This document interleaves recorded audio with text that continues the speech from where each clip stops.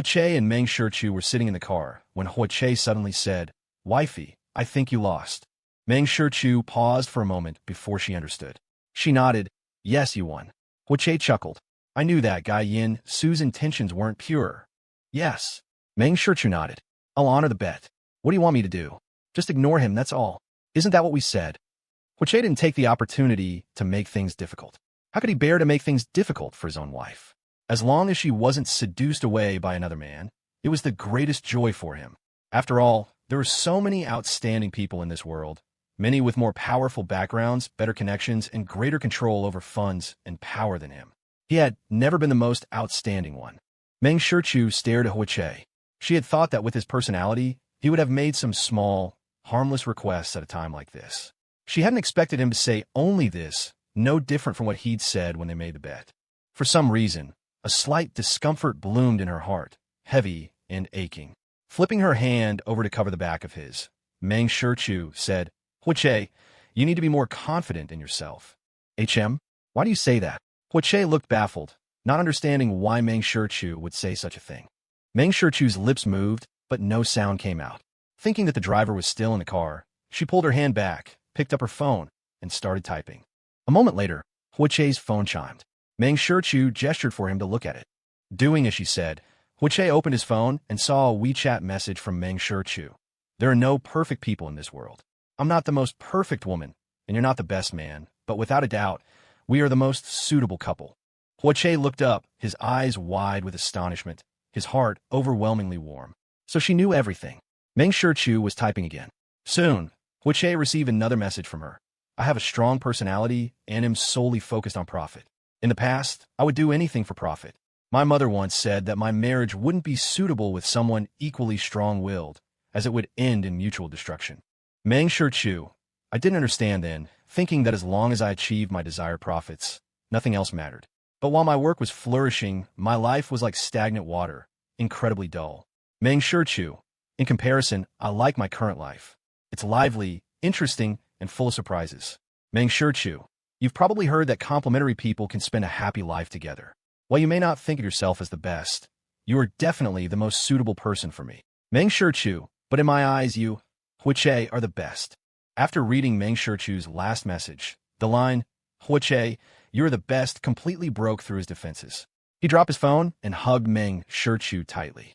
Really, how could he withstand her attacking the softest spot in his heart at a time like this? Meng Shichu also put down her phone and patted Che's back. The two were silent, yet it was as if they had spoken 1,000 words. Meng Shichu accompanied Che on a trip to Dr. Chio's before they went to eat. Che was in such a good mood that he wanted a drink. As it turned out, one glass was enough to make his face flush. It wasn't the alcohol's fault. His mind kept replaying the words Meng Shichu had sent, as if she were whispering them into his ear. Those words seemed filled with power, a vast power transmitted to him from his wife. He had always felt that he wasn't good enough for Meng Shichu, but today she said he was the most suitable for her, and also the best. She had built up an unparalleled confidence in him, making him feel extraordinarily strong in her presence. If this wasn't love, what was? The more he thought about it, the more moved and stirred Che's heart became, and the alcohol naturally went to his head. Seeing his deep eyes fixed on her, his smile unconcealed and the joy in his eyes impossible to hide, Meng Shichu was afraid he would get drunk and reminded him, "Drink less." "I'm not drunk," Che said, the corners of his mouth constantly turned up. He added, "I asked Dr. Chio, and he said I can drink. Alcohol can help relax the body and mind." Hearing this, Meng Shichu raised her glass. "Then I'll toast you." Che's affirmative hum took several turns. "How can you toast me? I should be toasting you." With that, Che picked up his glass, stood up, and came to Meng Shichu's side, unceremoniously sitting on the armrest of her chair. "Wife, I'm really grateful to you." Che extended his hand, clinking his glass against Meng Shichu's. "I'm also grateful to my crazy self back then for trading one moment of madness for a lifetime of happiness." Meng Shichu moved her glass back, and it made a crisp sound as it touched his. She said, "And thank you for crashing into my life." Che's heart leaped with joy. He suddenly leaned over and kissed Meng Shichu's cheek. "Wifey, I want to drink a cross-cupped wine with you." The suggestion clearly stunned Meng Shichu for a moment. Che said, Let's just consider it a small bonus for me winning the bet. Okay? I'm fine, okay? Meng Shichu didn't refuse and drank the cross-cupped wine with Huiche. It was a strange feeling. The wine was the same wine, the glass the same glass, but it felt different. Huiche kissed the corner of her mouth again before returning to his seat. He put down his glass and picked up his phone. I'm going to post on Moments. He finished posting quickly and said to Meng Shichu, Wifey, help me like it. Liked it, Meng Shichu nodded. Should I post something too? Huiche's face lit up with surprise. What are you going to post, Wifey? Meng Shichu's recent Moments posts had all been related to him. What about this time? Meng Shichu lowered her head and operated her phone. Soon, she said to Huiche, it's posted. Huiche had been scrolling through his phone. The moment Meng Shichu's post went up, he saw the content. Meng Shichu, every encounter in life is fate. There is no right or wrong. The accompanying picture was a field of blooming sunflowers, a vast expanse of gold under the sun, full of life. In that instant, Huiche was filled with a mix of emotions, yet his heart also bloomed like a sunny day. The unbearable memories of his past life and previous experiences were completely soothed and comforted by the phrase, fate is neither right nor wrong. All of it, good or bad, was a necessary part of his journey in this world, all brought about by fate. And whoever said that fate had to be all good? Huiche stared at Meng Shichu, his voice a little hoarse as he spoke. It turns out you were the best doctor. She didn't say much, but everything she did struck his soul directly. It was more effective than any good doctor or medicine. Last night, Huiche was in high spirits and had a few too many, getting quite drunk. He clung to Meng Shichu, refusing to let go, as if she would run away the moment he loosened his grip. He spent the whole night dreaming and calling out Meng Shichu's name. When he woke up in the morning, Huiche's head was a bit groggy. Meng Shichu was no longer by his side. A look at the time showed it was already past 10. After washing up and getting dressed, he went downstairs. The butler had someone bring him hangover soup. Madam has already gone to work. She said young master must drink the soup and eat before going to the company. Huiche picked up the hangover soup and drank it all with a frown. He remembered how Meng Shichu had also wanted him to drink hangover soup last night, but he had refused, insisting he didn't want to be sober, that he wanted to stay drunk and cling to her. In the end, Meng Shichu hadn't stopped him. After eating and resting for a while, Huiche went to the company. His assistant, Yemo, was surprised to see him. Didn't Madam say you were coming in this afternoon? Madam requested leave for me. Huiche felt his headache lessen. Yemo nodded and then handed him an invitation. Young master, CEO Yin from Feiqing invites you for a meeting. Huiche's brows, which had just relaxed, furrowed again. This Yin Su is really not serious at all. As the head of a family, was he really this dedicated to being a third party? At noon, Huiche arrived at a private room in the Xie Hotel and met Yin Su. He walked in, sat down directly, leaned back in his chair, and stared with a faint smile at Yin Su, who was also sizing him up from across the table. Huiche suddenly smiled and spoke. Third Master Yin, have you given up on prying at my wife's wall and decided to try prying at me with a few crowbars instead? He asked bluntly, not giving any face with the words Third Master Yin. Yin Su's already unpleasant expression darkened further. Since the atmosphere was already shattered and neither seemed to be in the mood for a meal, Yin Su sat up straight and also spoke directly. Let's not beat around the bush. Young Master Hua, you are not good enough for CEO Meng. You should divorce her. She deserves better. Nonsense. Huiche scoffed. I'm good-looking, my family background is decent, my abilities are okay, and most importantly, I have a good personality, a good temper, and I'm good to my wife. In the whole world, I'm the one most suited for my wife. Perhaps before yesterday, if someone had said this, he would have fallen into contemplation, even self-reflection. But sorry, his wife had given him a shot of confidence yesterday. He was now incredibly strong. Even 10 love rivals wouldn't be a problem. Heh. Yin Su snorted with disdain. A marginal figure outside the family's core power. Where do you get such confidence? Huiche smiled. For my wife, of course. Yin Su felt like he was playing a zither to a cow. The words he had spoken were so aggressive and insulting that even he found them harsh. Yet Huiche bounced them back like a rubber band. Huiche, you and CEO Meng are mismatched and unsuitable. Yin Su said again solemnly. You will never control the Rongshan group in this lifetime, nor will you have the final say in the whole family. You can't access the core power, nor can you master the group's highest secrets. No matter how impressive your Seijo technology is, it's ultimately just a rising star. You cannot bring Meng Shichu peak benefits. Huiche shrugged.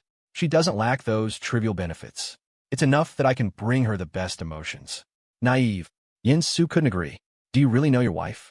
Before Hua Che could speak, Yin Su continued. She has always put profits first. Her methods in the business world can be described as fighting and snatching. Do you think someone like that will be tied down by your romantic sentiments? Stop deceiving yourself. Meng Shichu belongs to the business world. In her heart, profit absolutely comes first, yet you are precisely the one who cannot bring her the profits she desires. But I'm different. I am now in charge of the Yin family. I have the final say. I am also the chairman and CEO of Feiching. The resources I can deploy are several times yours. What you can't give her, I can easily achieve. Wu Che, you are not good enough for Meng Shichu. It's not just me saying it. It's what the vast audience says.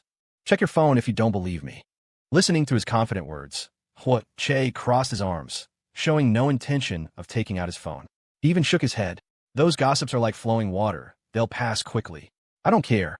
You don't care, or you don't dare to look? Yin Su asked with a taunting smile. Hua Che clicked his tongue. A bunch of paid trolls creating hype, plus some online keyboard warriors who only see the surface. It's just some extreme opinions. I believe not too many people will curse me. Hua Che's state was like a 360-degree shield with no weaknesses. Yin Su gradually started to lose his composure. Young Master Hua, is this confident? Hua Che smiled. CEO Yin probably doesn't pay attention to me. Some time ago, I sued over 7,000 online trolls. The cases have been going to court one after another all over the country. So far, over 870 cases have been heard, and I haven't lost a single one. Yin Su's eyes narrowed, his face becoming extremely grim. Hua Che smiled and retorted, CEO Yin, you tell me, am I afraid of the trolls? Or are the trolls afraid of me? Hua Che, doing this just makes you a buffoon. Yin Su's chest heaved violently. Your actions are like those of actors fighting for screen time and trending topics. It only shows you have no real ability and can only jump around in these areas. You're really lowering Meng Shichu's class. Are you trying to drag the moon down from the heavens into the mud? Fisk, you're getting agitated. Hua Che shook his head repeatedly. CEO Yin, how come you're so easily provoked as a third party? Can't you be forbearing? Don't you know how to be a green tea? Male green teas are rare, but not non-existent. After all, CEO Yin is even willing to be a male third party. If you ask me, with this level of subtlety, CEO Yin is really not cut out to be a third party. Go home, wash up, and go to bed. Daydreaming is a good thing. You deserve it. Okay. Yin Su shot up, flipping over the cups and plates in front of him. What feelings are there in a business marriage? It's all about benefits. You stand here talking about a third party. What good are you? Have you forgotten how pathetically you chased after Xia Yinxian? You're so filthy, lowering yourself to such a cheap level. What right do you have to drag down Meng Shichu, whose status and background are beyond your reach? Do you know what you're like? You're like a pendant on Meng Shichu. You are of no help to her business or her future. You're utterly vicious, wanting to make an empress a commoner with you. A smack was followed by a cry of pain. A plate with food still on it flew through the air and hit Yin Su squarely in the face. He stumbled back into his chair, which then tipped over, sending him to the floor. Hua Che picked up a nearby hand towel to wipe his hands, sneering, I've really given you too much face, letting you babble for so long. Tossing the towel aside, Hua Che picked up his phone from the table, stood up, and walked over, dragging the chair he had just been sitting on with his other hand. The chair scraped against the floor, making a harsh sound. Yin Su, on the floor, felt dizzy, the sauce from the food stinging his eyes. Just as he started to recover, he suddenly saw the chair coming down. He instinctively raised his hands to block it, but no pain followed. When he opened his eyes again, he saw the chair was placed over him, its four legs pinning him at the neck and ribs, while Hua Che sat on top of it. Yin Su had never been so humiliated. He began to roar in fury. He shouted for his bodyguards and assistant, but they had long been blocked by Hua Che's assistant and bodyguards outside. His men could only stare helplessly. Il kill you. Yin Su was furious and raised his hand to attack, but Hua Che stepped on his wrist. Hua Che sighed, I really don't like violence. I'm not good at fighting. My wife taught me these few moves. He looked down at Yin Su, who was struggling on the floor but couldn't move an inch, and suddenly smiled. Since CEO Yin knows I'm just a young master who doesn't touch the core power, do you know what the advantage of being my kind of young master is? Yin Su was exasperated. I won't let you go, Hua Che. Hua Che said, the advantage is that if anything happens, as long as I haven't broken the law or started trouble and been in the wrong, someone will always stand up for me. With that, Hua Che picked up his phone and dialed a number. The other end picked up quickly. Calling me at this hour, You're not inviting me to dinner, are you? Che deliberately raised his voice. Could you please put me through? I'm looking for my good buddy, young Master Chung. The other end was silent for 2 seconds, having heard a man's shouting in the background. Chung Yushio played along. I am your good buddy, Chung Yushio. Che smiled at the man on the floor again, then continued into the phone. Shio, there's a guy here who's gone too far. He tried to steal my wife and then insulted me. He called me trash and a commoner, said I'm not good enough for my wife. You know I'm psychologically fragile and can't handle much pressure. I feel so bad right now. And he's the head of a family and a group chairman. I can't deal with him. Can you help your little brother deal with him? Chung Yushio coughed on the other end. Where are you? I'm coming over now. As Chung Yushio approached from a distance, he saw several people pinned against a wall, unable to move. One of the men holding them was Che's bodyguard, whom he recognized. Walking up, he asked, "What's the situation inside?" The head bodyguard said, "The boss was provoked and got into a fight." Chung Yushio asked, "Is he hurt?" "No." The head bodyguard shook his head. Chung Yushio nodded. "Open the door." The door opened, and Chung Yushio stepped inside. Upon seeing the scene, his steps involuntarily halted. He said, "If I had known this was the situation, I wouldn't have come." What was he here for? To watch the show. Che pointed at Yin Su, who was pinned under the chair. This guy's words were too nasty. I couldn't hold back. Chung Yushio resumed walking, dragged a chair over to sit beside him, and asked, "Who all did you call?" Che didn't speak, but opened his hand and curled his fingers one by one. In the end, for fingers were curled, leaving only his pinky extended. Chung Yushio roughly understood. Che asked, "Not too many, right?" Chung Yushio nodded, leaning back at his chair. "What's this gentleman's name?" The powerful young master of the Yin family who just returned, the eldest son and grandson. A very impressive identity. "I'm terrified," Che said, introducing Yin Su without a hint of fear. He was rarely like this. Today, Yin Su had simply brought the abuse upon himself. Chung Yushio searched on his phone and learned about Yin Su's background. By now, Yin Su had no energy left to shout. Che had made 4 phone calls right in front of him, and each one made him tremble with fear. He hadn't met the man who had just arrived, but he had heard his name and his reputation. He was not someone to be trifled with. Chung Yushio put away his phone and asked Che, "What exactly happened?" "He wants to steal my wife." Che was like a child tattling, recounting Yin Su's words with the same attitude Yin Su had used. The more Chung Yushio listened, the more his brow furrowed. In his view, those words were vile enough to be described as vicious. How could such filthy things come out of a person's mouth? Che glanced down at the terrified and panicked Yin Su on the floor, then turned to Chung Yushio and said, "Brother Chung, I really didn't start this. You have to help me with this." "I can." Chung Yushio nodded. "I help for both reason and friendship. What do you want me to do?" Just then, the private room door was pushed open again, and Lu Jing and Duan Xiao entered together. Duan Xiao was shocked. "Wow, so lively." Lu Jing, on the other hand, asked Che, "Is the young master hurt?" 2 minutes later, Chung also arrived in a hurry. The private room was suddenly bustling with activity. Che got up from the chair and moved it away.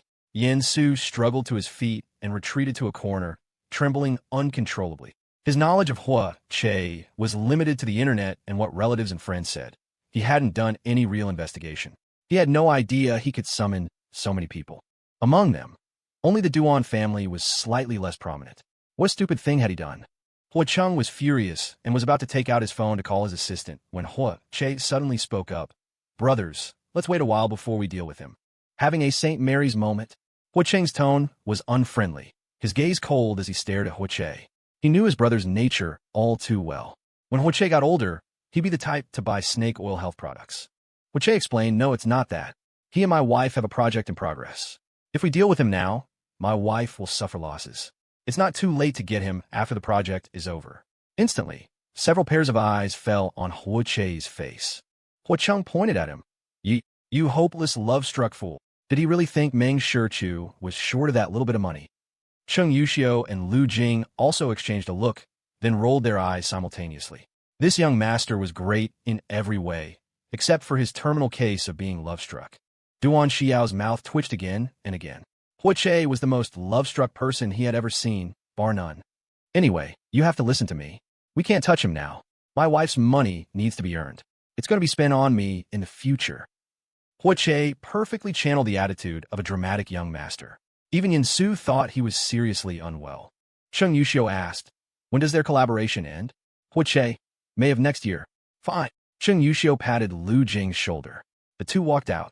As they passed Yin Su, Cheng Yuxiu paused. CEO Yin, see you next May? Don't worry, I'm a rather open-minded person. I don't practice collective punishment. We'll only deal with you then. Yin Su trembled all over, his head shaking. Lu Jing also said, see you in May, CEO Yin. The two left. Hua Cheng also stood up, not bothering to look at Che. I'm leaving. If I see you with this kind of person again, you'll deserve whatever you get. Goodbye, my dear brother, Che waved. In an instant, only Che, Duan Xiao, and the shivering Yin Su were left in the room. Duan Xiao draped his elbow over Che's shoulder. Fisk, you're becoming more and more of a cunning, pampered little princess. What are you talking about? It's a pampered young master. Che slapped his hand away. It's so strange. People always think I'm easy to bully because I have no power or money. Duan Xiao laughed loudly. That's because others don't know that the people with money and power all indulge you and listen to you. I wish I was born the last few days of the year too.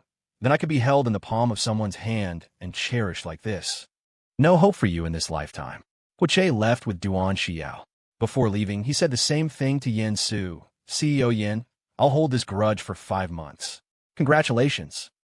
Che left, and his bodyguards released Yin Su's men and followed. Standing outside the hotel, Duan Xiao punched Che in the chest. Young master is really getting more and more cunning and wicked. What hold this grudge for 5 months? He didn't believe for a second that Yin Su could last 5 months. It was like sentencing a criminal to death by 1,000 cuts in ancient times, but then saying the execution would be carried out after autumn, forcing them to live every day in terror. Psychological pressure was something Che had really mastered.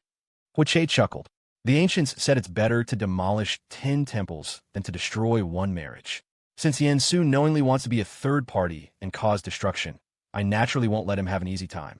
The shot of confidence Meng Shichu had given him yesterday had prevented him from being hurt to the point of self-doubt by those words today, but that didn't mean he liked hearing them.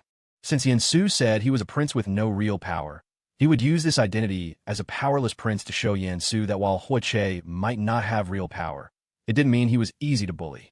Duan Xiao clicked his tongue. Yin Su deserved it. He then said caringly to Che, and you, don't take his words to heart. He was just jealous of you. That's why he attacked you like that. Those words are just sophistry, like a fart. Che patted his chest. Don't worry, buddy. I can handle 10 love rivals now. I can see you're really all better. You deserve praise.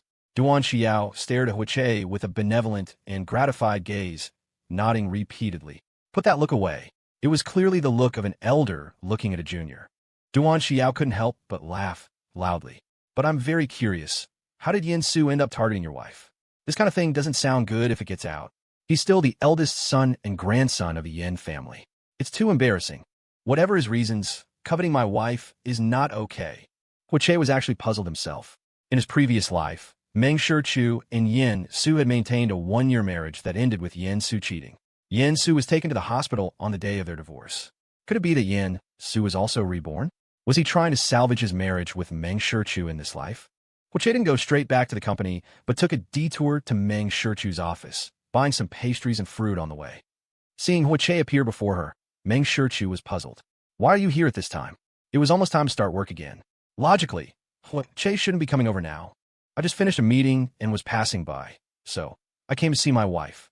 Che opened the pastry box, picked up a piece, and fed it to Meng Shichu's lips. Try it. Meng Shichu opened her mouth to take it, but her gaze was fixed on Che's face. He had been smiling ever since he walked in, with a sense of pride, as if he had just accomplished something earth-shattering and was extremely satisfied with the result. Che was a person whose emotions were written all over his face. When he was unhappy, he would be cold and silent. When he was happy, his eyebrows would dance, and even his eyes would be filled with joy. Meng Shichu casually guessed, "Did you sign a huge deal?" Che was taken aback. Meng Shichu understood. "Looks like I guessed wrong. Is it that obvious?" Meng Shichu, "Look in a mirror and you'll know." Che was in a good mood, so he did whatever Meng Shichu said. He went to the grooming mirror, looked left, right, up, and down, and finally concluded, "Very handsome." Meng Shichu was amused by him. She nodded and agreed, "Yes, very handsome. Wifey, I have something to tell you." Che came back and sat down beside Meng Shichu. Without giving Meng Shichu a chance to speak, Che said, Promise me you won't get angry first. Meng Shichu raised an eyebrow. Why would Chase say that? Had he done something behind her back? Promise me. Okay, I promise you. I just went and took care of someone. Meng Shichu. And then? That person is your business partner. Hearing this, Meng Shichu already had a good idea of the answer. Yin Su. Huiche nodded. My wife is so smart, you guessed it right away. He quickly added, I said I'd wait until after the new year, in May when your collaboration is over, to deal with him, but I'm well aware he might not last that long, which could cause losses for your project. Wifey. Huiche dragged out her name and pulled out his wallet from his pocket, taking out 3 bank cards and stuffing them into Meng Shichu's hand. I'll compensate you for the project losses. All my money will be yours from now on. Don't be angry, okay? Looking at the 3 bank cards in her hand, Meng Shichu suddenly asked, Did Yin Su go to you? After living together for so long, she knew Huiche quite well. Huiche had career ambitions, but they weren't very strong. Similarly, his desire for fame and fortune was faint. He was the kind of person who was relatively pure and kind. Of course, he had friends and family to back him up, but his kindness wasn't without limits. Perhaps his friends and family, feeling that they themselves had lost that purity and happiness, were doing their best to ensure Huiche had enough support and conditions to maintain his sincerity. People often crave what they lack and will want to protect it. Even she was now gradually leaning towards Huiche, hoping he could enjoy the sunshine and happiness of life for his entire lifetime. A person like Huiche would never actively start trouble. Now that Huiche said he had taken care of Yin Su, the most likely possibility Meng Shichu could think of was that Yin Su had bypassed her and gone straight to Huiche. Huiche gave a rough account of what had happened, skipping over the nasty words, as they didn't affect him anyway. But he did mention the online matter. Yin Su had created a poll asking netizens if he was worthy of Meng Shichu, using paid trolls to create hype in an attempt to put psychological pressure on him and make him doubt himself. However, the poll had now been closed and the hashtag deleted. He knew the final poll results. 57% thought he was worthy and the rest thought he wasn't. Huiche was actually happy. The minority obeys the majority. Rounding up, the public's eyes are sharp. They all thought he was worthy. Happy. Meng Shichu was silent for a few seconds after listening, then returned the bank cards to Huiche. No need to compensate. I have to. Just consider it money for you to play with. But my wife's eyes are just 2 symbols of money. I can't let you have losses. This remark made Meng Shichu stare straight at Huiche. Take a closer look. Wifey. Meng Shichu cut him off. Are you sure my eyes only have profit and money? You can't see anything else. Huiche met her gaze and suddenly saw his own reflection in her eyes. His ears instantly turned red. Wifey, you're flirting with me from a standstill again. He was supposed to be the expert. Why was he always the one being flirted with? Meng Shichu smiled. She didn't know why Huiche always said she was flirting with him. She found Huiche strange. How did his ears get red so easily? But she quite liked watching Huiche instantly turn the color of cooked shrimp. Meng Shichu didn't mention Yin Su's matter much, but did reassure Huiche a couple of times, telling him not to take it to heart. When it was time to go back to work, Huiche left. Meng Shichu picked up her files and went to a meeting. After the meeting ended, just outside the conference room, Meng Shichu said to her assistant, Jiang Wan, send a message to CEO Yin of Feiqing. I'm treating him to dinner tonight. Also, pull out the contract with Feiqing and have the legal department calculate the breach of contract penalty. Back in her office, Meng Shichu sent a message to Huiche. Go home by yourself after work. No need to pick me up. Half an hour later, Huiche replied. Do you have to work overtime? Meng Shichu. I have a meeting. Huiche. Okay, I'll go home first. Are you working overtime tomorrow on the weekend? Meng Shichu, no. Huiche. Chung Yuxiu and the others asked me to go out and play. Let's go together, okay? Meng Shichu, okay. Huiche sent a few animated heart emojis. Meng Shichu didn't reply again. As the end of the workday approached, Jiang Wan entered the office. Miss, CEO Yin has already booked a place. It seems he anticipated your invitation. It might be a trap. Meng Shichu's gaze turned slightly cold. He'd better try to trap me. After work, Meng Shichu headed to the address Yin Su had booked. Jiang Wu was driving. The private room at the hotel was elegantly decorated. As soon as Meng Shichu entered, Yin Su, who had been waiting, immediately stood up to greet her. His face had some bluish bruises, from what she didn't know, but Meng Shichu knew it was Huiche's doing. She couldn't help but think to herself, a job well done. CEO Meng. Yin Su had lost his composure from the past few days. The look in his eyes as he looked at her was filled with apprehension. Meng Shichu walked over and sat down, smiling without warmth. CEO Yin, you're too kind. I said I was treating you to dinner. Yet CO, Yin insisted on booking the place himself. It's what I should do. Yin Su gave a fake, obsequious smile and poured wine for Meng Shichu. Putting down the bottle, Yin Su didn't sit down but picked up his own glass. CEO Meng, I'm sorry. This glass is my apology. Seeing Meng Shichu pick up her glass, Yin Su held his own glass lower than hers, clinked it gently, then tilted his head back and drank it all in one go. Then he saw Meng Shichu put her glass down. She didn't drink. CEO Meng, this is... Apologize for what? Meng Shichu looked puzzled. I don't know where CEO Yin has offended me. Why should I drink this wine? She was smiling faintly, her tone casual, which made her all the more unpredictable. Yin Su was even more flustered. Meng Shichu simply stared at Yin Su with that casual gaze and asked with seeming interest, Why aren't you speaking, CEO Yin? CEO Meng, you don't know what happened? Yin Su asked tentatively. Hearing this, Meng Shichu raised an eyebrow. Did something happen? Being asked this, Yin Su felt like he had lost his composure. Could it be that Che wasn't confident and hadn't told Meng Shichu about this? Thinking this, Yin Su felt that things hadn't reached an irreversible point. He refilled his glass, held it with both hands, and said, CEO Meng, I apologize because I have developed feelings for you that I shouldn't have. Oh, Meng Shichu raised her eyebrows again, asking curiously, Oh Yin, perhaps you could elaborate on what this is about? Hearing her say this, Yin Su tilted his head back and gulped down the wine. The stimulation of the alcohol made him slightly excited. He leaned one hand on the edge of the table, his gaze hot and bold as he stared at Meng Shichu. As if building up his courage, he exhaled and said, CEO Meng, I like you. Meng Shichu narrowed her eyes. What did you say? No, it's not like. I've already fallen hopelessly in love with you, CEO Meng. Yin Su rephrased, then knelt down in front of Meng Shichu. CEO Meng, I've been abroad for many years and have seen the world, but there has never been a person who could make my heart race and cause me to fall so deeply from the very first meeting. CEO Meng, I know this is wrong. After all, you are married, but I can't control my feelings. I have warned myself countless nights not to cross the line, but I can't do it. And I've always felt that with everything you have, CEO Meng, you deserve better. CEO Meng, I know this is very abrupt, but this is my truest inner thought. It's a fact that I've fallen in love with you, and it's also a fact that I hope you can have better things. CEO Meng, I, Yin Su, swear to the heavens. Meng Shichu just listened quietly. When Yin Su had finished raising his hand and making his vow, she finally spoke softly. So, CEO, Yin means that you would be that better? Yin Su didn't nod in agreement, but simply stared at her with an almost fanatical gaze and said, I can bring to Meng greater benefits. Are you comparing yourself to Che?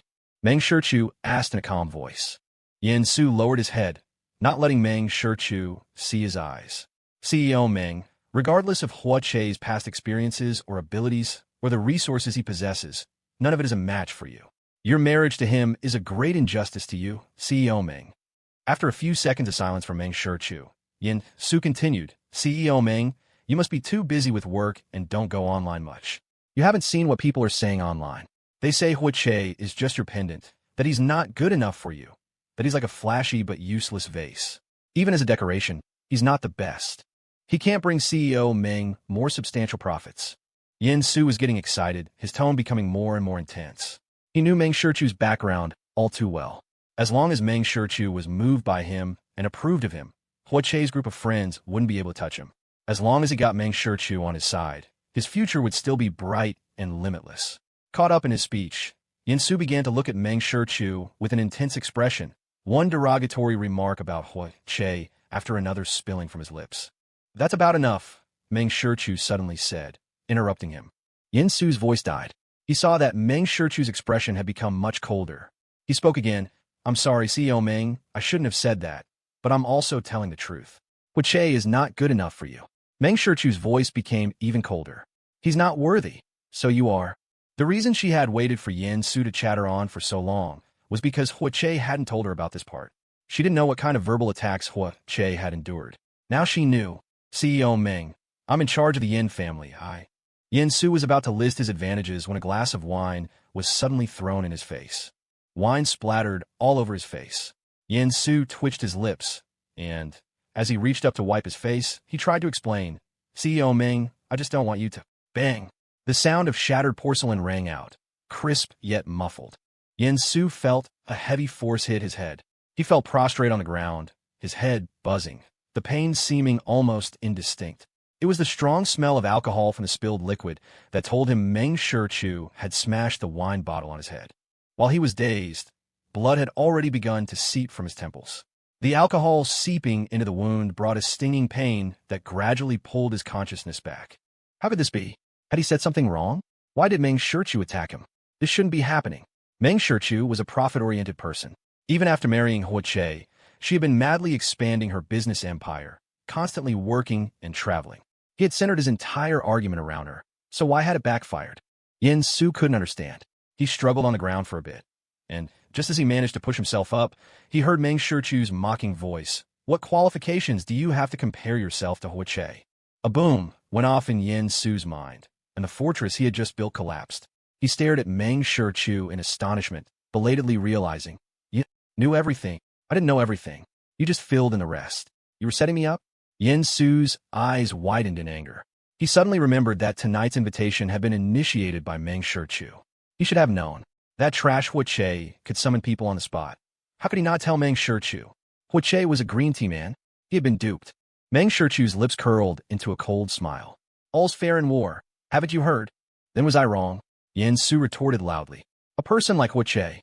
He had just started speaking when Meng Shichu cut him off.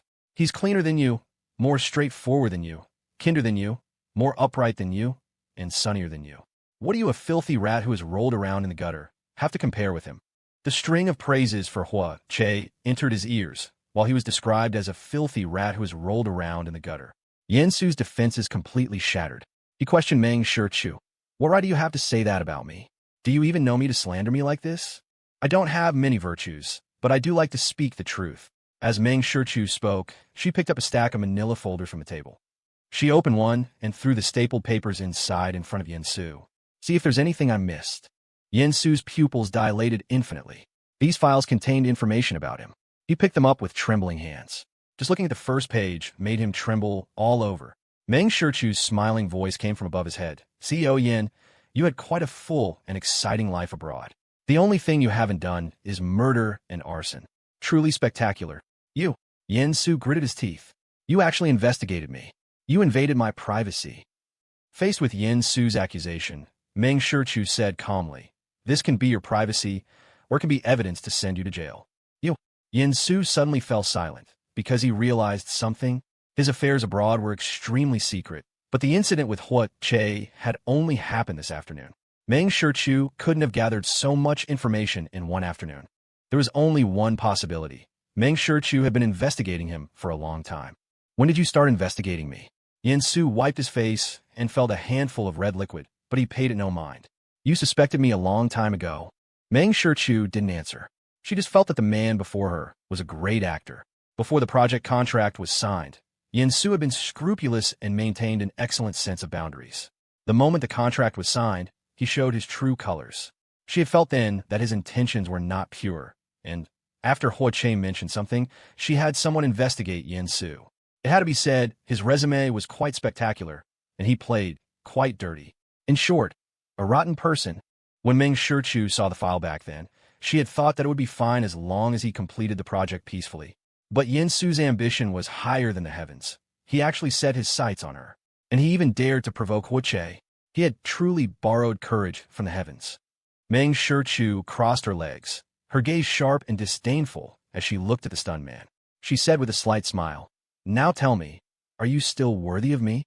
Yin Su shrank back, gritting his teeth. "Meng Shichu, you are a truly terrifying person. What? When you're trying to use my power to achieve the bet you made with your family elders, you weren't afraid." Meng Shichu retorted. She extended her hand, picked up an empty wine glass from the table, and played with it. "Did you put the drugs you bought on the black market in this wine?" Yin Su's body trembled, and a flash of panic crossed his eyes. Meng Shichu understood. No wonder Yin Su had insisted on choosing the venue to treat her to dinner. So this was his plan. "Don't you know it's a crime? Haven't you read the criminal code or watched legal programs?" Meng Shichu's voice was calm, not at all urgent. But Yin Su's heart was in a panic. "You didn't drink it." Meng Shichu, attempted crime is still a crime.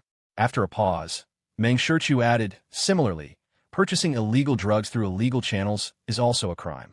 Although every word she said was gentle and non-aggressive, coming from her mouth, they carried an oppressive weight. At this moment, Yin-Su could no longer care about the fact that he had been tricked by Meng Shichu. He began to beg for mercy. CEO Meng, I'm sorry, I was wrong. I shouldn't have had evil thoughts. It's my fault. I was blinded by greed and wanted to use you as a stepping stone. CEO Meng, I beg you, be the bigger person. Don't hold this against me. As he was pathetically begging for mercy, Meng Shichu stood up. She dialed a number on her phone, and soon the door was kicked open. Jiang Wu entered with a bodyguard. The air froze. Yin-Su fell silent. Meng Shichu bent down slightly and said with a smile, Now I'll show you how terrifying I can be. After speaking, she stood up straight, stepped back, and gave Jiang Wu a look. The next second, cries of agony rang out. Meng Shichu dragged a chair over and sat in the corner. Jiang Wu and the other bodyguard only stopped when Yin-Su's screams ceased. Then, Jiang Wu took out his phone and called 120 and also reported it to the police. Soon, the police arrived first, followed by the hotel owner. Seeing the situation in the private room, the hotel owner let out a sharp cry.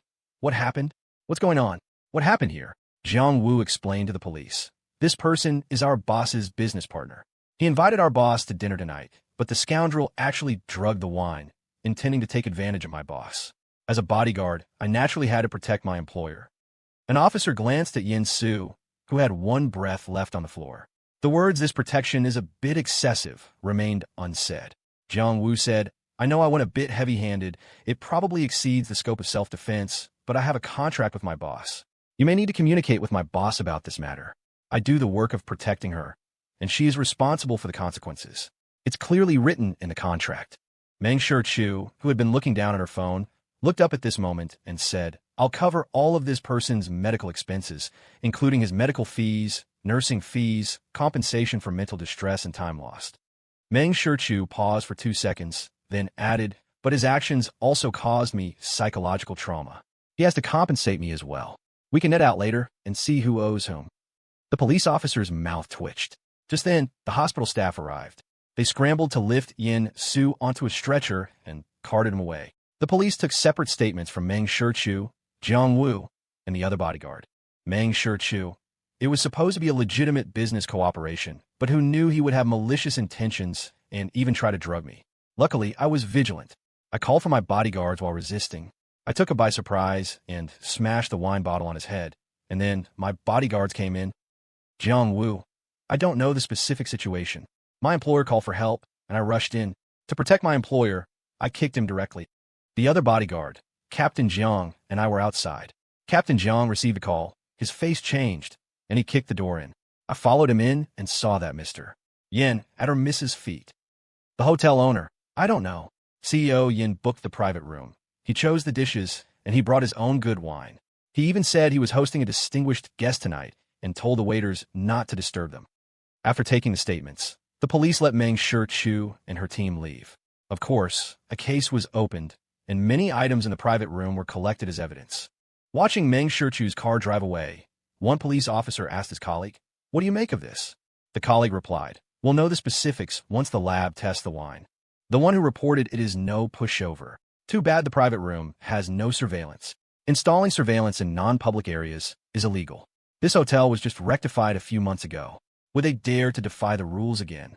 On the other side in the car, Meng Shichu sent a message to Jiang Wu. Send the termination of contract to Feiqing and demand compensation for our losses. Jiang Wu received. Meng Shichu then sent a message to Tang Yin. Leak Yin-Su's dirty laundry from abroad. The police need to investigate the source of the illegal drugs in the wine. Give them a push. Tang Yin understood. Putting away her phone, Meng Shichu said to Jiang Wu, who was driving, Get rid of that file on Yin-Su. Jiang Wu. Don't worry, miss. I know what to do. Meng Shichu leaned back, her expression indifferent and her gaze cool, and gradually closed her eyes. Yin-Su was right about one thing. She was driven by fame and profit, her mind full of benefits. So, for this contract termination, she had to make Yin-Su spit out a large sum. She didn't like to suffer losses for nothing. She couldn't really let Hui Che compensate her. After all, besides chasing profit, her mind now also contained the lively, cheerful, and sunny Hui Che. When she got home, Meng Shichu saw Hui Che sitting on the sofa, busy with his laptop, as soon as she walked in. Seeing her return, Hui Che immediately put the laptop aside, stood up, and went to greet her. Weren't you in a meeting? Why are you back so early? It was just past 8. Year-end meetings rarely ended this early. It wasn't pleasant, so it ended early. Oh, did the other party make things difficult for you? Or couldn't you agree on the profit margin? Che asked curiously, simultaneously taking Meng Shichu's coat and thoughtfully bending down to get her plush slippers. After she put them on, he placed the high heel she had taken off on the shoe rack. As they walked inside together, Meng Shichu asked, "Have you eaten dinner?" "I have." Che nodded, then asked, "Are you not full?" "I didn't eat at all. I'll have someone make." Che was about to have the butler arrange it, but then he stopped himself and picked up his phone to call the hotel. Having dinner delivered would take 30 to 40 minutes, slightly faster than cooking now. After making the call and arranging everything, Che saw that Meng Shichu was already sitting on the sofa, placing his laptop on the coffee table. Suddenly, Che rushed over. "Wifey, what happened to your hand?" There was a gash on the back of Meng Shichu's left hand, already covered with a dark red scab. It wasn't there when he went to see her this afternoon. Che took Meng Shichu's hand and asked, "Who did this? Was it that bastard from the project meeting tonight?" "Who is it?" "It's nothing," Meng Shichu said, trying to pull her hand back, but Che held her wrist tightly. "What do you mean it's nothing? It's so cold in winter, people are fragile. Even a small cut can hurt for a long time. This wound is so big and deep." Che's face was cold, his eyes filled with displeasure that was gradually turning into fury. "I did it myself by accident." Meng Shichu paused. Seeing Che's expression change from rage to confusion, she continued, "I was beating someone up, and a piece of a broken bottle flew up and cut me. It's already been treated at the hotel. It'll heal in a few days." At the time, she hadn't even noticed she was hurt. Jiang Wu had been the one to spot it. Che's brow furrowed. "Who was it daring to mess with you?" Meng Shichu stared at Che, her lips moving slightly. "Yen Su." Hearing those 2 words, Che's anger immediately flared. "Damn it. I'm gonna go beat him until he's crippled in bed." Seeing him stand up as if he were really going, Meng Shichu grabbed his wrist and pulled him back. "No need. He's already crippled." "Huh?" Che was stunned for a moment. Then he understood. "Wifey, did you go to get revenge for me?" Meng Shichu patted the spot next to her.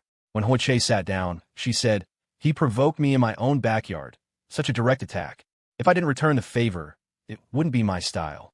Che was shocked. "So you directly halted the project with the Yin family?" Although it was a question, the answer was already certain in his mind. This was Meng Shichu's usual efficiency, swift and decisive.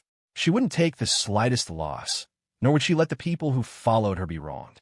The queen's ability to act was awe-inspiring. Meng Shichu said, "You know, I've always been protective of my own. When had it ever been someone else's turn to bully her people?" Che stared at Meng Shichu, a myriad of emotions surging in his heart. He had always been protected. Everyone had his back. When he had been determined to marry Meng Shichu, he had also thought that she was formidable enough to keep him in line, so he could peacefully focus on his own career and live his own life. As it turned out, Meng Shichu had also become one of those who protected him, and a very important one at that. It seemed that even if he poked a hole in the sky, Meng Shichu would be willing to hold it up for him, just like she had posted before, willing to shield him from the winds from all directions. Her forceful gentleness made him feel as if he were immersed in a gentle, honeyed breeze, both warm and sweet. Che raised his hands, cupped Meng Shichu's face, and kissed her on the lips, even taking a deep breath. Before Meng Shichu could react, he let go, stood up, his face and neck red, and said, "I'll go get the first aid kit." When Che came down from upstairs, his bangs were dripping with water, and his eyes were slightly red. Meng Shichu asked with a smile, "Did you cry?" No, Che denied. He hadn't actually shed tears, but he was just so moved and excited that his eyes had turned red. He had washed his face with cold water to keep himself from looking so frighteningly red. Meng Shichu didn't ask further, but used her right hand to brush the water droplets from his hair, letting him carefully treat her already treated wound. His movements were very gentle. He wiped the area around the wound with a cotton swab, sprayed the medicinal mist onto the swab first before applying it to her wound, and kept blowing on it. Watching the young master's focused expression, the corners of Meng Shichu's mouth gradually turned up. For a moment, she even felt with absolute certainty that losing a business deal was worth it to make this young master happy. Thinking back to her childhood, she had also hoped to grow into a warm, sunny, simple, and happy person like this. But as time went by, she entered the business world, played with wits, and used all sorts of tactics, and ultimately did not become that kind of person. Instead, she became immersed in profit, which made her numb. And now, although she was far from her childhood wish, heaven had sent the kind of person she had ideally wanted to become to her side. At some point, her emotional fluctuations had also begun to be influenced by Che. When he grinned, she couldn't help but feel happy too. In her eyes, Che was a truly magical person. He had transmitted his warmth and happiness to her. Perhaps this was what people often thought of as the breath of life. She was finally no longer a cold, emotionless, profit-driven machine. Che finished bandaging her hand, tying the excess gauze into a bow on the back of her hand. He even said, "Do we have any pink gauze? I'll have someone buy some. A beautiful wife should have pretty pink gauze, even for her injuries." He suddenly felt that was wrong and quickly spat Pa several times, even lightly slapping his own mouth. Jinx, jinx, jinx. May this never be needed again. Che put away the first aid kit, gently took Meng Shichu's hand, and said, "Wifey, don't use your own hands in the future. Your hands are so important. It's not worth it for that kind of bad person." Meng Shichu nodded. "Yes, you're right. I need to keep my hands for touching you. Good thing the wound wasn't on her palm, or it would be uncomfortable to touch." Che's eyes widened, and he blushed from his ears to his neck. He said seriously, "Not just your hands, you can't get hurt anywhere." Meng Shichu raised an eyebrow. "I know. Scars wouldn't feel good when you touch them." "Ooh, okay." He instantly turned as red as blood. His wife was so sexy when she talked dirty. He loved it. When the food delivery from the hotel arrived, Che was still red. Because he had already told the butler and servants to rest, he personally directed the staff in arranging the food. The person in charge suddenly asked, "Mister, what? Are you allergic to something you ate? Otherwise, why would he be so red?" "Ooh, okay." Okay, now he was even redder. Early in the morning, while on the toilet, Che checked his phone and found out just how formidable Meng Shichu was. Yin Su was in the hospital with just a sliver of life left. He would recover, but it would take time. But even after recovering, Yin Su would still be facing a lawsuit. Lin Shun had unilaterally announced the termination of the contract, citing that Yin Su's actions had harmed their boss and violated the terms of the original contract, demanding that Yan's Feiqing compensate Lin Shun for triple the losses. Feiqing was in chaos and had not yet issued any response. Everyone was speculating whether Feiqing's stock would plummet when the market opened on Monday. "That's my wife." Che was in exceptionally good mood. He had been worried that he would cause Meng Shichu losses, but it turned out his wife was so capable that not only did she not lose anything, she even made a profit. He had never played these games in the business world. He had a lot to learn from Meng Shichu's methods. On second thought, he realized he didn't need to learn it all. All he had to do was love his wife, dote on his wife, and follow his wife's lead. What was business compared to his wife? As he thought about it, Che laughed out loud in the bathroom. After breakfast, the two of them set out for the Hua family home. The Hua family mansion had been redecorated again in preparation for Che's birthday. Not seeing Hua Chung, Che asked, "Is my brother not home?" Lu Hui said, "He went out early this morning. He said he was bringing Wan back for lunch." "Oh, looks like my brother and sister-in-law's good news is near." Che understood. In his past life, Yuan had indeed mentioned breaking off the engagement when she returned due to some minor misunderstandings. They were later cleared up, no harm done, and the two eventually married. This time, he had given Hua Chung a hint earlier, so the progress was a bit faster. But ultimately, it was a good thing. However, Che found that the trajectory of many things hadn't changed much. In his past life, Su Zizhou had died on the spot after jumping from building. This time, Su Zizhou had jumped from a building and was still in a coma, a vegetable. In his past life, Yin Su was beaten into the hospital by Meng Shichu. This time, he was also beaten into the hospital by Meng Shichu, and it looked like he wouldn't be well for at least half a year.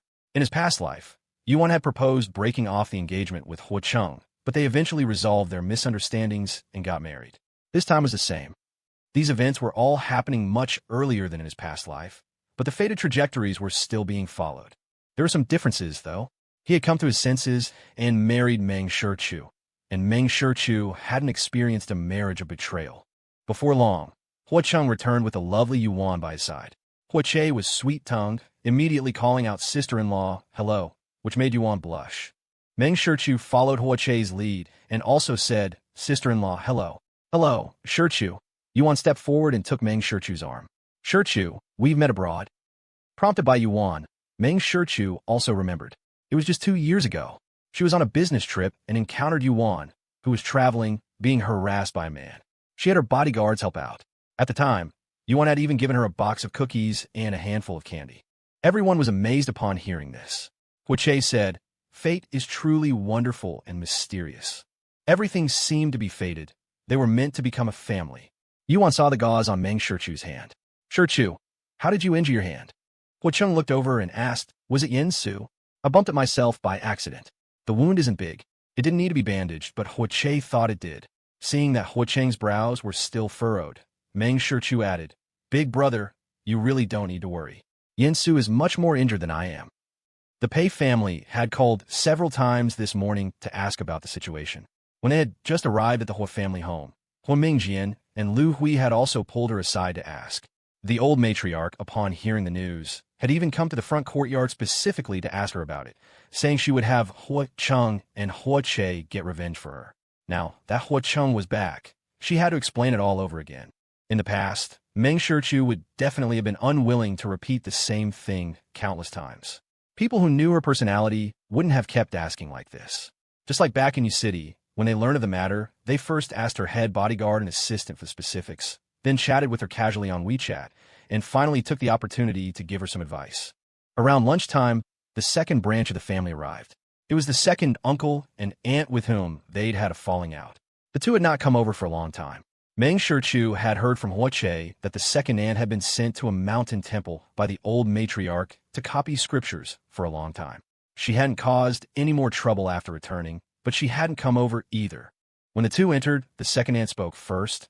"I heard Ah Chang brought his fiancée back, and thinking that it's almost little Che's birthday, we came over to see." With that, she stopped in front of Meng Shichu. "Shichu, what happened before was my fault. I apologize to you. I'm sorry. This is an apology gift I specially picked out for you. You must accept it." The second uncle also came over. "Shichu, we were foolish then. I hope you and little Che won't hold it against us. A family must be harmonious to go far. Your second aunt, and I know we were wrong.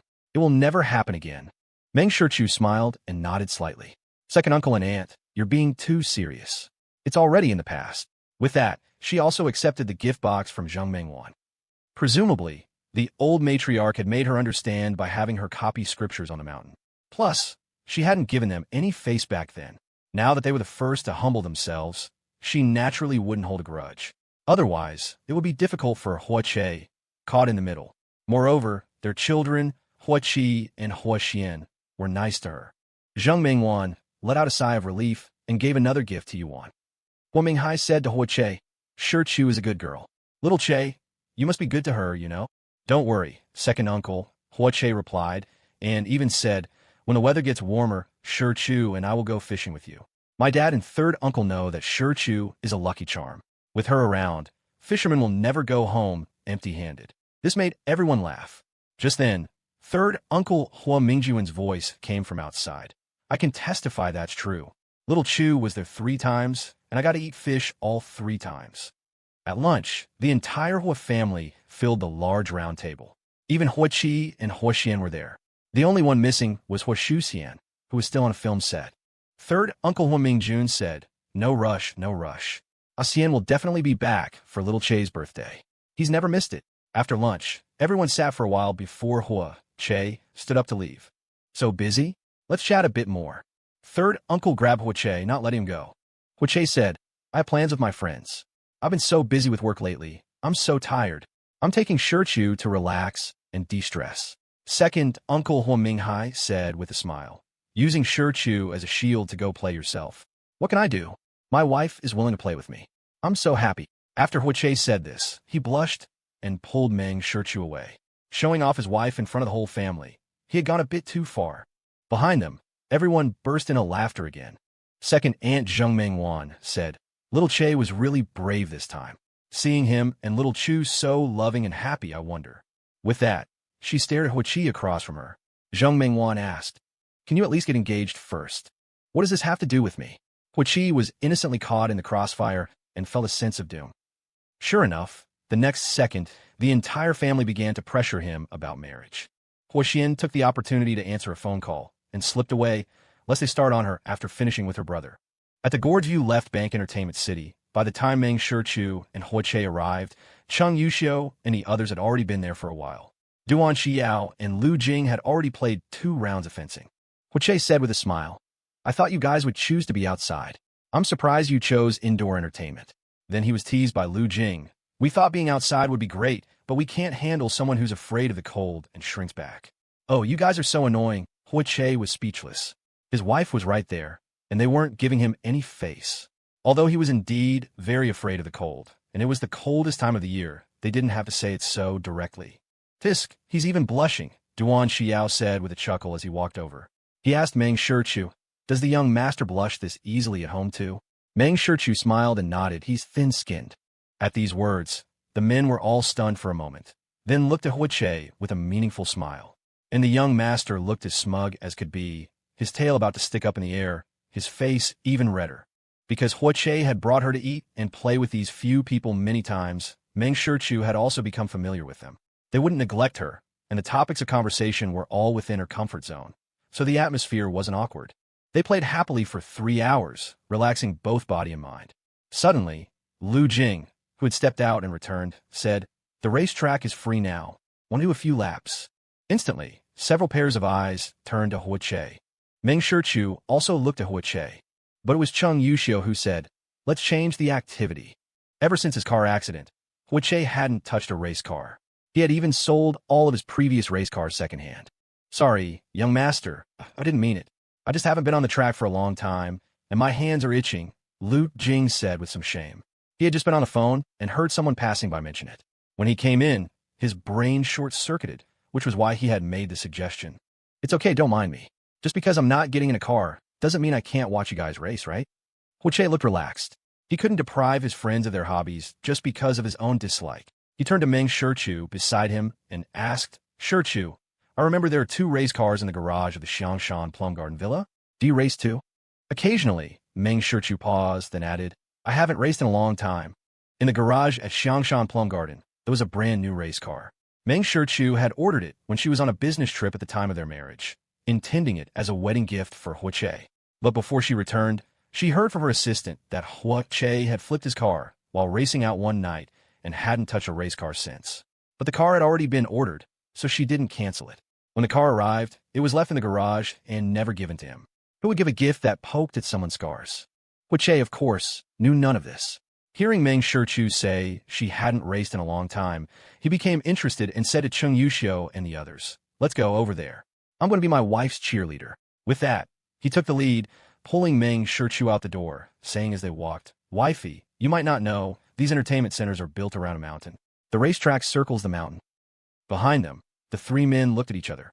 Duan Xiao pointed at Hui's back and said to the other 2, look at him, look at him. He's such a wife treasure man. Even love-struck isn't enough to describe him. Lu Jing laughed. Wife treasure man was a great term. It suited the young master perfectly. Cheng Yuxiu coughed. Let's go. In a moment, that wife treasure man will forget we 3 even exist. The group arrived at the viewing lounge. Since there was no competition, there weren't many people here. The person in charge, hearing they wanted to use the racetrack, immediately had people make arrangements.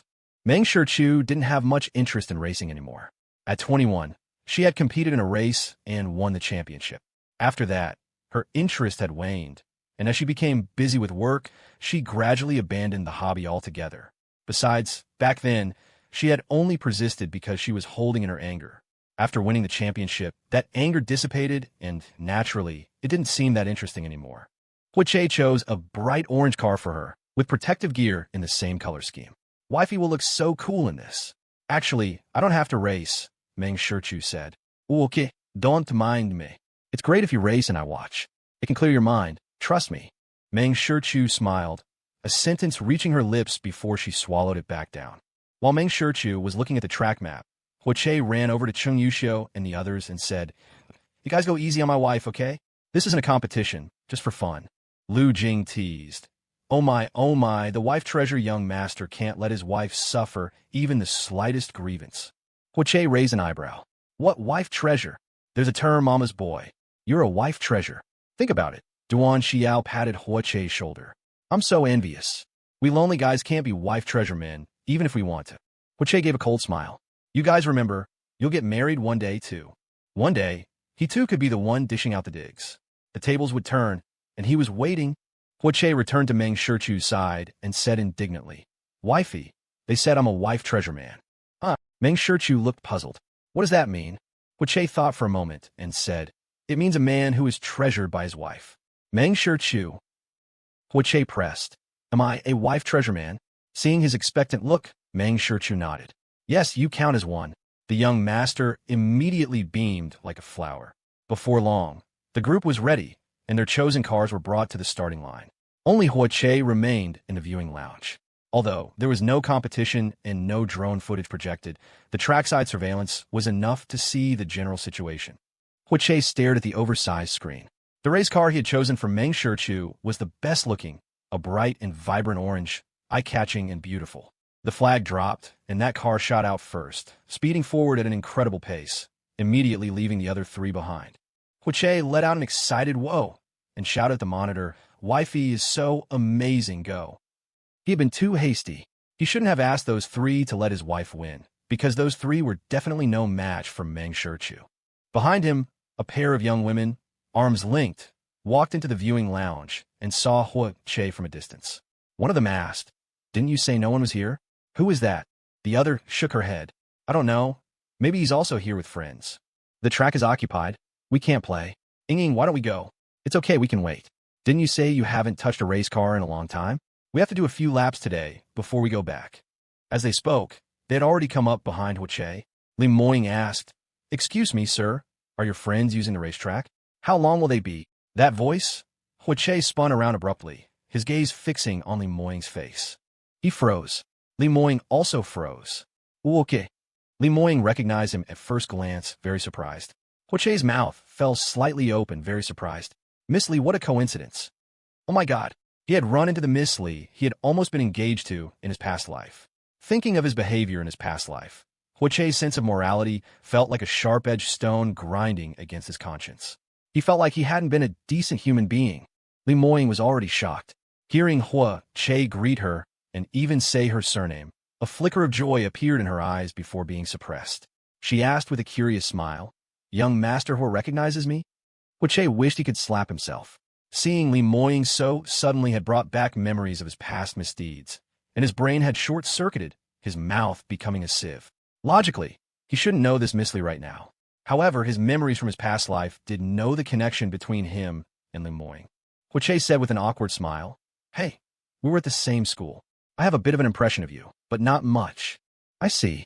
It's my honor to be remembered by a senior." Li Moying's cheeks flushed slightly. She immediately changed the subject. "Are the ones racing on the track your friends, senior?" Che nodded. "My wife and my friends." In his previous life, Li Moying had said she had admired him for a long time, having had a crush on him since their school days. So he very directly brought up his wife. "So Mrs. Hua also races." Li Moying nodded in understanding. She also sensed Che's intention and changed her form of address for him. "Hey, I remember young master who used to race too, right? You won a rally championship at 20. Why aren't you out on the track?" Che's already awkward expression became even more awkward. "I'm sorry, I shouldn't have asked." Li Moying bowed her head in apology. Perhaps it was for the reason she suspected. As the saying goes, once bitten by a snake, one fears a rope for 10 years. After such a serious accident, it was normal to be afraid. It was rude of her to bring up a sore subject. She quickly changed the topic. "By the way, young Master Hua, will you be playing for a long time? I mean, if it's going to be a long time, my friend, and I won't wait." Che glanced at the monitor. Meng Shichu was in the lead, with not much of the track left. He said, "It probably won't be long." Lu Jing and the others were just getting their fix. As for his wife, he felt she must really love it. Otherwise, she wouldn't have 2 limited edition supercars parked at home. Perhaps he could try to regain his interest, at least to occasionally accompany Meng Shichu, or maybe riding shotgun with her would be nice too. "Oh, thank you. Then we'll wait over there." Li Moying expressed her thanks and pulled her friend to a seat far away. As soon as she sat down, Li Moying glanced over at Che's direction. Her best friend, Lin Yin, saw this, tugged on Li Moying's arm, and whispered, "Oh my god, Ying, that's the senior you had a crush on for so many years. You were just blushing." "Sure." Li Moying put a finger to her lips. "Don't say that anymore. He's already married." Lin Yin sighed regretfully. "But you had a crush on him for so long, you didn't even get a chance to confess. What a shame. It was just not meant to be." Li Moying glanced over there again. For her, a secret crush was a bitter but beautiful thing, a worthy part of her youth. Now that Che was married, not to mention that she couldn't afford to offend Meng Shichu, it was simply that fate had run its course, and she shouldn't stir up trouble. She was the sole daughter of the Li family and had heavier responsibilities. She couldn't act recklessly. All right, let's not look at him anymore. Lin Yin put her arm around Li Moying and added, with your personality, you might not have been able to handle that crazy young master anyway. A better and more suitable man for you is on his way. Let's not dwell on the past. Exactly. Li Moying also nodded. Just then, a waiter came over to ask for their order, and the two of them stopped paying attention to Che over there. And Che hadn't looked in their direction from start to finish, afraid that a turn of his head would lead to eye contact. The eyes were a strange thing. Sometimes they just made people overthink. In his past life, he had fallen deeper and deeper into a trap by misinterpreting all sorts of looks from Xia Yanxian. Now that he had met someone who had a crush on him, he naturally had to avoid it, so as not to make her think he was implying anything or had other intentions. Not making others feel awkward was also a way of not looking for trouble for himself. After all, he had a wife who loved him dearly, and that was enough. When he saw Meng Shichu was about to reach the finish line, Che stood up and left directly, without saying goodbye to Li Moying over there. Although it was a bit rude, well, so be it. The moment Meng Shichu parked the car and got out, she saw Che striding towards her. From a distance, she could see his beaming face, as if he had run the race himself and won first place. That smile, Meng Shichu had seen it before. Spirited, dazzling. She had once looked up to it. Meng Shichu started walking to meet him. Why weren't you waiting in the viewing lounge? My wife came in first. I have to give my wife a congratulatory hug. Che hugged her without another word, and couldn't help but whisper in her ear, my wife is truly amazing. When he let go, Meng Shichu asked, you didn't put on your scarf? Only then did Che remember something was missing. His neck was exposed to the cold wind without a scarf. He immediately shrank his neck. I forgot on the seat in the viewing lounge. The next second, Meng Shichu put the helmet she was holding onto Che's head. This should be better. I'll listen to my wife. Although those three would definitely laugh at him later. But it didn't matter. He had a wife. Those three single dogs wouldn't understand the sentiment and wonder of it. Their teasing was just jealousy, mad jealousy. Soon, the other three also arrived one after another. Lu Jing, who had a bit of an addiction to racing, was slightly faster than the other two. The group met up and walked back. Lu Jing asked Meng Shichu, are you a professional racer? Yeah, you were so fast, Duan Xiao said, pushing Che. And you told us to go easy on your wife. Were you deliberately trying to humiliate us? Hey, I did it on purpose. You got a problem with that? Che retorted without explaining, directly admitting it. Meng Shichu didn't deny it either. I raced for a while. It was just a hobby, Cheng Yuxiu said. And you even won a championship. Huh, Brother Cheng, you know? Meng Shichu was very surprised. She hadn't told him about this. Could it be that Cheng Yuxiu had investigated her? The race you participated in, the second place, was a distant cousin of mine. I happened to be there at the time, Cheng Yuxiu briefly explained. He just hadn't remembered it until now, as it wasn't a major event. Meng Shichu nodded. I see. She had no impression of the second-place winner. Just as the first-place winner would never know who came in fourth. Lu Jing suddenly exclaimed, Shichu has also won a championship, and our young master is also a champion. You two are truly a heavenly match made in heaven. Even Duan Xiao couldn't help but nod in agreement. No wonder you two are always so sweet together. Two people so in sync, it's simply fated. Che tightened his grip on Meng Shichu's hand. When they entered the building, Che took off the helmet and immediately lowered his head to Meng Shichu, saying, help me fix my hair. I can't let my image be ruined. Meng Shichu didn't refuse, fluffing his hair up for him. There, handsome, especially handsome, Duan Xiao said with a smile. Lu Jing also chimed in. The young master has good features. He'd be handsome even if he were bald. Che immediately retorted, Pa. I have plenty of hair. You'll go bald before I do. As they were talking and laughing, they passed the viewing lounge. Che had just retrieved his scarf when he saw Li Moying and Lin Yin approaching. Che returned to Meng Shichu's side and wrapped his arm around her, being extremely affectionate. He introduced her to Meng Shichu. This is Miss Li, a schoolmate of mine, 2 years my junior. We just chatted for a bit. CEO Meng, hello. I'm Li Moying from Li's Jiuhui. Li Moying held a business card in her hand and presented it with both hands. CEO Meng, I know I shouldn't be so abrupt and talk about work with you at this time, but I want to fight for a chance. For the project that was halted after you terminated the contract with the Yin family. If you restart it, I hope you will consider the Li family. Meng Shichu glanced at it and reached out to take the business card. We'll meet again. Hearing this, Li Moying and Lin Yin immediately stepped aside to let them pass. Watching the group leave, talking and laughing, Lin Yin couldn't help but say to Li Moying, CEO Meng's aura is absolutely incredible. Li Moying made a decision. I want to become a person like that. She wanted to support the Li family. Lin Yin asked, Sister, do you know that if you become a person like that, you could bend me straight? A woman that cool and confident was enough to make even her, a woman, go crazy for. It was Monday again. As usual, Hua Che drove Meng Shichu to her company, then turned around to head to Rongshan for a meeting.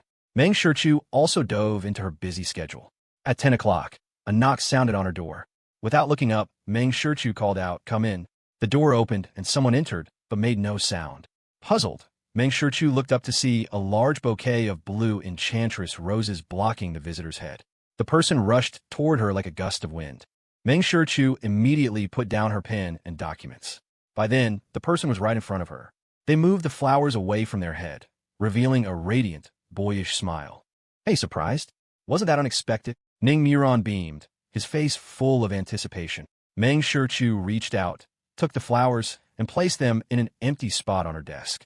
Why did you sneak over here without telling me first? This kid, showing up right in front of her like that. Ning Muron leaned half his body over the desk. I came with my godfathers. Meng Shichu raised an eyebrow. Where are they? They went to see a client first, Ning Muron said. My godfathers know you're swamped on Mondays, so they didn't tell you in advance. They'll come find you after their meeting. All right. By the way, sis, it's my brother-in-law's birthday tomorrow, right? Yes. Ning Muron asked, Sis, if I sneak over to my brother-in-law's place, do you think he'll be shocked? What's there to be shocked about? That's true. Ning Muron nodded. Then I'll go have a look around. Go ahead, just don't get lost. Meng Shichu didn't stop him. Ning Muron was old enough and had always been very independent. He had trained in various skills and had bodyguards with him for protection. He wouldn't get lost easily. After playing around for a few minutes, Ning Muron was ready to leave. Meng Shichu asked him, Do you know where he is? Isn't he at his own company? He said this morning he had a meeting at Rongshan. Meng Shichu picked up her phone. I'll ask for you. Meng Shichu didn't ask Hua Che directly. Hua Che was also busy with year-end work. She asked Hua Che's other assistant, Liao Tianzong. He replied that Hua Che would be back at Suzhou Technology in half an hour. Okay, got it. I'm going to give my brother-in-law a big surprise. Ning Muron grinned, his eyes full of youthful swagger. Before leaving, Ning Muron even made Meng Shichu promise not to expose him. 20 minutes later, Hua Che sent Meng Shichu a message. Wifey, do you need me for something? Meng Shichu, nothing, just asking. As usual, she followed it with a smiling soybean emoji. Hua Che, and here I thought you were missing me after only 2 hours apart. On the top floor of Rongshan, in Hua Cheng's office, Hua Chi was also present. Seeing Hua Che typing on his phone with a particularly brilliant smile, Hua Cheng reminded him, The way you're grinning is a bit exaggerated. Can I even smile? Hua Che said dismissively, If I don't smile, I'll start crying. You've really been showing off enough lately. Hua Chi couldn't help but say, Was marriage really that wonderful? Why was it that all he saw in the news were cases of wives killing husbands and husbands killing wives? A knock sounded on the door. Hua Cheng's assistant came in with a delivery person. Mr. Hua, this gentleman says this bouquet must be delivered personally to the vice president, and it's very urgent. It was a bouquet of bright red roses. Hua Che walked over and took it. My wifey really loves me so much. Behind him, Hua Cheng and Hua Chi rolled their eyes helplessly. The next second, the delivery person spoke up. This was sent by a very young and handsome gentleman. He said it must be delivered into Mr. Hua Che's hands within 20 minutes. Hua Che was stunned. Say that again. The triumphant expression from a moment ago vanished instantly, leaving him somewhat numb. The delivery person explained, It was indeed a very tall, handsome, and young gentleman. He also asked me to pass on a message. He said, He loves you. With a thud, the bouquet in Hua Che's hand fell to the floor. Behind him, Hua Cheng and Hua Chi both came forward with grave expressions. Hua Cheng had his assistant lead the delivery person out and pay them a tip. The door closed. Hua Cheng asked the dumbstruck and bewildered Hua Che, What's wrong with you? Messing around again. Hua Chi, it can't be. Hua Che raised his hand to the heavens. I swear to God, I'm straight. I love my wife. Is this guy sick in the head? Could it be a rival trying to mess with you? Hua Cheng ventured a guess. But this kind of tactic was a bit too. Hua Cheng didn't know how to describe it. Just then, Hua Che's phone rang. It was a call from Seijo Technology saying a client had arrived. I'm going back to the company first. You two deal with this dirty thing. Still fuming, Hua Che kicked the bouquet far away. Hua Chung and Hua Chi walked Hua Che to the elevator. After he got in, Hua Chi said to Hua Chung, "Big brother, don't worry. Che is single-minded when it comes to relationships. He wouldn't mess around. Someone must be pranking him. I'll ask him again at noon," Hua Chung said. He returned to his office and bent down to pick up the flowers, intending to throw them away, when a card suddenly fell out of the bouquet. Picking up the card, Hua Chung read it and let out a speechless laugh. It turned out to be a surprise from Hua Che's little brother-in-law. Clearly, someone had been given a fright. Hua Chung considered whether to take a picture and tell Hua Che, but on second thought, he decided against it. Let it serve as a little pick-me-up for Hua Che. Back at Seijo Technology, Hua Che immediately met with clients and discussed partnerships, completely putting the matter of the bouquet out of his mind. After the negotiations ended, Hua Che saw the clients off. Just as he returned to his office, the front desk called. "Mr. Hua, there's a young gentleman downstairs who says he wants to see you." Instantly remembering the earlier bouquet, Hua Che said irritably, "Kick him out. I'm not seeing him." A few minutes later, Hua Che's phone rang. It was a video call request from Ning Muron. The moment Hua Che answered, he saw Ning Muron's face and heard his wail. "Brother-in-law, why did you have them kick me out? I love you so much. I rushed over to see you right after I saw my sister, and I even bought you a gift. Why did you kick me out?" Okay. He was truly at a loss with this little brother-in-law. "Wait there. I'm coming down to get you myself." Hua Che hurried downstairs and picked him up. Ning Muron grinned broadly. "Brother-in-law, were the flowers pretty?" "Pretty," Hua Che said through gritted teeth, his mind replaying the image of him kicking the flowers so hard that many petals fell off. Who would have thought this was his little brother-in-law's surprise arrival in Kyoto? Honestly, there was no surprise, only fright. He thought the guy had set his sights on him. Hearing this, Ning Muron began to boast proudly. "Of course. My taste is impeccable. I sent my sister blue roses and you red roses. Do you know why I did that, brother-in-law?" "I don't." Hua Che shook his head. Maybe times were different. He would never dare to have flowers delivered to a male friend with a message like, "I love you." Ning Muron wore an "I knew it" expression, then said profoundly, as the saying goes, "Red and blue make the perfect couple. I'm expressing how well you and my sister match." After hearing this, Hua Che immediately picked up his phone and messaged Hua Chung. "Bro, emergency. Are those flowers still there?" Hua Chung, "The flowers are here, but they're a tragic sight. There's a card inside." Hua Chung then sent a picture of the card's contents. On it, Ning Muron had written a blessing. Hua Che's fingers flew across the keyboard. "Bro, have someone buy me an identical bouquet of red roses, put the card in it, and have your assistant bring it to me. My dearest brother, I love you. Please help me." Just as Hua Che was about to have someone order lunch, he heard Ning Muron say, "I've already ordered. I call my sister to—" "Wait, you came all this way. Why are you treating me to a meal? Isn't this what I should do?" Ning Muron said with a straight face. "You're the elder, I'm younger. This is called showing filial respect." "Ooh, okay." This was the first time in his life someone had talked about showing him filial respect. It made him feel like he was 70 or 80 years old. Before it was even noon, Hua Che left work early to pick up Meng Shichu from Lynch & Design. As soon as they met, Meng Shichu asked with a smile, "Did little Rand give you a scare?" "No," Hua Che said, his tone heavy. "It just hadn't scared him to death, that's all." Meng Shichu explained, "He's just playful. Don't take it to heart." "Hua Che, don't worry, I won't. Your brother is my brother. I have a brother now." Meng Shichu turned to Ning Muron. "Just this once. Your brother-in-law can't take a scare. No more surprises like this next time. My sister has spoken. I guarantee there won't be a next time." Ning Muron leaned toward Hua Che. "Brother-in-law, did I really scare you? Is it because you didn't see the card hidden in the flowers?" Hua Che forced a laugh. "To be honest, the message you had someone deliver was a bit terrifying." Ning Muron pondered for a few seconds. "Got it. My brother-in-law, being an old man, can't handle the way we young people think. It's a generational issue. Not your fault, brother-in-law. And not his fault either. Hua Che, I'm not that old. Compared to me, a little. But compared to many others, you're a young, handsome, college-age man. If I'm a college-aged man, what are you? A young lad." "Ooh, okay." He was truly impressed. He admired Ning Muron's personality, completely free of internal friction. The lunch was sumptuous. It was only then that Hua Che learned that Meng Shichu's two godfathers had arrived in Kyoto. For a moment, He felt he had been impolite, not having gone to pick them up or contact them. Their first meal in Kyoto wasn't even arranged by him. It's fine. I only knew when little Ran showed up in front of me. Meng Shichu comforted Hui, then added, let's have dinner together tonight. You can arrange it. All right, leave it to me. Hui marked it down as a top priority. In the afternoon, Ning Yuran went off to have fun on his own, while Meng Shichu and Hui returned to their respective companies to work. However, a visit from the Yin family made Hui very unhappy. After learning the purpose of their visit, Hui said calmly, you've come to the wrong person for this matter. You can't possibly ask me to tell my wife not to pursue it. Can you? That's too much to ask. I can't do it. Young Master Hui, we just hope you could be magnanimous and lend a hand. Yin Su acted inhumanely, and he doesn't need to be spared, but our Yin family is innocent. Fei Qing is innocent too. We're all in the same circle. Please put in a good word for us with CEO Meng. If you have any requests, Mr. Hui, you can name them. Hui didn't want to hear any more and cut him off. I'm sorry. I am Meng Shichu's husband. Whatever she does, I will stand on the same front with her. Besides, his wife had only gone head-to-head with the Yin family, and Fei Qing to vent his anger. If you were to ask Meng Shichu to stop now, what was the difference between that and stabbing her in the back?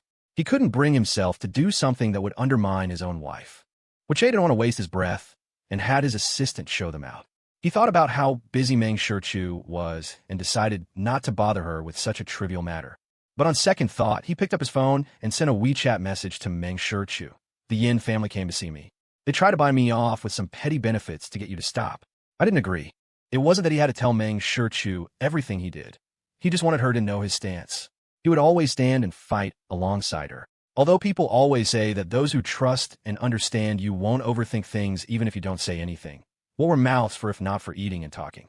10 minutes later, Meng Shichu replied, praise you, followed by the soybean smile emoji. Hui, wifey, can I discuss something with you? Meng Shichu, go ahead. Hui, can you not send this emoji anymore in the future? Meng Shichu, why? Do you have some unpleasant experience associated with this emoji? Hui pursed his lips and typed, no, wifey, do you really not think this emoji is creepy? Meng Shichu, it's perfectly normal. Hui, we all call it the death smile. Every time I see it, I feel like I've done something wrong and you're about to punish me. Meng Shichu. Hui sent a few animated stickers, followed by text. These are so much more lively. Meng Shichu, okay. Then, she sent a few animated gifs with flowers and words. Hui held his phone, his shoulders shaking with laughter. He saw a selection of profile picture-style images. Peaceful years, blooming flowers bring wealth. Let bygones be bygones, a beautiful life. Meng Shichu sent another message. I'll reset my keyboard when I have time. These pictures make me seem more mature in age. Hui, it's fine. I'll set it up for you tonight. Meng Shichu, okay. Followed by the soybean smile emoji. It was quickly retracted, and a new message with a penguin blowing a kiss was sent. Lin, Shin Design. Meng Shichu looked at her chat with Hui and couldn't help but let out a low laugh. She truly hadn't thought there was anything wrong with the soybean smile emoji. She didn't usually pay attention to these things, and she even went online to check. It was just as Hui had said. The death smile. Knock, knock, knock. Jiangwen knocked and entered. Miss, someone from the Yin family is here again. Show them up. A moment later, in the reception room, Meng Shichu pushed the door open. The person from the Yin family immediately stood up. CEO Meng. Before he could finish, Meng Shichu raised a hand to stop him and said directly, the partnership with Fei Qing cannot continue. You were the ones who breached the contract. If you don't want to pay the penalty, then we'll go through legal procedures. Also, if you bother my husband again, I will not be polite. After saying this, Meng Shichu turned to leave. The man behind her shouted, So Meng, we didn't know about this. It was all Yin Su's doing. You can't condemn the entire Yin family because of one person. This project had a huge investment, and 3 times the compensation was a massive sum. While it wouldn't shake Fei Qing's foundation, it would give others leverage against the Yin family within Fei Qing, a mistake that would be brought up repeatedly in the future. Meng Shichu turned back. My husband is psychologically fragile. Yin Su's words were daggers to the heart, and he tried to sow discord. If he had succeeded, your entire Yin family would have been the beneficiaries. Now that Yin Su had failed, the Yin family wanted to disassociate themselves from him to save their own skins. What kind of daydream were they having? This project would definitely not continue with Fei Qing, and the compensation must be paid in full. As for the Yin family's foundation being damaged at Fei Qing, that was not within her consideration. The people from the Yin family were once again shown out. Jiang Wu also repeated a reminder. Don't go looking for the young master again. Annoying the miss will do you no good. The man's face was pale. His phone suddenly rang. He answered it, and his face instantly lit up with joy. Really? That distinguished guest can really help settle this? I'll be right back. In the afternoon, both Meng Shichu and Hua Che left work early and arrived one after the other at Dr. Chio's office. 40 minutes later, the session was over. Dr. Chio showed Meng Shichu today's report and said, Mr. Hua's current condition is very healthy. You don't need to come so frequently anymore. Once a week will be fine. I'll follow up for another 2 months, and there should be no problem. Thank you for your hard work, Dr. Chio. You're too kind, CEO Meng. It's really Mr. Hua's cooperation and your encouragement. For psychological patients, their own ability to regulate their environment and their positive relationships are actually more important than psychologists. We can only play a guiding role. Dr. Chio was keenly aware that his role in Hua Che's treatment was not significant. It was mostly Hua Che himself, plus the love and encouragement from those around him. A positive environment and healthy relationships were so important. He had seen too many real-life cases where a patient was recovering well, only to be triggered by someone close to them and then go to an extreme. Too many people failed to realize the importance of mental health, always thinking it was just whining about nothing, not knowing that once a psychological problem becomes severe, it's far more serious than a physical virus. Once a person's spiritual pillar collapses, even a divine physician would be at a loss. After saying goodbye to Dr. Chio, Meng Shichu and Hua Che got in the car and headed to the hotel. In the car, Hua Che leaned tightly against Meng Shichu, his hand holding hers, kneading her palm and the back of her hand. Hua Che loved to play with Meng Shichu's hands, and since Meng Shichu didn't mind physical contact, she naturally felt no discomfort and didn't object. Even without conversation, the air in the car wasn't awkward. Hua Che began to fiddle with the plain gold ring on Meng Shichu's index finger. He had chosen it for her.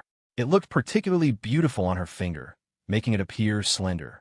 Suddenly, Meng Shichu took Hua Che's hand, turned it over so the back was facing up. She used her fingertips to toy with the lady's thumb ring on his ring finger. How about I get you a new one? No. Hua Che shook his head. Meng Shichu said, people will laugh at you. It was, after all, a lady's thumb ring. It was very thin and looked delicate on a man's finger. Hua Che's fingers were long, with well-defined knuckles. A ring with a wider band would probably look better. At least, it would be more suitable than this lady's ring. Hearing this, Hua Che pulled his hand away and hid it behind his back. He stared at Meng Shichu and asked, Is this ring incredibly valuable with a grand history, so you're reluctant to let me have it and want it back? It's just a piece of warm jade. It's not as valuable as you imagine, Meng Shichu explained. Although it was worth some money, it couldn't be described as priceless. Besides, Hua Che had never been short of money. He had achieved financial freedom before he even graduated from university, which was why the Hua family had been helpless when he was single-mindedly devoted to Xia Yinxian. Cut off his funds? His own company was promising and had been profitable for a long time. He had no worries about food or drink. Cut off his connections? Hua Che had his own impressive network. Disown him? The Hua family couldn't bear to part with their precious young master. Hua Che shook his head. No change. I want this one. At their wedding, everyone knew that Meng Shichu had put this ring on his finger. He hadn't taken it off since. The news had been huge at the time. If not the whole internet, then at least the whole of Kyoto knew. This was a token of their love. It couldn't be changed. Seeing that Meng Shichu still wanted to persuade him, Hua Che said, I'm used to wearing it. They say that good jade recognizes its owner and nurtures them. It's not good to keep changing it. Just let it take root on my finger. Even if this ring wasn't particularly valuable, it was from her, which made it priceless to him. All right, Meng Shichu nodded. If you ever want to change it, I'll pick a more suitable one for you. This is the most suitable one for me. Hua Che took Meng Shichu's hand again and added, and it's not just the ring. The person who gave him the ring was also the most suitable for him. Meng Shichu naturally understood Hua Che's implication. She stared at him intently, watching as his ears turned visibly red, almost translucent. Every time Hua Che expressed his true feelings, he would blush from the base of his ears to the tips, as if a thin layer of flame covered them. Meng Shichu raised her hand, her fingertips covering his ear, and gently caressed it. It was hot. Hua Che caught her hand, puffed his cheeks, and said, Everything I said is from the heart. Meng Shichu wasn't incapable of such direct expressions, but she felt her tone couldn't convey the same meaning. So, her other hand picked up her phone, unlocked it, and opened the chat with Hui Che to type. Meng Shichu often did this, sending WeChat messages while they were close together. Hui Che didn't find it strange. On the contrary, he found it particularly romantic. And so, Hui Che leaned over, resting his chin on Meng Shichu's shoulder, and watched her thumb move quickly across the phone's keyboard. I've never doubted your sincerity, so you don't have to keep repeating it for me to be certain and believe you. You should know, I'm a rational and sound person. My senses are sharp and my mind is clear. I can see and feel what's good and what's not. I've never felt there was anything wrong with you. Hui Che, I now feel you aren't a sunflower. You are the scorching sun itself, infecting those around you. Your sincerity and passion bring joy to many people, and I am fortunate to be one of them. Without a doubt, among the thousands of people I've met, you are a very special one. I've always considered myself extraordinary, even a bit conceited, but to have met you on the path of marriage is truly my honor. Hui Che watched as Meng Shichu typed out these words and sent them. His phone chimed. Having already seen the content, Hui Che didn't open his phone to read it. Instead, he said, "Do you think I'm saying too much, that it's a bit annoying?" Meng Shichu shook her head and sent a message. Not at all. With a gentle expression and a joyful face, Hui Che said, "Then let me tell you, I'm not saying this to force you to understand my sincerity. I simply want to express myself, to tell you my truest feelings, my truest thoughts. I don't want to hide anything. I'm only happy when I say it out loud." Meng Shichu understood. She had thought Hui Che felt she didn't believe him, which is why he had to express his sincerity over and over. Hui Che suddenly turned his head, his mouth close to Meng Shichu's ear, and whispered, "I know, wifey secretly loves me a lot." His voice was very low, his breath falling on her ear, warm and ticklish. Meng Shichu was about to type, but then she saw Hui Che point a finger at her phone screen. "Look, this is all the evidence." In that instant, Meng Shichu's hand, which had just typed out a pinyin syllable, froze. As if struck by a moment of clarity, she suddenly understood what love was. She had never told Hui Che she loved him. Her most serious expression of affection had only been like, but now, reminded by Hui Che, she suddenly had an epiphany.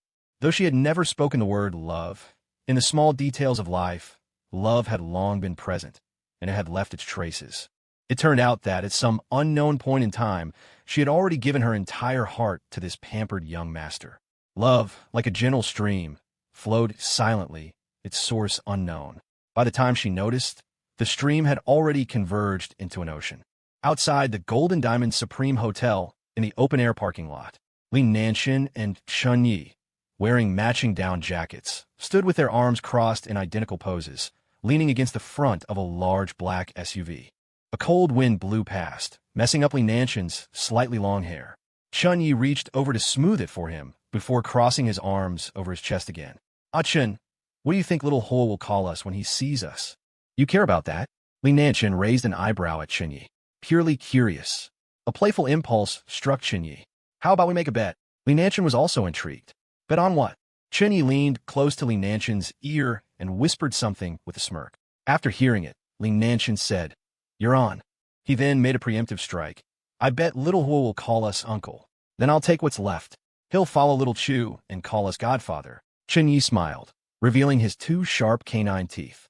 Paired with his baby face, which had changed little over the years, he looked particularly well-behaved. But Li Nanshan knew all too well how devious this guy was. Suddenly, he said, "Ah Yi, I regret it." Chun Yi was confused. "You want to choose the other option?" "No." Li Nanshan shook his head. "I was foolish back then. I shouldn't have agreed to that kind of request. I'm older now. I want to turn the tables and be in charge. Quick, agree to it."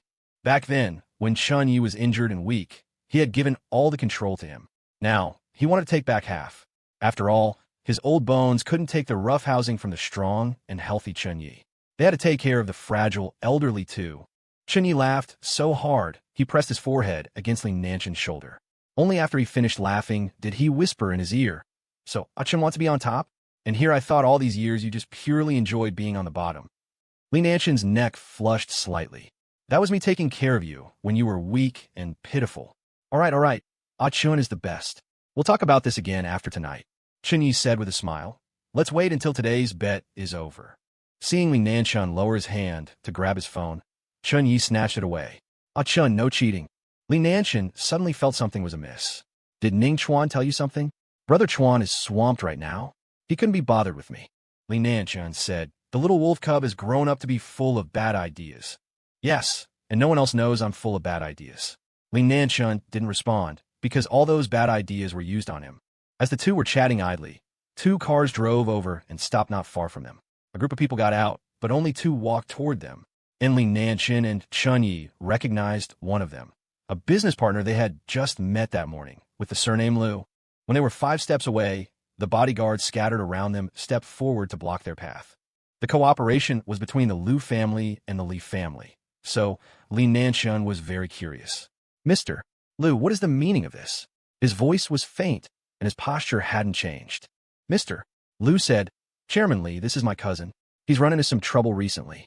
Thinking about the pleasant cooperation between the Liu and Li families these past 2 years, I wanted to ask Chairman Li to help pull some strings and put in a good word.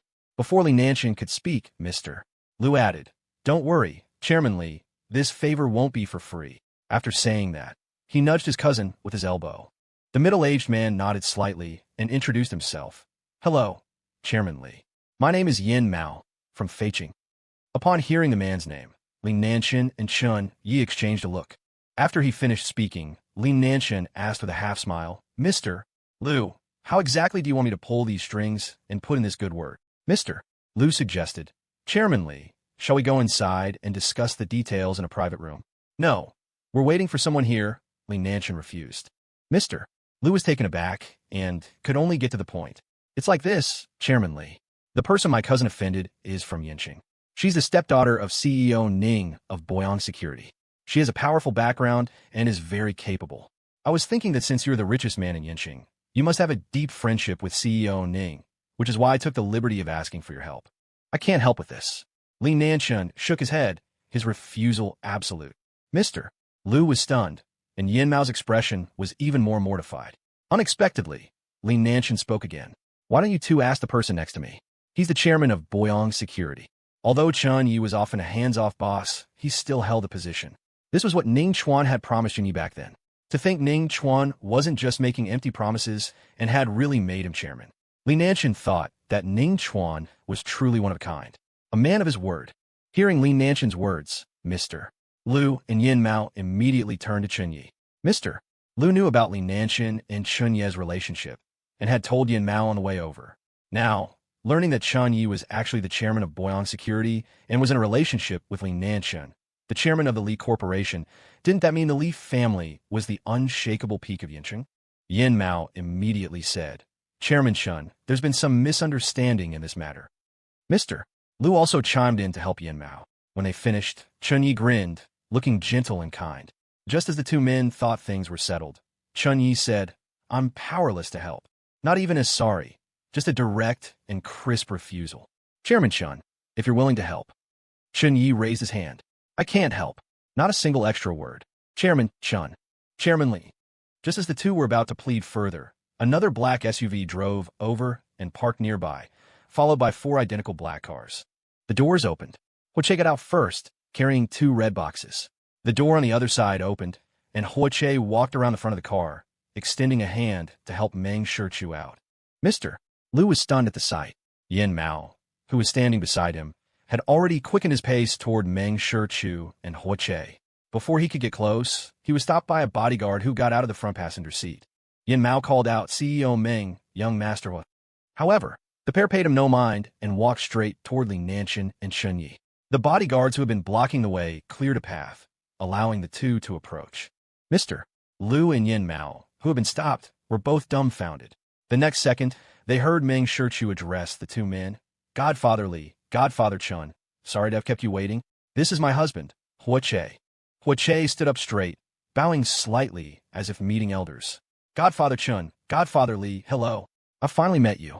This is a small token of my appreciation. Chun Yi took the gifts Huoche offered, tossed them in the air, and Li Nanchun caught them. Chun Yi even said to Li Nanchun, Chun, you lost. Li Nanchun let out a and said to Huoche with a smile, You're a good young man. Little Chu told me you're afraid of the cold. Let's go inside. All right, Huoche gestured. After you, godfathers. As they passed by Mr. Liu and Yin Mao, Li Nanchun and Chun Yi paused. It was Chun Yi who spoke. Go home, wash up, and go to sleep. The daughter we raised with care is not for people to bully and harass. Watching the four of them laughing and talking as they entered the hotel, Yin Mao's face turned deathly pale. Mister. Lu snapped out of his shock and glared at Yin Mao. You've really doomed me. When he first saw Li Nanxun and Chen Yi, Hui was still very nervous. Although Yinqing was far from Kyoto and slightly less prosperous, Li Corporation, Jinchuan, Boyang Security, and Xinghai Technology, which Chen Yi founded himself, were all famous names in their industries. Chen Yi was the chairman of Boyang, and Li Nanxun was the chairman of Li Corporation and Jinchuan. These two were bona fide heavyweight tycoons, the kind who were on the rich lists. Even in his past life, after Hui had established a foothold in Kyoto's business world, he would have had to look up to these two. Li Nanxun and Chen Yi saw Hui's restraint. Li Nanxun smiled kindly. You don't need to be nervous. As little Chu's husband, you're one of our own to us. That's right, little one, don't be nervous. We're very easygoing old men. Chen Yi's smile made him seem even more affable, like a friendly neighborhood elder, easily putting people at ease. Chen Yi added, You and little Chu have been married for over half a year. Although this is the first time we've met, little Chu has spoken well of you. If she says you're good, then you must be excellent, right, Ah-chun? Chen Yi's voice was gentle, his words kind, and his attitude easygoing. Li Nanxun nodded. Yes, relax. We're not those old-fashioned elders. As Li Nanxun spoke, he was also messaging Li Jinyao on his phone. The cooperation with the Liu family, let's just stop it. Li Jinyao sent back a confused emoji. What happened? That's not what you said 2 hours ago. Li Nanxun, just feel like being protective. Li Jinyao sent a Roger that emoji, and then curiously, who did the Liu family offend? Brother Yi, Li Nanxun, who do we have in Kyoto? There was a moment of silence on the other end. Then a message came. I'll give a notice. We'll stop it before the end of the year. Li Nanxun put down his phone and said to Meng Shichu, Little Chu, you should tell little Hua that we're not difficult parents to get along with. Meng Shichu nodded. Hui rubbed his hands together, looking like the most well-behaved child in front of elders. The dinner was very pleasant. At the end, Li Nanxun said, Little Hua, Yi and I are heading back to Yinqing tomorrow morning. No need to see us off. You're busy with work at the end of the year, and we won't crash your birthday party. It's fine. At my age, I shouldn't even be having a party. It's mainly because of Chu. It's my first birthday since we got married, so I wanted a bit of ceremony, and my family agreed. Hui didn't hide his true thoughts at all. In previous years, his birthday was just a family gathering, and then he would go out and party with friends. He had never had a big celebration because local custom dictated that juniors shouldn't have grand birthdays while their elders were still around. This year was an exception. It was with his family's approval. The Hua family was taking it very seriously this time. It was less a birthday party for him and more a welcome from Meng Shichu, as well as a celebration of his life getting back on track and no longer being a mess. Hui paused, then added, When a new year comes, I will definitely visit Yinqing. I hope you two godfathers won't find me annoying then. We're all family. How could it be a bother? Li Nanxun patted Hui's shoulder and said, We like lively occasions too. You must come and visit. We've already prepared your New Year's red envelopes. Yes, I'll definitely come, definitely. Just then, Chen Yi spoke up and took out 2 stacks of documents from his bag. Although we won't be at your birthday party, we prepared gifts. This is also to make up for your and little Chu's wedding gifts, Chen Yi said, handing over the 2 files. Hui said, When I went to Yinqing before, Uncle Yao already gave me a wedding gift. That was for little Chu, Li Nanxun said. This is your gift. Don't refuse it. You and little Chu living a happy life is what we want to see most. Hui looked at Meng Shichu, asking for her opinion. A separate gift just for him. He was beyond flattered. Meng Shichu nodded. It's from our godfathers. You should accept it. All right. Only then did Hui accept it with peace of mind. Thank you for your generous gifts, godfathers. Chen Yi teased with a smile. You call them generous gifts without even looking. What, they're worthless. Li Nanxun also said with a smile. This is called the care of elders for the younger generation, not a generous gift. I misspoke. Don't worry, godfathers. I will definitely show you my filial piety in the future, Hui promised solemnly. Good. Li Nanxun nodded with satisfaction. In the future, when Yi and I can no longer walk, you remember to serve us tea and water. Don't worry, you can count on me. Hui patted his chest. Beside him, Meng Shichu smiled demurely. There was something about Hui's earnestness that was very cute, yet also very charming. He was truly simple at times. A man like him would probably be very happy with any mentally healthy partner. And she, it seemed, had either stumbled upon a hidden gem by accident, or the pearl had delivered itself to her door. She must have accumulated some great virtue in her past life. After dropping Li Nanshan and Chinyi off at their hotel, Meng Shichu and Hua Che headed home. As soon as they got in the car, Hua Che asked, "Where's my little brother-in-law?" He had said he would join them for dinner, but when the meal started, he was a no-show. Meng Shichu said he went to meet his online friend. Huh? A female online friend? Hua Che looked shocked. My brother-in-law isn't in an online relationship, is he? Meng Shichu shook her head. He didn't say, just that they've been talking for several years, get along well, and have even written letters.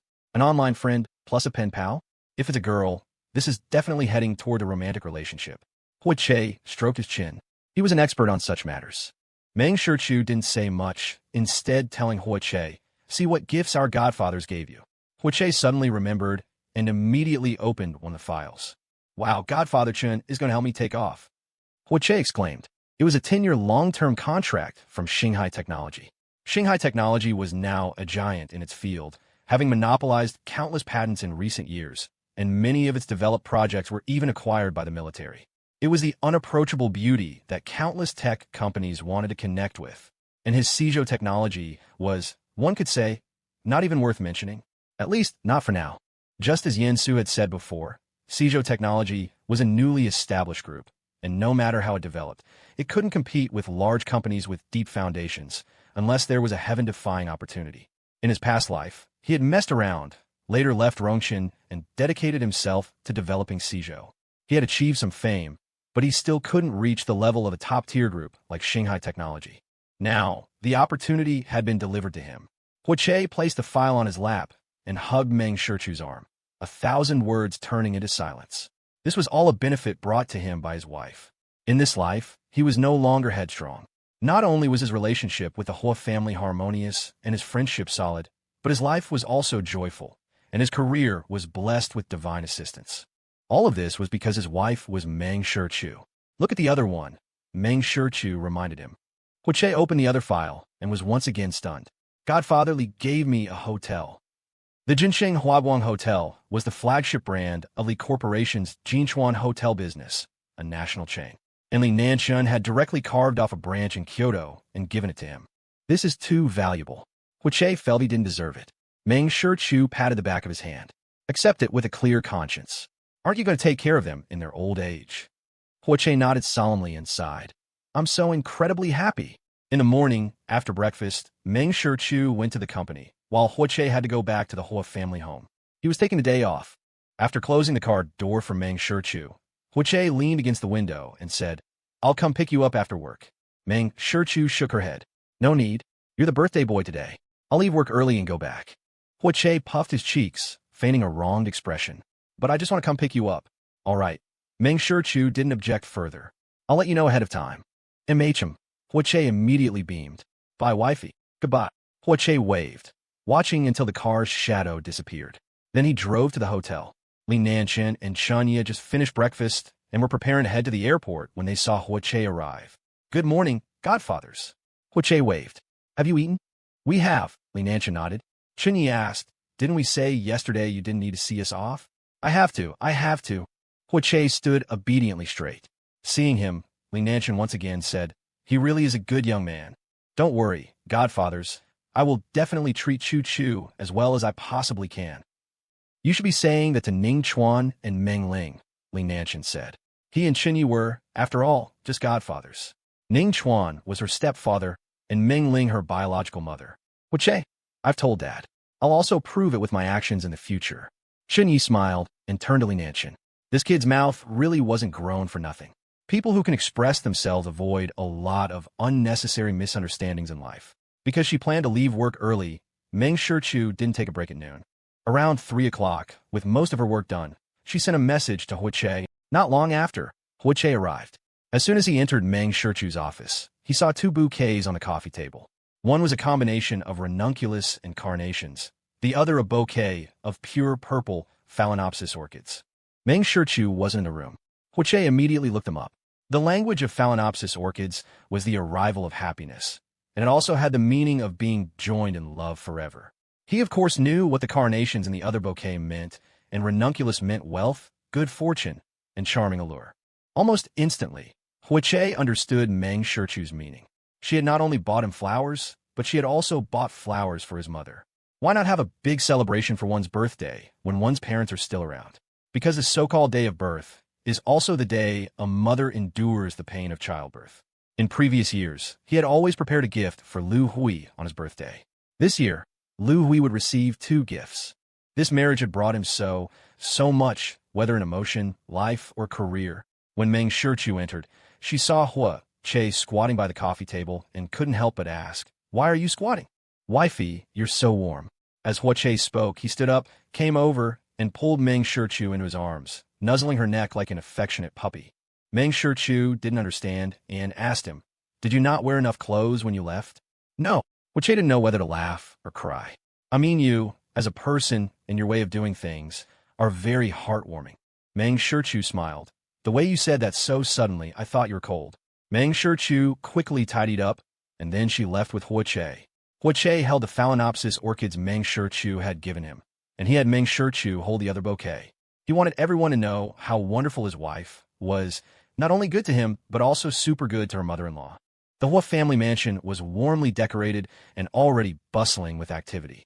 As soon as Meng Shichu and Hua Che returned, Lu Hui came forward and took Meng Shichu's hand. Before she could speak, Meng Shichu handed her the flowers. "For me?" Lu Hui was shocked. Seeing that Hua Che was already holding a bouquet, she understood what Meng Shichu meant. "Little Chu, you're too thoughtful. You already gave a gift, and now you bought flowers. Mom doesn't even know what to say. I'm so touched." "Huh?" Hua Che was surprised. What gift had Meng Shichu given that he didn't know about? It was a young lady who had come as a guest who said Theo Meng had a super luxurious and magnificent set of jewelry sent over. "It's so beautiful, and it suits Mrs. Hua perfectly." They had all seen it just now, and Lu Hui absolutely loved it. Hua Che looked at Meng Shichu. "I didn't even know. It's not too late to know now." Meng Shichu paused and said, "I also prepared some gifts for you." "What are they?" "I'll tell you later." Meng Shichu kept him in suspense. Hua Che's curiosity was instantly piqued. He wished he could know right now. The guests gradually arrived. Pei Jinhui from the Pei family came, as did Meng Shichu's friends Xiao Yunshuo and Gu Sheng. Hua Che's 3 best buddies were also present. Each brought him a precious and meaningful gift, and Hua Che's smile never left his face. The banquet was sumptuous, and there was a reception in the main hall. The elders had disappeared at some point, leaving the young people to celebrate joyfully. Someone suggested, young Master Hua and CEO Meng should dance together. With such a wonderful atmosphere, it would be a shame not to dance in such a beautiful scene. Hearing this, Hua Che stood opposite Meng Shichu. With his left hand slightly behind his back against his chest, he bowed and extended his right hand. "My beautiful wife, would you grant me the honor?" He was impeccably dressed. His black tailcoat was adorned with gold trim and striped decorations, exuding an air of nobility. His invitation was both gentlemanly and elegant, like an ageless prince from an ancient castle, possessing a timeless grace and dignity. It mesmerized some of the single young ladies present. "Isn't this a scene you only see in movies? I now know what my standard is for future husband. Can a business marriage really be this sweet? What's wrong with being a love-struck fool? When you fall for the right person, it's simply divine." Meng Shichu naturally did not refuse Hua Che's enthusiastic invitation. As the music began, the two danced gracefully. Even the simplest steps seemed filled with deep affection. At the end, Duan Xiao catcalled from the crowd. "It's not a proper ending without a kiss." They were all young, and everyone immediately joined in the chant. Hua Che looked at Meng Shichu and waved his hand. "Don't mess around. My wife is thin-skinned and shy." The word shy had just left his lips when his neck was hooked and pulled down. Meng Shichu's lips pressed against Hua Che's in front of everyone. Hua Che didn't even have time to react. His mind went blank, and his face turned beet red as if dyed with the glow of a rosy sunset. Meng Shichu's proactive kiss was simple. A brief press, and then she pulled away. She held Hua Che's hand, looked up into his deep eyes, and said, "My young master, happy birthday." As if on cue, a beam of light shot into the deep sky from outside the hall, exploding with a boom and spreading into a field of brilliant stars. 1, 2, 3. A patch, 2 patches, countless patches. It seemed as if the entire city was putting on a firework display, until one firework exploded into words, lighting up the night sky. "Young master, may you be happy, not just then." More fireworks exploded into words. Time flows like water. You shine, bright lies instantly wishing you always face the Suanhua. See Chi you are the best. Countless fireworks that could form words rose from different corners and lit up the sky with a myriad of colors. Those direct and simple words, to onlookers, were an expression of boundless, deep love. In the courtyard, many people took out their phones to capture the scene, speechless with envy. Hua Che tightened his grip on Meng Shichu's hand, moved beyond words. When did you prepare this? Meng Shichu didn't answer, simply saying, a rare extravagance for once. After a pause, she stood on her toes and whispered in his ear, Hua Che, you must always stay this sincere and passionate, you know?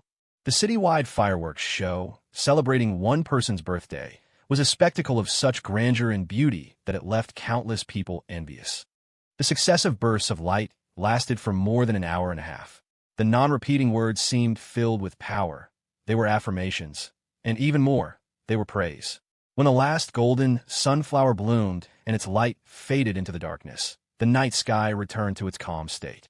The crowd in the hall, who had been watching, all turned to look at Hua Che. They saw him standing behind Meng Shichu, his arms wrapped around her waist, his chin resting on her shoulder. He was looking up slightly, and under the lights, his eyes seemed to hold starlight, clear and bright. One young lady said, if anyone's envious, just say it. I'm envious. Another young lady also had a look of infatuation. CEO Meng's methods. I feel like even I could be turned gay for her. To meet someone in this life who pampers me like CEO Meng, regardless of gender, it would be so worth it. This night of fireworks must have cost a fortune, right? Fireworks production, smoothing over connections, environmental compensation. That's all piles of money. Money has a price, but affection is priceless. CEO Meng's love for young Master Hua is immense, even though none of those words said love. It was getting late, and the guests began to say their goodbyes. The younger generation of the Hua family arranged to see them off.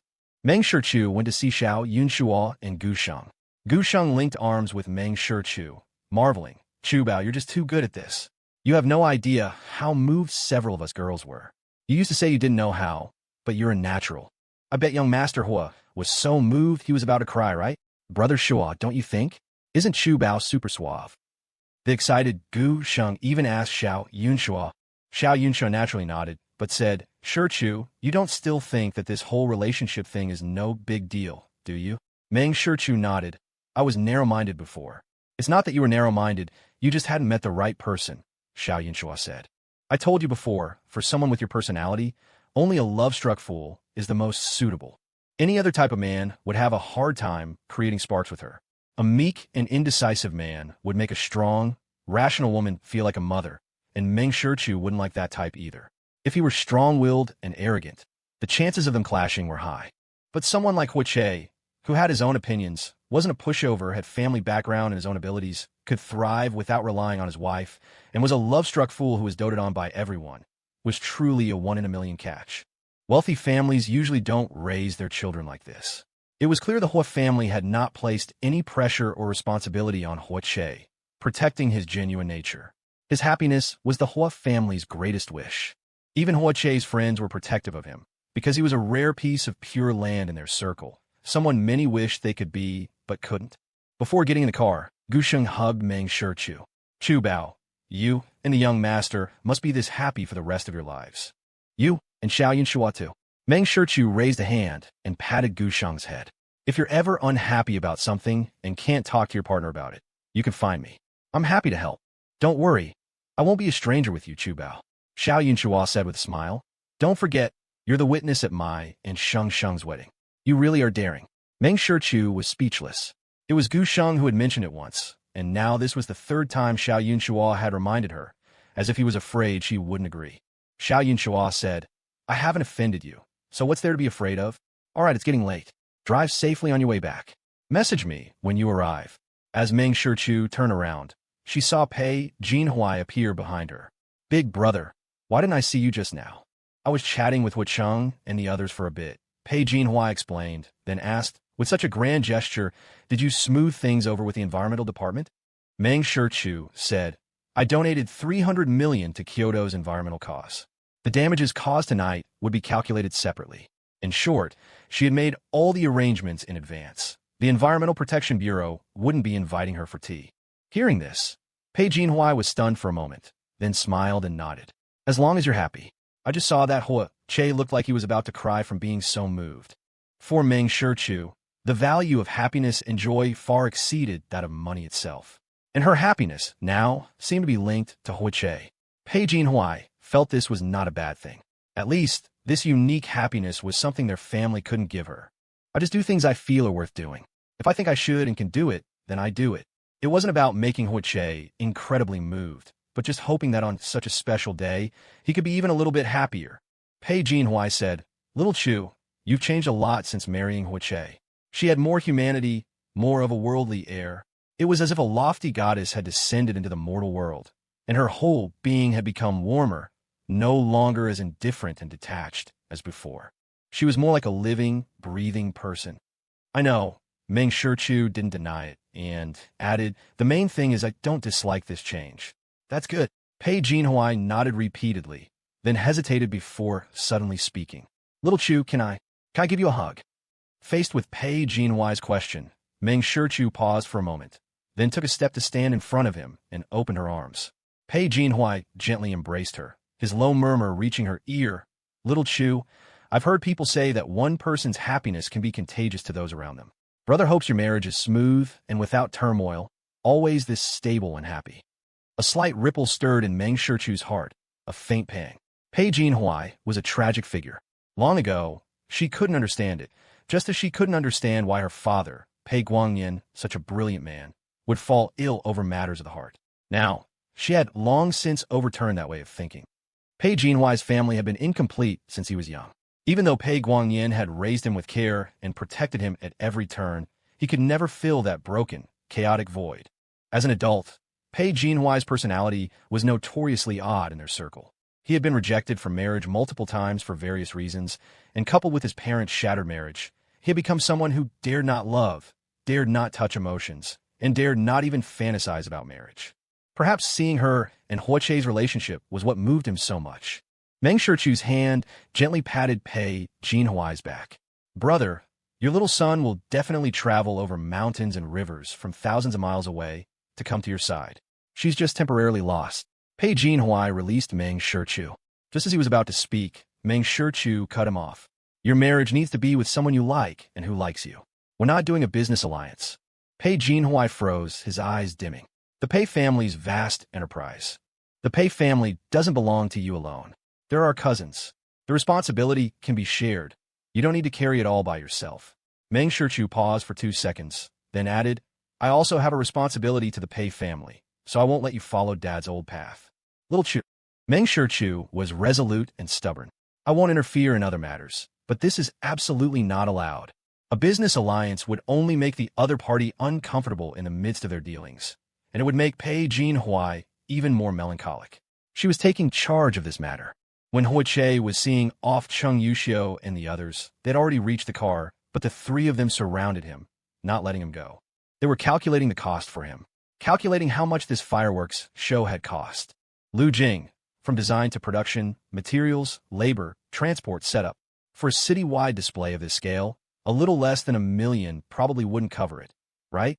Duan Xiao, communication and arrangements for so many locations, on-site fire prevention, security, personnel dispatch. That should be around the same figure. Lu Jing, reporting to the relevant departments, smoothing over connections, that's another few $100,000 to $1 million. More than that, Cheng Yuxiu suddenly interjected. Environmental protection is a major issue these days. To allow a fireworks display of this scale on a day that is neither a major holiday nor a special national anniversary, you can't get the permit without bleeding a lot of money. Did you hear something? Lu Jing habitually nudged Cheng Yuxiu with his elbow. Cheng Yuxiu gave a knowing smile, held up 3 fingers, and looked at Che. Lu Jing, Meng Shichu spent 30 million. Cheng Yuxiu, add another 0. 100 million. Duan Xiao exclaimed. Cheng Yuxiu said, while the fireworks were going off, a friend of mine gave me a tip. It probably wasn't a groundless rumor. Allow me to swear. Duan Xiao said before blurting out, holy shit. Lu Jing let out a breath. I'll swear too. Holy shit. Che had forgotten how to think, as if he had been frozen in place. That's so domineering, Duan Xiao said, punching Che's arm. You deserve to be smug. If it were me, I'd be even more smug. If I could get a wife who cares about me this much, I'd go kowtow at my ancestral graves 3 times a day. Young master, you don't have to gloat in secret anymore. Go ahead and do it openly. I'm not jealous, really. Lu Jing also punched Huiche. It was true he wasn't jealous, but he was definitely envious. Cheng Yuxiu had already lowered his hand. I have to say, you and Shichu are a perfect match. A love-struck fool should be with a rational, clear-headed partner. People who complement each other are always a perfect match. Seeing Huiche remain silent, Lu Jing nudged him with his shoulder. Why aren't you talking? Lost your tongue?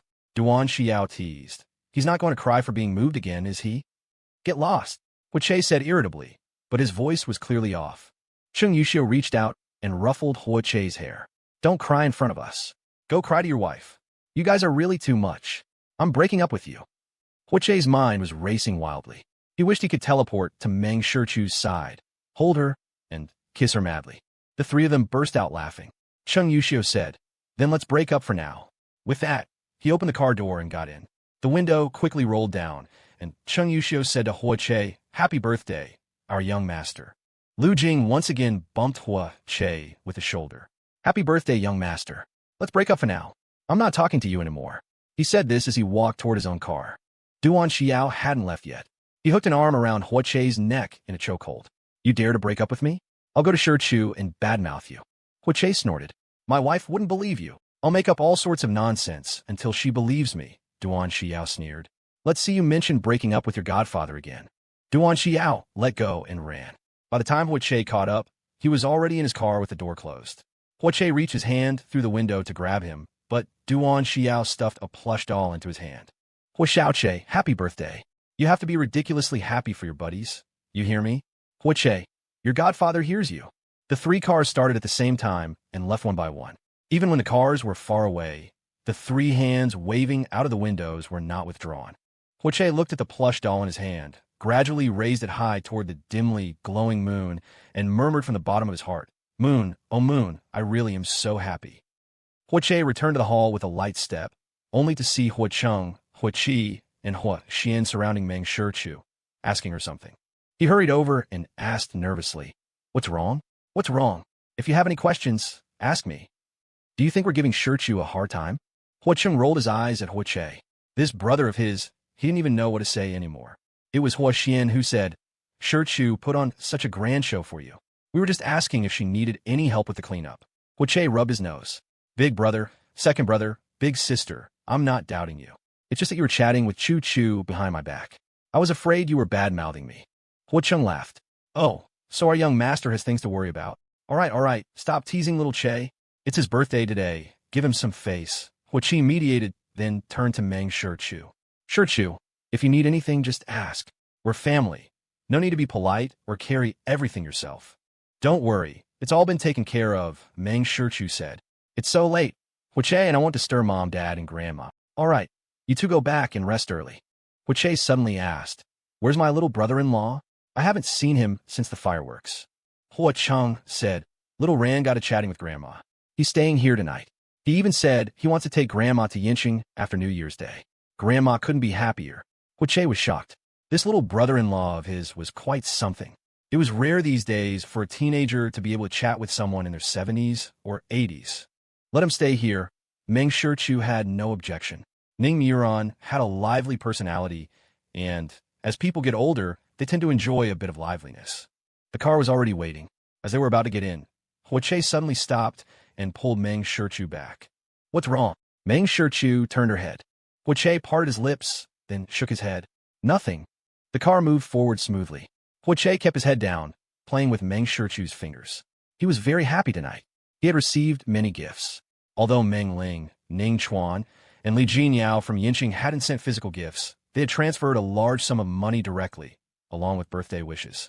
It was simple, direct, yet warm and thoughtful. He was a child surrounded by happiness. Everyone cherished him. Because his head was down, Huiche didn't notice that Meng Shichu had been watching him out of the corner of her eye. It wasn't until he thought of something he wanted to share with her and turned his head that their gazes suddenly met. Huiche felt that his wife's gaze held a gentle curiosity. He asked, Wifey, are you secretly looking at me? Meng Shichu said, I'm looking at you openly. I'm very handsome, aren't I? Yes. Will you get tired of looking at me after a while? Meng Shichu thought for a moment, then nodded. Perhaps. Huh? Che was completely stunned.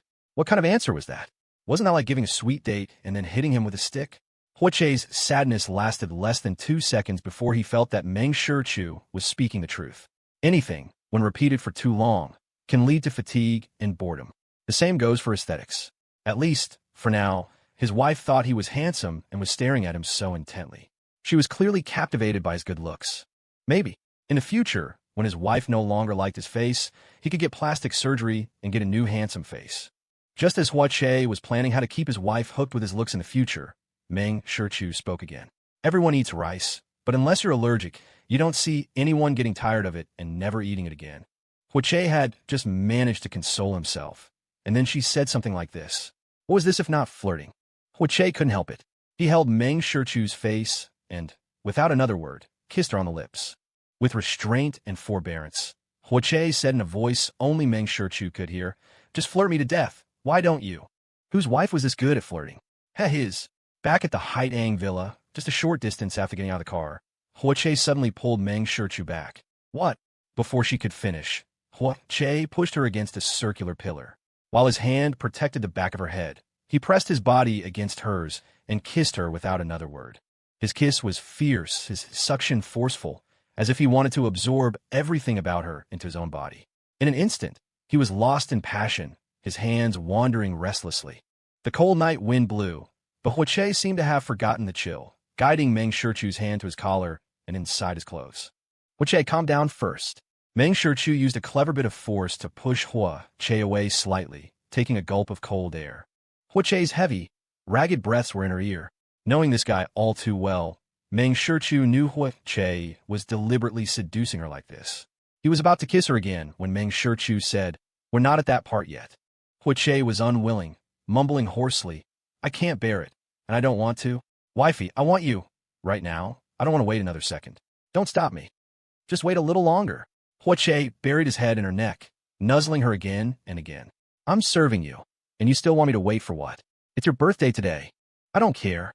I just want to serve you. I want to make you happy, happy everywhere. Hold it in for now." Meng Shichu's voice wasn't particularly gentle, but to Che's ears, it was like a soft wind with fine rain, seeping in from all directions. It was more seductive than seduction itself. "Wifey." He drew out the word, sounding wronged, yet also as if he was being deliberately provocative. "Are you not interested in my body anymore?" As he spoke, he pulled Meng Shichu's hand and pressed it against his abdomen. "Feel this. I'm burning up. I'll play with you later." Meng Shichu pulled her hand back and straightened Che's collar. After fixing the open neckline, Meng Shichu took Che's wrist and led him toward the living room. The butler and maids had already gone to rest, and the living room was pitch black. Already in a somber mood, Che became a little unhappy when he found that not even a small lamp was left on in the living room. Why did the butler turn off all the lights? Was he short on the money for the electricity bill? The more he thought, the angrier he got. But then he thought that the butler was trying to save him that paltry sum, so it wasn't worth scolding him over such a small thing. So tomorrow, he would call the property's electrician to rewire a new set of lights. He wanted the lights on constantly, even during the day. Meng Shichu didn't know about the extensive construction plans already forming in Che's mind. As they reached the entrance to the living room and the warm air washed over them, her phone suddenly buzzed several times with incoming messages. She let go of Che's hand to open her phone.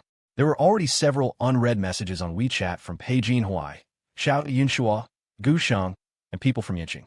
Che leaned over for a look. His wife had stopped at the doorway to reply to her big brother's message, and she had even let go of his hand.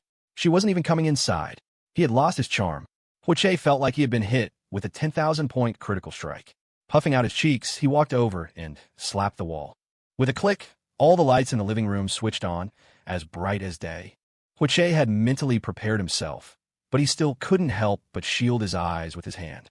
Yet, through the slivers of light between his fingers, something new caught his eye.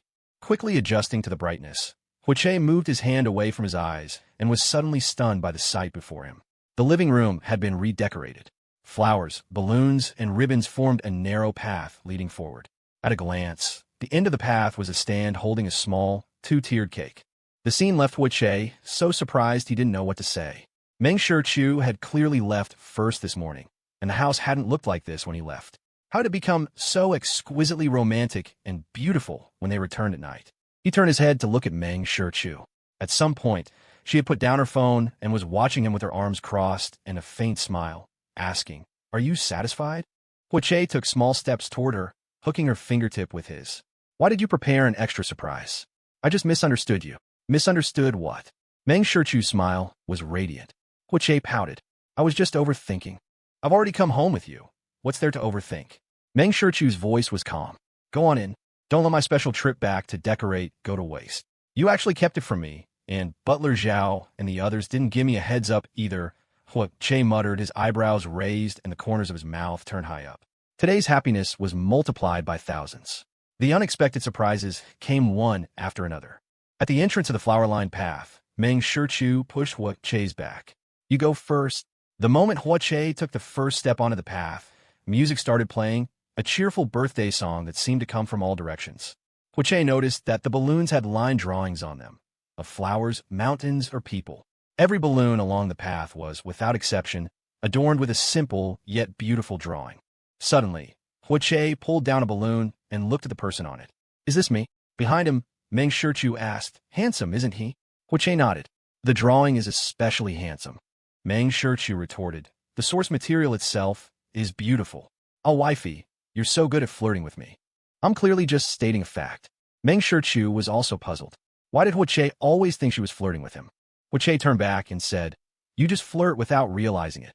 Meng Shichu didn't argue further. "Whatever you say." At the end of the path, the birthday song finished. Meng Shichu reached out, holding a black lighter. With a click, a flame ignited.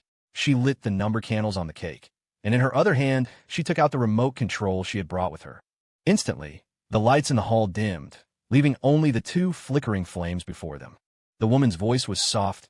"Make a wish, young master." Che clasped his hands below his chin and murmured in a low voice, "I hope my wife's career soars to the heavens. I hope my wife's work is smooth and her life is joyful, and I hope my wife is free from illness and disaster."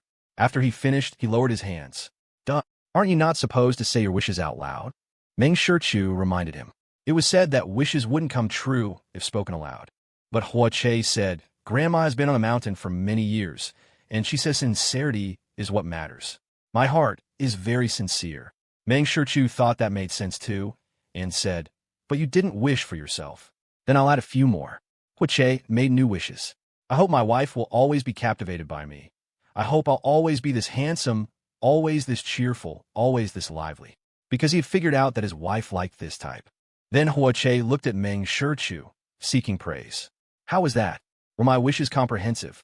"Quite comprehensive." Meng Shichu nodded obligingly. Although there were many wishes and they were a bit greedy, it was okay for people to be greedy sometimes. And in her eyes, Che's wishes weren't greedy at all. Perhaps he could be even greedy. The lights came back on. Che cut the cake, giving the first slice to Meng Shichu. "Wifey, you eat first." Meng Shichu wasn't hungry, so she suggested, "Shall we share this piece?" "Yes, yes." Che nodded eagerly. The two walked to the sofa. As soon as they sat down, they saw a long box on the coffee table. "What's this?" Che asked as his hand was already picking up the box. Meng Shichu took a bite of cake and said, "A small, worthless gift." Che opened the box. Inside was a rolled-up scroll. He took it out and unrolled it. When he saw the contents of the painting, Che shot up from his seat, looking at Meng Shichu in utter shock. What shocked Che was the content of the painting. It was a scene from a year he won his first rally championship on the podium. He was standing at the highest point with the third and second place winners on either side, but only he had a face. The other two were just outlines with blurred features. He was holding up the trophy and his prize, smiling with wild abandon under the golden sunlight, his eyes sharp and full of youthful spirit. He had an incomparable boyish air. The painting seemed to pull his thoughts back to that time. Back then, he was happy and carefree, without a single worry, as confident as a proud peacock. But so many things had happened later, and he had even experienced a failed lifetime. Fortunately, heaven had also looked after him, forcibly pulling him back onto the right track. Suddenly, Che remembered that Meng Shichu also raced cars, and a bold idea formed in his mind.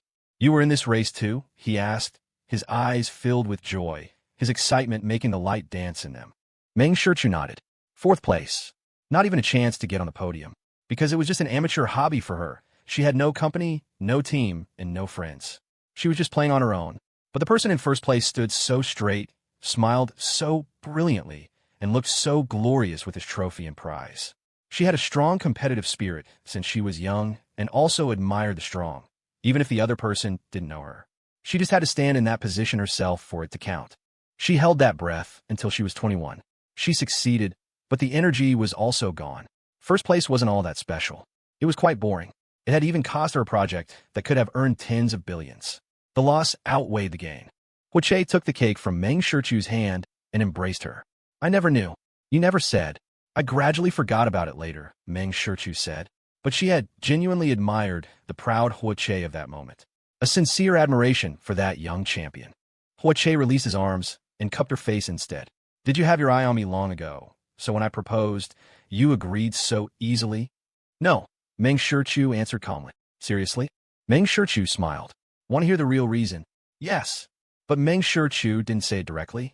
Instead, she asked, do you know why I asked you at the farmhouse why you didn't wish me a happy marriage? Why? Hui was getting more and more confused. So Meng Shichu hadn't agreed to his proposal simply because he and his friends had good character? Only then did Meng Shichu say, that night at the amusement park, you told your friend that my wedding wouldn't happen. Hui was stunned. He had indeed said that at the time, but are your ears that good? Hui was shocked. From so far away, and I spoke so softly. Even Xiao and the others didn't hear clearly, but you did. You forgot. I have bodyguards within 10 steps of me. More than one. Reminded by Meng Shichu, Hui finally understood. So his murmur had been overheard by a bodyguard who might have been passing by, and who then told Meng Shichu. Meng Shichu continued, I didn't even tell the Pei family that my wedding with Yixingyi couldn't happen. Only the people in Yinqing. I was quite curious how the Wu family's young master would know. I had many theories at the time. Either you were investigating me in secret, or someone close to me had been bought by you, or perhaps you, on the surface, were a love-struck fool chasing after women. But in reality, you were deeply cunning. In short, it was enough to make one speculate. Hui truly hadn't expected there was so much more to it. He placed a kiss on Meng Shichu's forehead. Since you were already suspicious, why did you still agree to my proposal? I told you the reasons before. You and your friends have good character, and an alliance with the Hua family was beneficial to me. Plus, your sudden proposal made me guess that you had something you wanted from me. Beneficial in an evenly matched opponent. To me, that was a surprise and also a challenge. As it turned out, the so-called evenly matched opponent was a serious miscalculation on her part. Hui had nothing to do with cunning. He was just a purely love-struck fool. After hearing this, Hui went from shocked to speechless, and finally explained with a laugh. It was Duan Xiao who said I was suited for a fierce girl, someone who could suppress my madness. To be honest, my public proposal that day was also a spontaneous idea while I was a bit drunk. The way you controlled the whole wedding scene. You were drop-dead cool. I just thought, if I were your husband, with you being so fierce, I definitely wouldn't dare to mess around. So I just went for it and applied to be your new groom on the spot. I was just trying my luck. When you agreed at the time, I was actually a bit stunned myself. But he felt Duan Xiao's words weren't wrong. If any of those wealthy young ladies could have handled him, he wouldn't have run off to find Xia Yunxian while having dinner with Miss Li in his past life. If it had been Meng Shichu, she would have slapped him silly in minutes. That was definitely something she was capable of. Hui also completely understood that his and Meng Shichu's marriage was a result of perfect timing, location, and people. If any single element had been off, they wouldn't have gotten married. However, Hui suddenly discovered that his wife had a bit of an admiration for the strong. So what should he do? He couldn't beat her in a fight. In business, he couldn't out-scheme her. Flirting? He still couldn't beat her spontaneous, zero-hesitation moves. Even in bed, there had never been a physical disparity between them. Things like making his wife cry and beg for mercy and be unable to get out of bed for 3 days. He couldn't do that. The more Hui thought, the more desperate he felt. Finally, he kissed Meng Shichu's mouth. I'll just go and cultivate the art of seduction. Meng Shichu was baffled. How'd it get to the art of seduction now? Hui said, I'm not as talented as you in other things, but when it comes to seducing people, I'm definitely better than you. Meng Shichu didn't know whether to laugh or cry and was at a loss for words. Hui, you won't escape my grand seduction technique. As his voice fell, he suddenly swept Meng Shichu up in his arms. I'll show you right now. Upstairs, back in the bedroom, Hui placed Meng Shichu on the bed. Tonight, we'll take a Mandarin duck bath. No, Meng Shichu refused. Hui raised an eyebrow, seductively. I'll strip for you. Next time, Meng Shichu said, how can you strip for me on your own birthday? Hua Chei's face lit up with expectation. Then, wifey, are you going to dance for me? Meng Shichu shook her head. I don't know how. I'll teach you. I won't learn. Meng Shichu still shook her head. I left another gift for you in the study. Are you sure you don't want to go see it? There's another surprise? Meng Shichu nodded. Hua Chei didn't doubt her. Wait for me. With that, he got up and rushed out the door. Meng Shichu couldn't help but laugh. She was lying to him. By the time Hua Chei returned empty-handed, Meng Shichu was already showering in the bathroom. The bathroom door was locked from the inside. Hua Chei knocked on the door. Wifey, you lied to me. Why didn't his wife want to take a mandarin duck bath with him? It was so romantic. When Meng Shichu came out of the shower, she saw Hua Chei sitting on the edge of the bed like a wronged puppy, looking at her resentfully. As she approached, Hua Chei looked up at her. Wifey has learned to be bad now. Meng Shichu gently scratched his cheek with her index finger. Go take a shower. Wait for me. Hua Chei showered quickly. He ran out without even drying the water from his hair, wearing the sexy shorts he had bought before. He ran like the wind and jumped onto the bed, snatching Meng Shichu's hand. Wifey, stop looking at your phone. Look at me, look at me. You do look good. Meng Shichu's hand caressed down from Hua Chei's ribs, went behind him, hooked the elastic band that cupped his butt, pulled it up, and let it go. Snap! The sound was exceptionally erotic. Hua Chei raised his eyebrows. Provoking me right from the start. Why don't you provoke me back? Meng Shichu smiled. Even though Hua Chei was on top, she always seemed like a person in a position of power, her words full of provocation. Hua Chei was indeed provoked. He immediately reached out and pulled open Meng Shichu's robe. The next second, Hua Chei's eyes went wide. Oh, wifey, what are you wearing? Hua Chei could hardly believe what he was seeing. Beneath the thick bathrobe was a lace ribbon tied around her neck in a gift bow, and below that, an outfit that could snatch away one's soul. In an instant, it lit up every one of Hua Chei's nerves. Shock, amazement, disbelief. What had he ever done to deserve his wife seducing him like this in his lifetime? Meng Shichu reached up to grasp the collar of her robe, pulling it slightly together. I lost the bet with Yin Su last time, she said. Consider this me paying my dues. Although that wasn't the actual wager she had lost, she was more than willing to do this instead. Seeing Hua Chei visibly flushing, Meng Shichu added, think of it as a little birthday bonus for you. She raised a jade-like arm to wrap it around his neck, her lips curving into a question. Do you like it? Only then did Hua Chei notice Meng Shichu's lips were red. She had specially applied lipstick. While it wasn't a glaringly bright color, it was enough to make him lose all control and lean in to taste it. A single kiss felt like it could shatter the heavens and earth. Their heavy breathing was like a long symphony, interweaving their emotions in a rising and falling cadence. Hua Chei felt like he was about to die from her beauty. A torrent of emotions swirled in his heart, and in his excitement, he became utterly wild. During a brief pause, he panted a whisper into Meng Shichu's ear. I like it. Wifey, I like it so much, it would be worth it to die right here. This was a queen turning into a siren.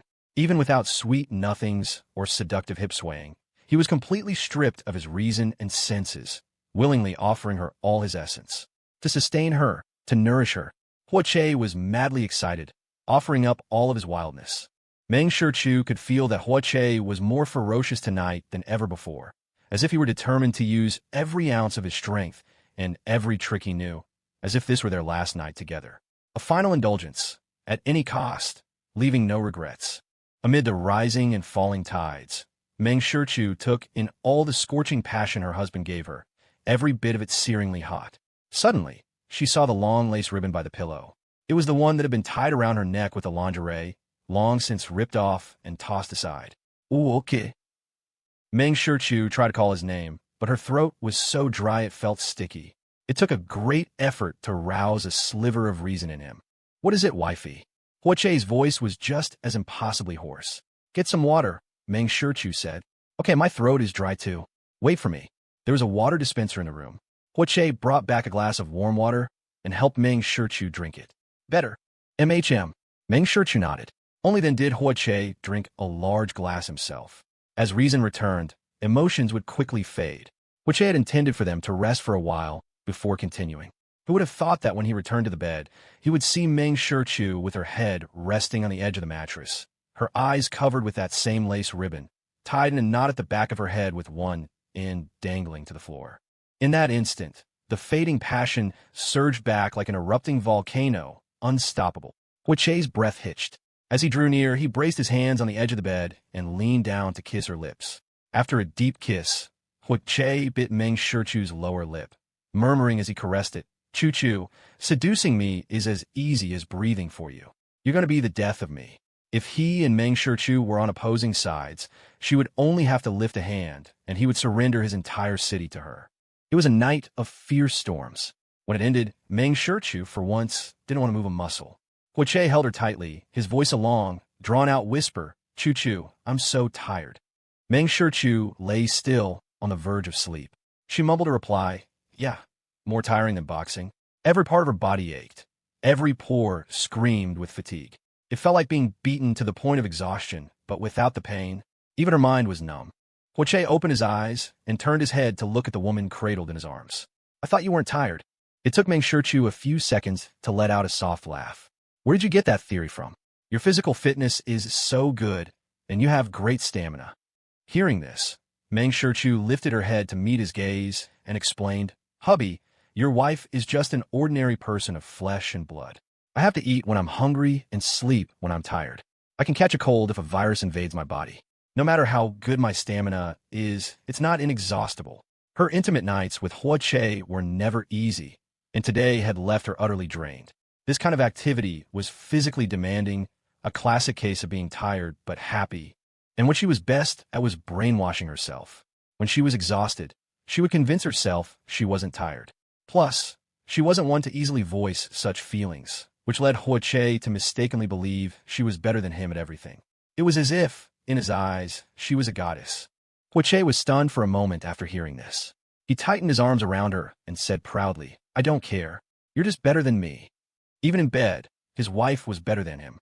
Seducing him was as easy as drinking water or eating a meal. He accepted it. Anyway, his wife loved him so much, she would never tell anyone else. Besides, it wasn't like he was actually bad at it. He could feel that Meng Shichu enjoyed it, that she was very comfortable. Meng Shichu's lips curved up. The lipstick on them had long since been smudged beyond recognition, and her lips were slightly swollen from his kisses. "As long as you're happy." As she spoke, her fingers tapped on his waist. "Do you have any strength left to carry me to the bath?" Huiche nodded. Of course. Even if his bones were broken, he would crawl to do it. Just like that, Huiche immediately sat up and got out of bed to go to the bathroom. By the time he returned after filling the tub, he found Meng Shichu had drifted off into a drowsy sleep. She had grabbed a corner of the blanket to cover her chest, and her exposed skin was scattered with the marks he had left. Huiche felt a pang of guilt. He remembered a time before when he had left bruises on her wrist and had promised not to do it again. But today, lost in passion, he had completely forgotten that promise. He was such a bastard. He gently lifted her and carried her to the bathroom. The moment she was in the water, Meng Shichu opened her eyes. "Go to sleep. I'll wash you. When I'm done, I'll dry you off and put you back in bed," Huiche said softly, as if coaxing a child. Having dozed for a bit, Meng Shichu was now fully awake. She took his hand and asked, "Get in. Let's soak together." She felt she knew Huiche well enough. After such a wild night, they were both exhausted. He was running on fumes to take care of her. Once he was done with her, he would probably just take a quick shower and be done with it. Meng Shichu's intention was for him to soak in the hot water and relax his muscles. But to Huiche's ears, her words meant something else entirely. He stared at her intently. "Wifey, are you serious? Behave yourself." Meng Shichu was a little speechless. She beckoned with her hand. "Lie down and soak for a while. What if soaking leads to problems? Are you sure you can still perform?" Meng Shichu raised an eyebrow. From what she knew of human biology, after the level of intensity tonight, both of them were spent. Was Huiche overestimating himself? Huiche's lips twitched as he carefully lay down in the bathtub. They chatted idly. Huiche took Meng Shichu's wrist and placed her hand on his chest. "Chu-chu, I'm sorry I broke my promise. I hurt you again. You can hit me." Meng Shichu lowered her gaze and happened to see a mark on her own arm. "Good thing it's winter and we wear a lot of clothes. It'll all be covered." Meng Shichu said it lightly and closed her eyes. To be honest, it was incredible, both physically and psychologically stimulating. She probably had a screw loose somewhere. When she woke up in the morning, Meng Shichu experienced for the first time the consequences of overindulgence. Her back and legs were sore. Huiche wasn't faring much better. "Wifey, my lower back is sore." Huiche's handsome face was scrunched up like a bitter melon. He put a hand on his back and twisted, a dull ache spreading through him as if someone had beaten him until he was about to break. Seeing Meng Shichu staring at him without a word, Huiche asked with a serious expression, "Am I really not good enough?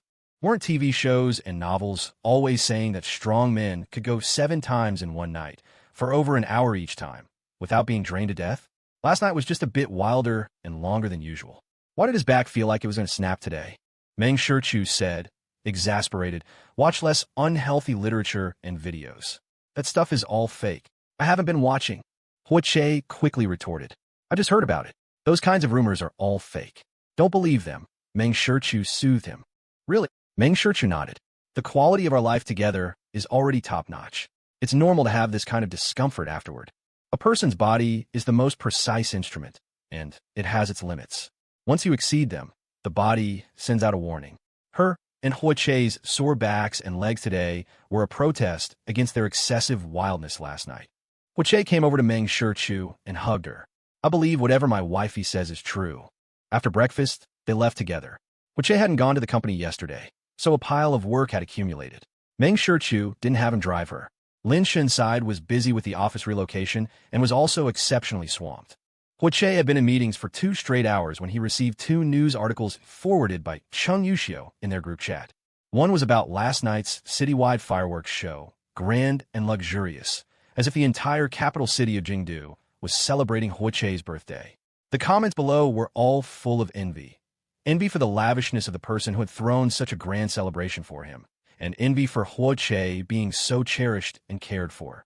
There were also some who questioned whether making such a big deal out of one person's birthday was an over-the-top, extravagant waste. Plus, with fireworks being semi-regulated products, wouldn't such a large-scale display require an excessive amount of manpower, resources, and funds? Would it increase the workload for relevant departments? Would it affect the normal lives of others? Furthermore, what about environmental pollution? Wasn't this contrary to environmental protection initiatives? Huiche opened the second news article. The headline alone was explosive enough.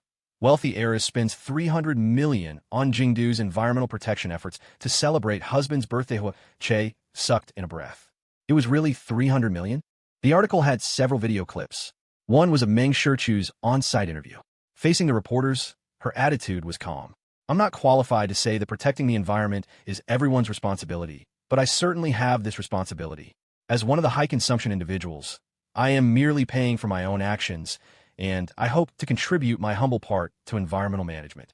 Her words were beautifully put, not setting herself up with some noble character, but simply stating that she had the ability to start things and the confidence to smooth them over. This was followed by clips of various interviews. Fireworks design engineer. CEO Meng is a very impressive person. She provided the designs for all the fireworks, and I thank her for giving me this opportunity for re-employment. A street-side shop owner. What losses? None at all.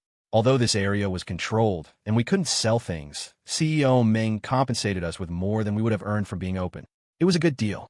It finally allowed us to sit down with our families, eat peacefully, and watch the fireworks show. May CEO Meng be blessed with great wealth and prosperity. She's a conscientious boss, a volunteer maintaining order. The god of wealth Meng is mighty. I'm going to volunteer again next year. The comments under this news article, besides envy, were all about claiming kinship. "Sister, look at me. I'm your long-lost little sister. Sis, my parents picked me up from trash can. I must be your real little brother. CEO Meng, look here. Monogamy is the trend now. You already have one husband, but you're still missing a wife like me. I'm willing, I do. Boss Meng, I could be the junior one. Big brother Hoa can call the shots at home. I can serve him tea, pour him water, and give him leg and back massages. Your Majesty, you deserve a harem of 3,000 handsome husbands. I don't mind being the 3,000th. Reading these comments, Huiche felt his position was in danger.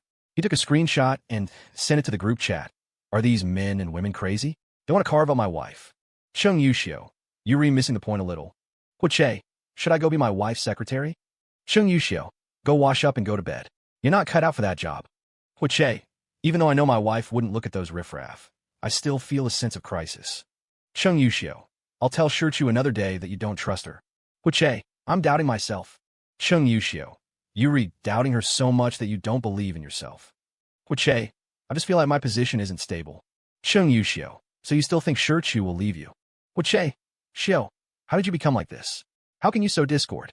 Chung Yushio, my heart is with you, buddy, and you're saying I'm playing mind games with you. Okay, ijive up. Chung Yushio, if you can't, just bear with it. Huiche, by the way, I've discovered I'm such a spendthrift. A single birthday made my wife spend so much. Lu Jing, you finally caught the main point. Huiche, you guys have no idea. A long time ago, my wife lost a project, losing billions. Lu Jing, so, what does that have to do with you? Huiche, it was indirectly my fault. Chu Chu and I truly have a fated marriage. We were destined to be together. We love each other so much. Lu Jing, Chung Yushio, okay, yeah, miss so touched. My wife's love for me isn't just talk. I am the happiest man in the entire world, bar none. Chung Yushio, goodbye. Our friendship is over. Lu Jing, friendship over. An hour later, Duan Xiao popped up. I don't befriend people who crazily show off their affection. Friendship over. At noon, Huiche sent a screenshot of the news headline to Meng Shichu. Huiche, that's so expensive. Am I a spendthrift? 10 minutes later, Meng Shichu replied, I'm the one who spent it. Huiche, but adding everything up, it must be way more than 300 million, right? Meng Shichu, money is a worldly possession. I happen to have it. I'll spend it where it counts, as long as it makes me happy. Huiche was ecstatic reading this message and immediately sent a video call request.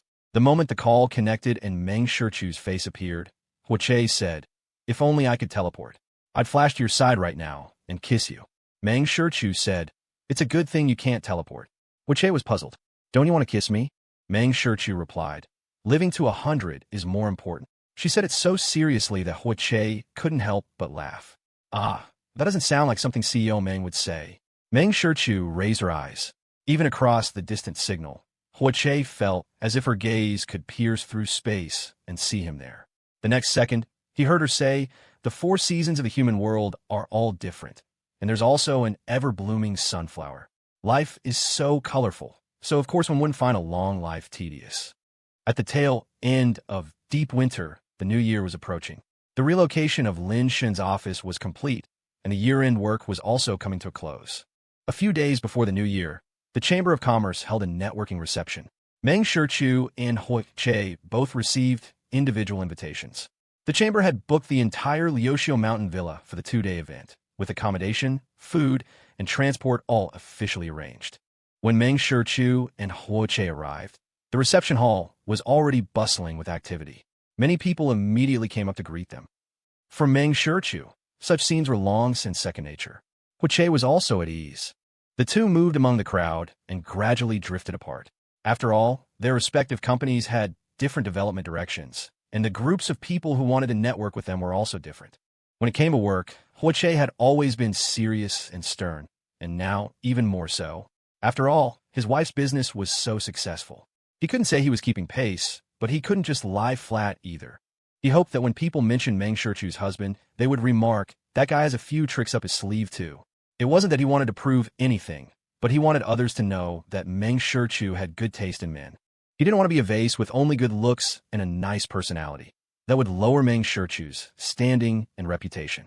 Huiche finally managed to retreat to a corner to catch his breath, preparing to find Meng Shichu. Just as he turned, he saw Li Moying walking toward him. Before she was even close, she called out, CEO. Huiche pretended not to hear, turned around, and walked away, re-entering the lively crowd. Li Moying stood there, looking at Huiche's retreating back with a bewildered expression. Lin Yan, who had just parted from her, came over. Ying, what's going on? It seems like that young master runs whenever he sees you. I don't know. Li Moying was also completely puzzled. I just wanted to ask about CEO Meng's preferences. I feel like ordinary things wouldn't catch her eye. But the moment Huiche saw her coming, he turned and ran. Why? When had she ever offended him? Li Moying thought about it, but couldn't find a reason. Lin Yan glanced at Huiche, who was chatting with someone. The young master hadn't even looked in their direction. Yeah, it's so strange. He's talking with other female bosses, but he's avoiding you. After some thought, Lin Yan suddenly whispered in Li Moying's ear. Ying, do you think maybe the young master used to have a crush on you? He feels embarrassed, so he doesn't dare face you. No way. Li Moying immediately shook her head in denial. How do you know that's not the reason? Li Moying said, I've had a crush on someone before. If the person I had a crush on approached me, I would be nervous, excited, and blush, but I wouldn't avoid them so coldly and stiffly. She was the expert on this matter, and Huiche's attitude toward her was clearly one of avoiding trouble. Li Moying also said to Lin Yan, keep this to yourself from now on. Let's not mention it between us again. I've also come to understand a principle now. What really matters is having your own skills. Things like love are a one-in-a-million miracle. I won't be that lucky one. Okay, I'll never mention it again. Lin Yin nodded, committing the words to memory. The next second, she said to Li Moying again, but sis, if young Master Hua is avoiding you for a reason other than what I just said, then it's highly likely he found out about your crush on him. He's afraid you'll pester him, so he's been avoiding you. This suggestion made Li Moying's expression freeze. She had sensed Hua Che deliberately avoiding her last time, and had considered Lin Yan's theory, but she had hidden her feelings so well. Only Lin Yan knew about her crush, and Lin Yan would never betray her. How could Hua Che possibly know? Lin Yan nudged Li Moying. Why don't you just go to CEO Meng directly, and not go through young Master Hua? Lin Yan sighed. Everyone surrounding CEO Meng is more powerful than the Li family. I can't compete with them. On the other side, Meng Shichu was discussing a new project for the coming year with the CEO. They were having a pleasant conversation. The other party raised his glass. Then I look forward to our collaboration. I hope we'll have the opportunity. Meng Shichu also raised her glass, but didn't make any firm commitments. The other party sensed her prudence and didn't press further. I've taken up too much of your time, CEO Meng. Please rest. Please go ahead. Meng Shichu made a slight gesture with her hand, polite yet distant to the extreme. After the CEO left, Meng Shichu raised her arm and made a signal. Jiang Wu, who had come with her, walked over and stood 3 steps away, blocking anyone who wanted to approach and chat. Before long, Pei Jinhui walked over with a plate of nuts. Jiang Wu didn't stop him. Placing the nut plate on the small table, Pei Jinhui sat down.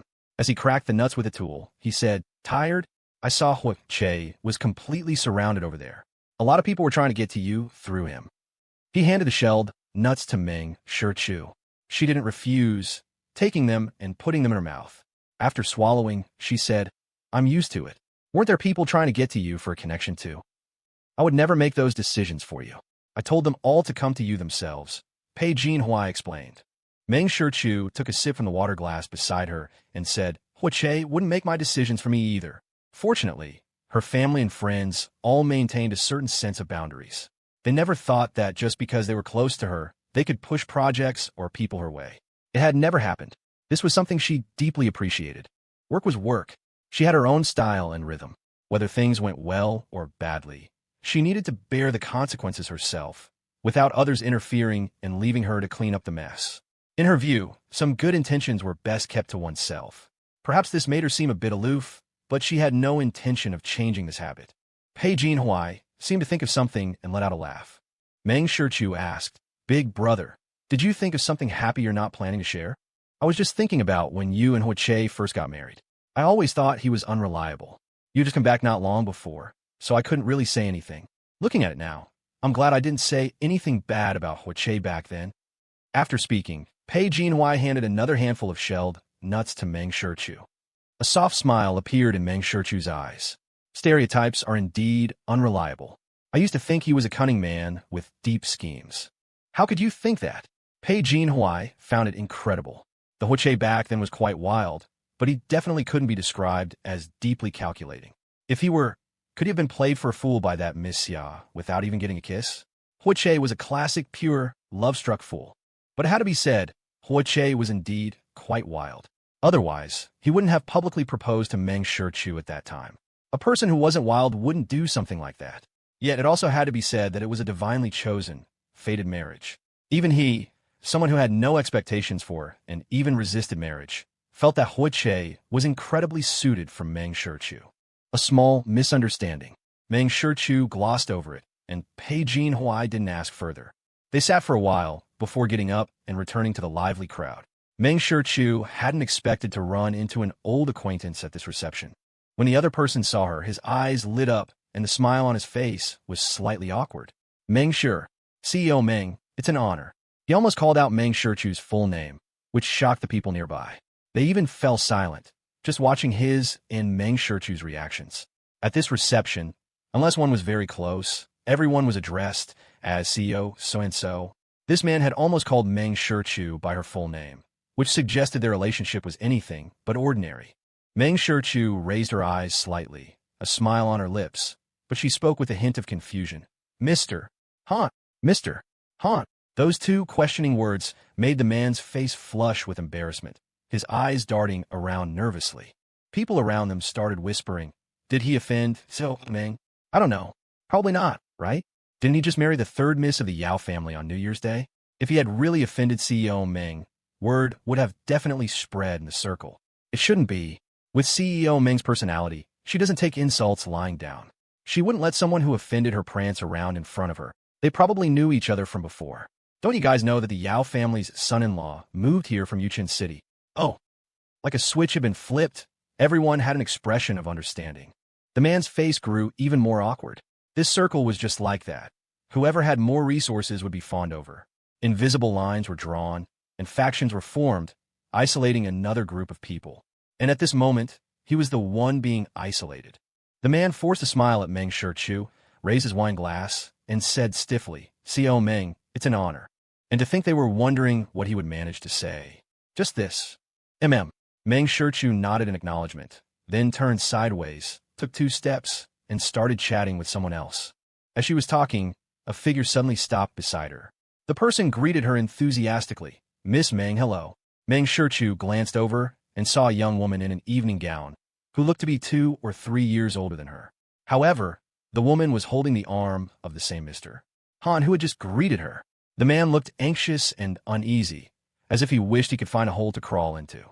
Meng Shichu's gaze shifted slightly. She gave a small nod, but made no verbal response, and had no intention of engaging further. Just as she was about to continue her conversation, the woman spoke again. "Miss Meng, you may not know me. Let me introduce myself." This time, before the other person could finish, Meng Shichu cut her off. "Third Miss Yao. We are not familiar. Yao Qiuyu, the third miss of the Yao family." Her wedding had made some news not long ago. But among Meng Shichu's many businesses, none had any dealings with the Yao family. However, she had heard rumors that third Miss Yao was very likely to take over the Yao family in the future. The reason was that the Yao family had more women than men. In this generation, there had been a young master who was quite brilliant, but unfortunately, he had contracted a terminal illness and was now paralyzed. He had no heirs, so the responsibility of carrying on the Yao family's future naturally fell to the unmarried third Miss Yao. And this third miss was ambitious, having recruited a live-in son-in-law with a decent family background, the Mr. Han standing beside her. In everyone's eyes, Yao Qiuyu's position in the Yao family was basically secure. Perhaps it was for this reason that she addressed Meng Shichu as Miss Meng instead of CEO Meng. And Meng Shichu's reply was also third Miss Yao. The unspoken contest seemed to have existed from the very beginning. Now, Yao Qiuyu's self-introduction had been cut short by Meng Shichu. She was surprised that the other woman knew who she was, and a hint of delight flashed across her brow. Masking her slight awkwardness, Yao Qiuyu spoke again. "It seems Miss Meng pays attention to me as well. We are both women, and it's not easy for us in this business world. We should." Listening to her words, Meng Shichu's lips curled. "For me, this business world is quite easy. There was nothing difficult about it. If she needed a background, she had one. If she needed connections, she had them too. If she needed cunning, ability, or schemes, she lacked none of it. In this smokeless battlefield, she could win beautifully and also lose gracefully. Unlike some people who, after losing once, lost completely." Her words this time drew gasps from the surrounding crowd. Yao Qiuyu's expression could no longer hold, and her red lips struggled to form a smile that remained strained. She suddenly pulled her husband over. "I heard Miss Meng is from Yuchin City. My husband's hometown is also Yuchen. I heard him say that back then, the Han family had even collaborated with the wealthiest family in Yuchen, the Li family. By that count, Miss Meng and my husband are from the same town." "Is that so?" Meng Shichu looked at Yao Qiuyu's husband with a half-smile, then asked with great interest, "Then why don't you ask, third Miss Yao, why your husband's family moved away from Yuchen? It seems Miss Meng and my husband do know each other. Since you are from the same town, and we are both women, perhaps we can become excellent friends and partners." As Yao Qiuyu was speaking, the man's face had turned extremely ugly. He whispered a warning, "Qiuyu, stop talking." Yao Qiuyu ignored him and continued to smile at Meng Shichu. "As for my husband's family moving out of Yuchen, it was naturally for business development. Didn't Miss Meng also move from Yuchen to Jingdu?" Without a pause, she continued, "Miss Meng, I have an excellent project on hand." "Not interested." Meng Shichu cut her off bluntly. Yao Qiuyu's face finally turned awkward. "Miss Meng, you said you're not interested without even hearing me out. Isn't that a bit rash? Your husband and I are not the same. Meng Shichu's reply was off topic. She glanced at the man beside Yao Qiuyu again and continued, I moved to Jingdu because I also have a home in Jingdu. Ah. She suddenly let out a soft laugh, as if she had thought of something particularly funny. After a few seconds, she continued, as for your husband's Han family, they were expelled. The Han family was just a fallen family that had been driven out of Yuchen. What? Yao Qiuyu clearly didn't understand the meaning of the word expelled. She glanced at her husband and saw him looking down, his face as black as the bottom of a pot. She looked back at Meng Shichu. Miss Meng, what do you mean by that? Meng Shichu's face wore a smile, but it gave off a cold, merciless sense of pressure. Qiuyu, let's go. Han Chengli wanted to turn and leave right then, but Yao Qiuyu held him back. He really didn't want to and couldn't bear to face Meng Shichu. It was his misjudgment back then that had doomed the Han family, and now he had become a laughingstock of a live-in son-in-law. He really didn't want to approach Meng Shichu, but Yao Qiuyu had insisted, saying something about fellow townspeople being the best for brokering projects. Shut up. Yao Qiuyu had no patience for her husband. At that moment, Meng Shichu also spoke up. It's like this. Back in Yida University in Yuchen, your husband, Han Chengli, pursued me. He chased me for a long time, writing hundreds of love letters. I hadn't been in a relationship at the time and was quite curious, so I planned to give it a try and dated him for a while. A wave of gasps went through the crowd. They were shocked. How could someone talk about a past relationship so casually and in front of such a large crowd? Yao Qiuyu hadn't expected things to be like this either, and her expression became chaotic. She turned to Han Chengli, her teeth clenched. Hubby, you never told me about this. Han Chengli's face was deathly pale. He pulled his hand free from Yao Qiuyu's grasp and nodded at Meng Shichu. My apologies, CEO Meng, for bringing up your painful memories. It was just an experience, hardly painful, Meng Shichu said with a faint smile. Mr. Han, on the other hand, should be quite sad. The Han family was once able to do business with the Li family, and now they've fallen to this state. Han Chengli clenched his jaw. Finally, he uttered the word apologies and squeezed out of the crowd, not stopping no matter how Yao Qiuyu called after him. Just then, Huoche squeezed through the crowd and came to Meng Shichu's side, naturally taking her hand. He glanced in the direction Han Chengli had fled and said, So it was him. Meng Shichu squeezed his hand back and said calmly, No need to look.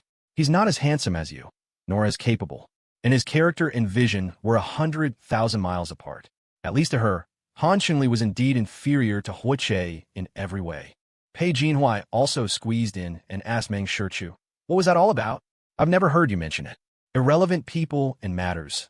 Nothing worth talking about, Meng Shichu said nonchalantly. Seeing Yao Qiuyu still standing there, she suddenly felt the urge to elaborate. It was just that I was bored in school back then. Han Chengli was pursuing me aggressively, so out of curiosity, I agreed to date him for 3 months. Then, because I beat up a young master who was bullying a classmate, Han Chengli discovered I was just the Ning family stepdaughter and assumed I wasn't favored. So he dumped me. It was as simple as that. A breakup was a breakup. She didn't care. Unfortunately, Ning Chuan didn't agree, and neither did Qin Yi and Li Nanchen. So, the Han family was driven out of Yuchen, and that person had disappeared from her sight ever since. Of course, Han Chengli had been injured when the Han family took him away. Ning Yuan had taken people to beat him up. In the past, whenever Ning Yuan got into a fight, he would be punished with extra training. But that time, for beating up Han Chengli, Ning Chuan had rewarded him with a meal of fried junk food. Ning Yuan had never been happier. Soon, word spread through the reception that the live-in son-in-law of the Yao family's third miss had pursued Meng Shichu in Yuchen, and then dumped her because he looked down on her for being just a stepdaughter he thought was unfavored. Yao Qiuyu had originally wanted to use their shared hometown to build a connection with Meng Shichu, but she never expected to shoot herself in the foot. And this circle was just like that. Once a flaw appeared, people would take sides. She was quickly isolated. Yao Qiuyu was filled with regret. She found Han Chengli smoking in the back hills to ease his sorrow and, without a word, slapped him across the face. Look at the mess you've made. You didn't even tell me about something so serious beforehand. Han Chengli raised his hand, wanting to slap her back, but then he remembered this was his wife, and that he was indeed partly to blame for the situation. He lowered his hand. I warned you. You were the one who didn't listen. You called it a warning? Yao Qiuyu was furious and slapped Han Chengli on the other cheek. Han Chengli's face was cold, his brow furrowed. Yao Qiuyu, that's enough. How do you want to stop? I asked you over and over again if you had ever been in a relationship. What did you tell me? And what did you swear to me? The more Yao Qiu thought about it, the angrier and more wrong she felt, her eyes turning red. Back then, Han Qingli had repeatedly sworn and promised that he had never dated anyone, that she was his first love, the only woman he would ever love in his life. And what was the result? An ex-girlfriend had popped up in front of everyone. And to make matters worse, that person was the now famous female tycoon of Jingdu's business world, Meng Shichu. Even if she were to take over the Yao family in the future, she would still be leagues behind Meng Shichu. She had thought this would be a great opportunity to build a connection, that it was only natural for women to support each other. But it turned into this mess. How was she going to explain this to her family when she got back? Han Qingli's eyes were somewhat gloomy. He said, "What did I lie to you about? I did date Meng Shichu for 3 months, but back then she was busy as hell all day, either studying or studying. When she wasn't studying, she was nowhere to be found on campus. We went on a handful of dates at most." Recalling the past, Han Qingli added, "Every date with her was just a meal, and she would always rush off the moment she finished, saying she had things to do. I never even got to hold her hand. What kind of relationship is that?" His buddies were getting to home base with their girlfriends within a week, while he had dated Meng Shichu for 3 months and gotten nothing. He always asked her out, and she always said she was busy. If it weren't for her being a daughter of the Ning family, he probably wouldn't have lasted a month. Later, Meng Shichu got into a fight and offended someone powerful. It was also around that time that he suddenly found out Meng Shichu wasn't Ning Chuan's biological daughter, and that Ning Chuan only had one child, Ning Muron. A stepdaughter, an illegitimate one at that, meant Ning Chuan's vast fortune would certainly not fall to her. This made Han Qingli realize that dating Meng Shichu was a waste of time. He hadn't gotten the girl, nor had he gotten any benefits. After being rejected for a date one more time, Han Qingli proposed a breakup. A breakup would have been fine, but he shouldn't have gossiped about it at a gathering with his classmates. That was the biggest mistake of his life. Word quickly spread around school that Meng Shichu was not Ning Chuan's biological daughter. To put it nicely, she was an out-of-wedlock child. To put it bluntly, she was illegitimate. The two friends Meng Shichu had been close to distance themselves from her. Classmates gossiped about her and pointed fingers. At the time, Meng Shichu didn't show much emotion and continued her busy routine as usual. But when the matter reached Ning Chuan, disaster struck the Han family. He still remembered the day they left Yuchen. Ning Chuan had sent someone with a message. He had said, "Breaking up is normal, but slandering and spreading rumors behind someone's back is unforgivable." The Han family was not only expelled, but they also lost more than half of their assets. They had fallen since then. Thinking of the past, Han Qingli also thought of the extravagant citywide fireworks display before New Year's Day. He wondered if he hadn't been so narrow-minded back then, if he hadn't compared girlfriends with his buddies, if he had held on until the end, would his name have been the one exploding in the sky? He had to admit, he had genuinely liked Meng Shichu back then. It was just a pity that affection seemed so insignificant when his buddies talked about how many times they had been with their girlfriends in one night and what positions they had used, and he compared that to his own girlfriend. Han Qingli gave a bitter smile and shook his head. He stepped forward and took Yao Qiu's hand. "All right, it was my fault for not being honest with you about this. Let's find some time to buy some gifts and go apologize to CEO Meng. Otherwise, we won't be able to explain this to our families." Apologize? You think an apology is going to cut it? Yao Qiu shook off Han Qingli's hand, tears welling up in her eyes. Her family was just starting to value her, and then this scandal had to happen. How was she supposed to survive in this circle now? It will, Han Qingli said repeatedly. "For what I did back then, my family and I have already paid the price. That matter is over and settled. Our apology is for what happened today." It was Yao Qiu's rashness today that had provoked Meng Shichu into revealing the past, not giving the Yao family any face. If they just softened their stance and apologized, the matter would be over. Meng Shichu wasn't that petty. Yao Qiu cried in Han Qingli's arms. "It's all your fault. If you had told me everything from the start, I wouldn't have done this. It's all your fault." Han Qingli, with a handprint on each cheek, nodded repeatedly. "Yes, it's all my fault. I promise, besides this, I haven't hidden anything else from you." The afternoon was for free networking. Meng Shichu had tea with some familiar CEOs and discussed the market economy for the coming year. Afterward, they suggested playing cards, but Meng Shichu wasn't interested and got up to leave. Huiche found her. "How about we go fishing? Are you sure you can handle the cold?" Meng Shichu asked with a smile. Although spring would arrive with the new year, the weather was still very cold. And Liuxiu Mountain Villa was on a mountain where the wind was even colder than in the city. "It's fine, I'll be well protected." Che was full of enthusiasm. My brother said if I can catch a fish, he'll personally grill it for us. Hearing this, Meng Shichu's interest was also piqued. Big brother has that skill. Big brother can do anything. Che got the equipment from a staff member and went with Meng Shichu to the fish pond. There were already people at the pond. The two found an empty spot under a tree. A staff member helped them set up and prepare the bait before leaving. Unfortunately, an hour passed, and they hadn't even caught a tiny fish. Meanwhile, the people not far away were constantly reeling in fish. Che put his hands on his hips and pointed at the person landing a fish next to them. Did he only start catching fish like crazy after we got here? Meng Shichu didn't know what to say, but it seemed to be the case. So annoying. Our fish luck only benefits others. Che puffed air into his nose from his jutted chin. It was the same when they fished at the pond in the old residences community. Third uncle was catching fish one after another, while he and Meng Shichu couldn't get a bite. Meng Shichu said, "They say animals have very keen senses of smell. Maybe the scent on us makes them uncomfortable, so they don't eat the bait we cast, and instead concentrate on biting the hooks of others nearby." Che didn't know whether to laugh or cry. For anything related to luck, Meng Shichu would try to explain it with a scientific theory. She was truly a materialist. However, his wife had her idealistic moments too. For example, when it came to their marriage, she believed it was fated. Their fates were meant to have each other. "Senior Hua, CEO Meng, hello. Caught any fish yet?" A voice came from behind them. Che and Meng Shichu turned at the same time and saw Li Moying approaching, carrying a bucket and a rod. Alarm bells went off in Che's head. With Li Moying was Lin Yan. Lin Yan was carrying a folding stool in one hand, and a vibrant red rose was tucked behind her ear, very eye-catching. As they approached, Li Moying saw that Meng Shichu and Che's buckets were empty and said with a smile, "Senior Hua, you're not doing so well. You haven't caught any fish. What will CEO Meng have for supper tonight?" The moment Li Moying started walking over, Che had edged closer to Meng Shichu. By the time she reached them, he was standing at the very edge of the pond, keeping his distance. Meng Shichu reached out and grabbed his arm. "What are you so nervous about?" "I'm not." Che shook his head, denying it. He just didn't want to cause any unnecessary trouble. "Senior Hua is avoiding me," Li Moying said abruptly. When Meng Shichu looked at her, she spoke again. "Back in school, I had a crush on Senior Hua."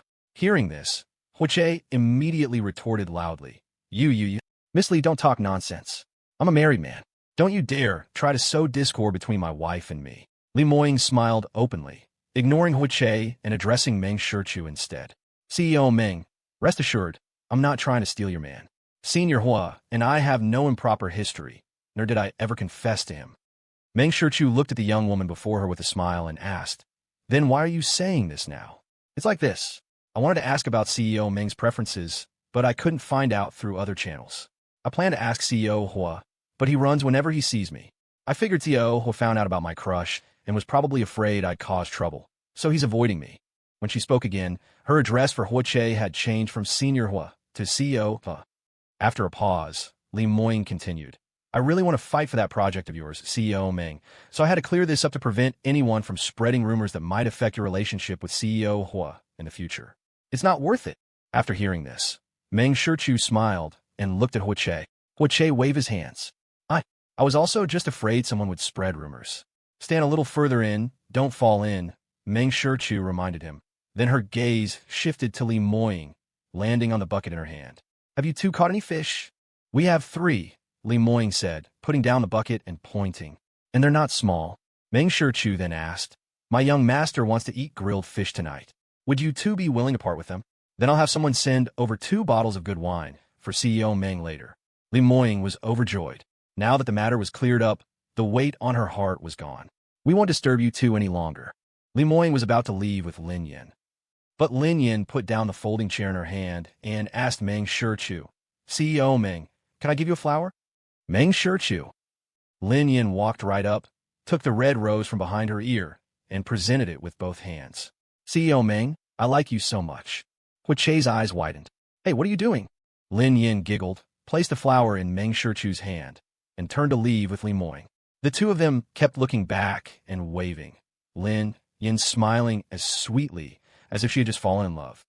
Che jumped up and down in agitation. Who is she? What is she doing? What does she mean by that? How could there really be a woman trying to steal his wife? Did that woman really want his wife to have 2 spouses?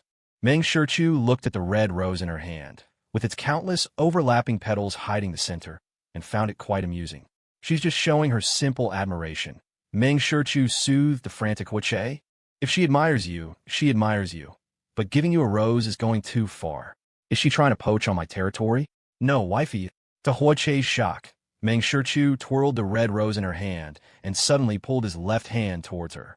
He watched as she used her fingertip to press against the bottom of the ring on his ring finger, lifting it to create a gap.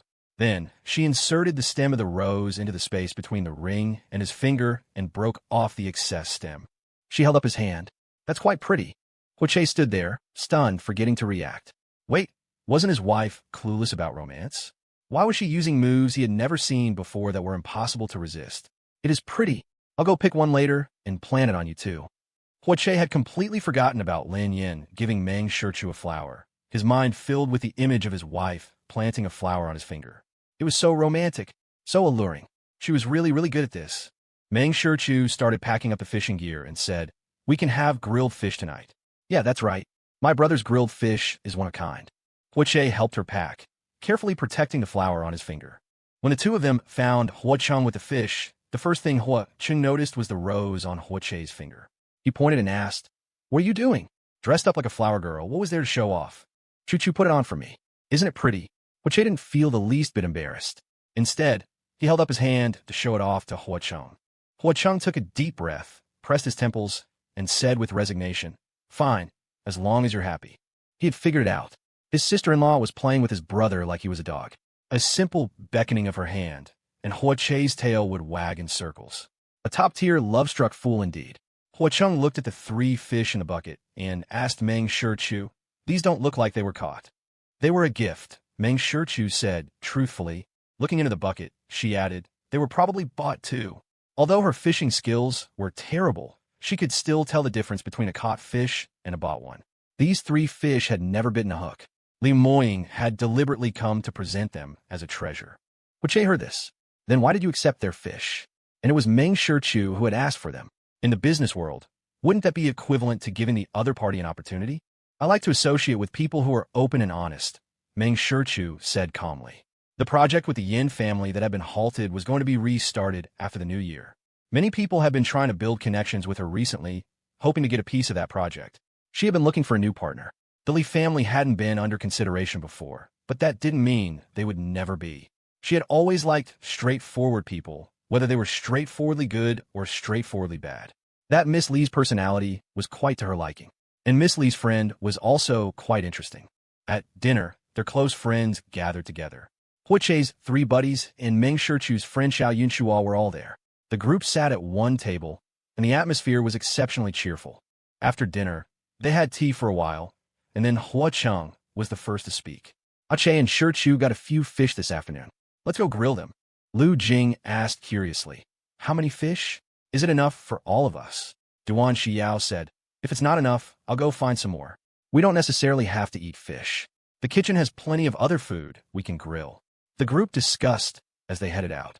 They got an electric grill from a waiter and a variety of ingredients, and soon the setup was complete. A male assistant walked over with a rosewood box and went straight to Meng Shichu. "CEO Meng, this wine is from our CEO Li. She wishes you a pleasant supper. Please convey my thanks to her." Meng Shichu took the rosewood box. She then called the assistant to a halt and handed him her business card. "Please give this to CEO Li." Meng Shichu opened the rosewood box. Inside lay 2 bottles of red wine, along with a complete set of wine utensils. Pei Jinhui came over. "The vintage of this wine is collector's grade. Looks like everyone's in for a treat tonight." Meng Shichu wasn't in the habit of hoarding wine. Sharing it with family and friends was how it achieved its greatest value. The supper atmosphere was very cheerful. Huache constantly shuttled between the grill and where Meng Shichu was sitting, bringing her food. When they had eaten their fill, Huache sat down next to Meng Shichu. "How's my brother's skill?" "Quite impressive." Meng Shichu didn't deny it. The grilled fish was indeed exceptionally delicious. Huache leaned closer to Meng Shichu. "Wifey, are you really going to partner with Miss Li? Do you mind?" Meng Shichu asked. "Or are you unwilling for me to have any dealings with her?" "No," Huache said. "I'm just a little worried." You should be worried if she hadn't said it so directly. Meng Shichu paused, then added, "Besides, she has a crush on you. Shouldn't I be the one who's worried?" This remark made Che freeze. Then he asked expectantly, "Are you worried?" Meng Shichu shook her head. "You're not worried someone will try to steal you from me, can they?" Faced with the counter-question, Che was instantly moved. "I knew it. Wifey trusts me unconditionally. Of course, he would never let this wall of his be shaken." Meng Shichu found that Che was quite good at self-persuasion. Sometimes she didn't mean something a certain way, but Che could always seamlessly take it upon himself to soothe his own worries. She didn't refute him, but instead asked with a smile, "Want to make a bet?" This was the first time she had initiated a bet. Che asked enthusiastically, "Bet on what?" Meng Shichu said, "If Miss Lee still has lingering feelings for you, I lose, and you can have it your way." "Deal." Che nodded eagerly. "And if I lose?" Meng Shichu's lips curled. She whispered in Che's ear, "I'm still looking forward to your seductive dance." Because they were outdoors, the night air was cold. Meng Shichu's breath on Che's ear, her voice tinged with a hint of playfulness, sent a hot, tingling sensation from his ear that spread throughout his body.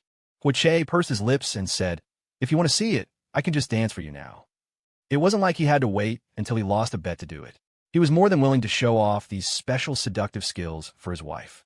Meng Shichu smiled, raised her wine glass, and took a sip of red wine. A prize that is won brings a greater sense of achievement. Che just stared at Meng Shichu, watching her with her lips curved, her voice low, and her slightly raised eyebrows showing a confident dominance that, in his eyes, was the epitome of sexy. Che glanced around and saw that no one was looking their way. He seized the opportunity to turn Meng Shichu's face toward him and plant a kiss on her lips.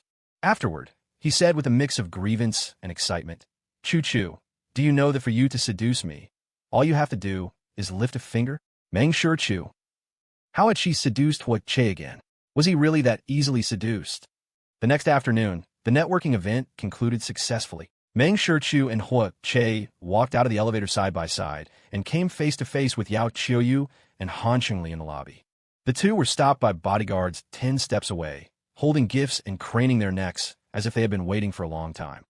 Meng Shichu had no intention of acknowledging them and was about to leave when Yao Qiuyu called out, "CEO Meng, please wait a moment.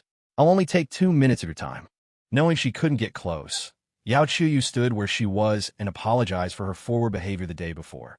"CEO Meng, it was my rashness yesterday that displeased you. I hope you could be the bigger person and forgive my small mistake." Han Chengli also chimed in, apologizing and admitting fault, hoping Meng Shichu would be lenient. Meng Shichu glanced over, raised her hand to signal the bodyguards to stand down, and the two immediately came before her. "CEO Meng."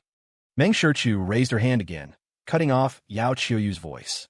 "Miss Yao, if you were any smarter, you wouldn't have jumped in front of me again." Yesterday, Yao Qiuyu had tried to publicly trap her with talk of women supporting women, which had only displeased her. After she had embarrassed the other woman so thoroughly, if Yao Qiuyu had any sense, she should have stayed far away from her from then on. She didn't like dealing with people who had some schemes, but were rather clumsy about it.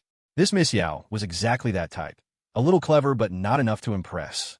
It was the kind of arrogance that came with a sudden rise to power, forgetting one's own limits. To put it bluntly, it had the feel of new money. "CEO Meng, I really..." Yao Qiuyu wanted to say more, but was pulled back by her husband, Han Chengli, who said with a placating smile, "CEO Meng, we won't disturb you any longer." With that, he dragged Yao Qiuyu away without another word. Meng Shichu beckoned to Che. "Let's go." As for the gifts Yao Qiuyu and Han Chengli had left on the floor, she didn't have anyone take them, and her bodyguards and assistants wouldn't touch them either. On the other side, Yao Qiuyu finally managed to shake off Han Chengli's hand and asked in a low voice, "What are you doing?" "I wasn't finished talking." Meng Shichu was already displeased. Yesterday, Meng Shichu hadn't wanted to deal with him and Yao Qiuyu. It was Yao Qiuyu's persistence that had made Meng Shichu tear off the facade. Just now, Meng Shichu had also warned them not to prance around in front of her. The implication was that the Yao family had not gained any favor from yesterday's incident, and it was considered over. If they continued to pester her today under the guise of an apology, it probably wouldn't end as easily as it did yesterday. Yao Qiuyu stared at Han Chengli. "You seem to know her well. Are you doing this on purpose?" "What are you talking about?" Han Chengli looked baffled. Yao Qiuyu said, "Aren't you? Nothing ventured, nothing gained. Haven't you heard of that?" Han Chengli reached up and ran a hand through his hair, looking exasperated. "There's a second half to that saying. Nothing ventured, nothing gained. but fortunes are also lost in the venture. Meng Shichu is not to be trifled with. I'm doing this for your own good. Yao Chuyu wouldn't listen to anything now. Are you doing this for my own good, or do you not want me to get close to your first love? You know the answer in your own heart. Han Qingli was so exasperated he laughed. Chuyu, calm down, and we can talk later. Seeing him turn to leave, Yao Chuyu snapped, stop. She blocked his path. Han Qingli, I've seen enough of your type, marrying in and taking over the family fortune. How many live-in sons-in-law kill their wives, usurp their wealth, and change the family name? Don't think I don't know why you married me. I'm telling you, give up that idea. Han Qingli's face stiffened. Yao Qiuyu, is that how you see me? Isn't it? Fine, fine. Han Qingli nodded repeatedly. Yao Qiuyu, don't forget, you were the one who pursued me. When we got together, the Yao family's only young master hadn't gotten sick yet. You were just an idle rich miss back then.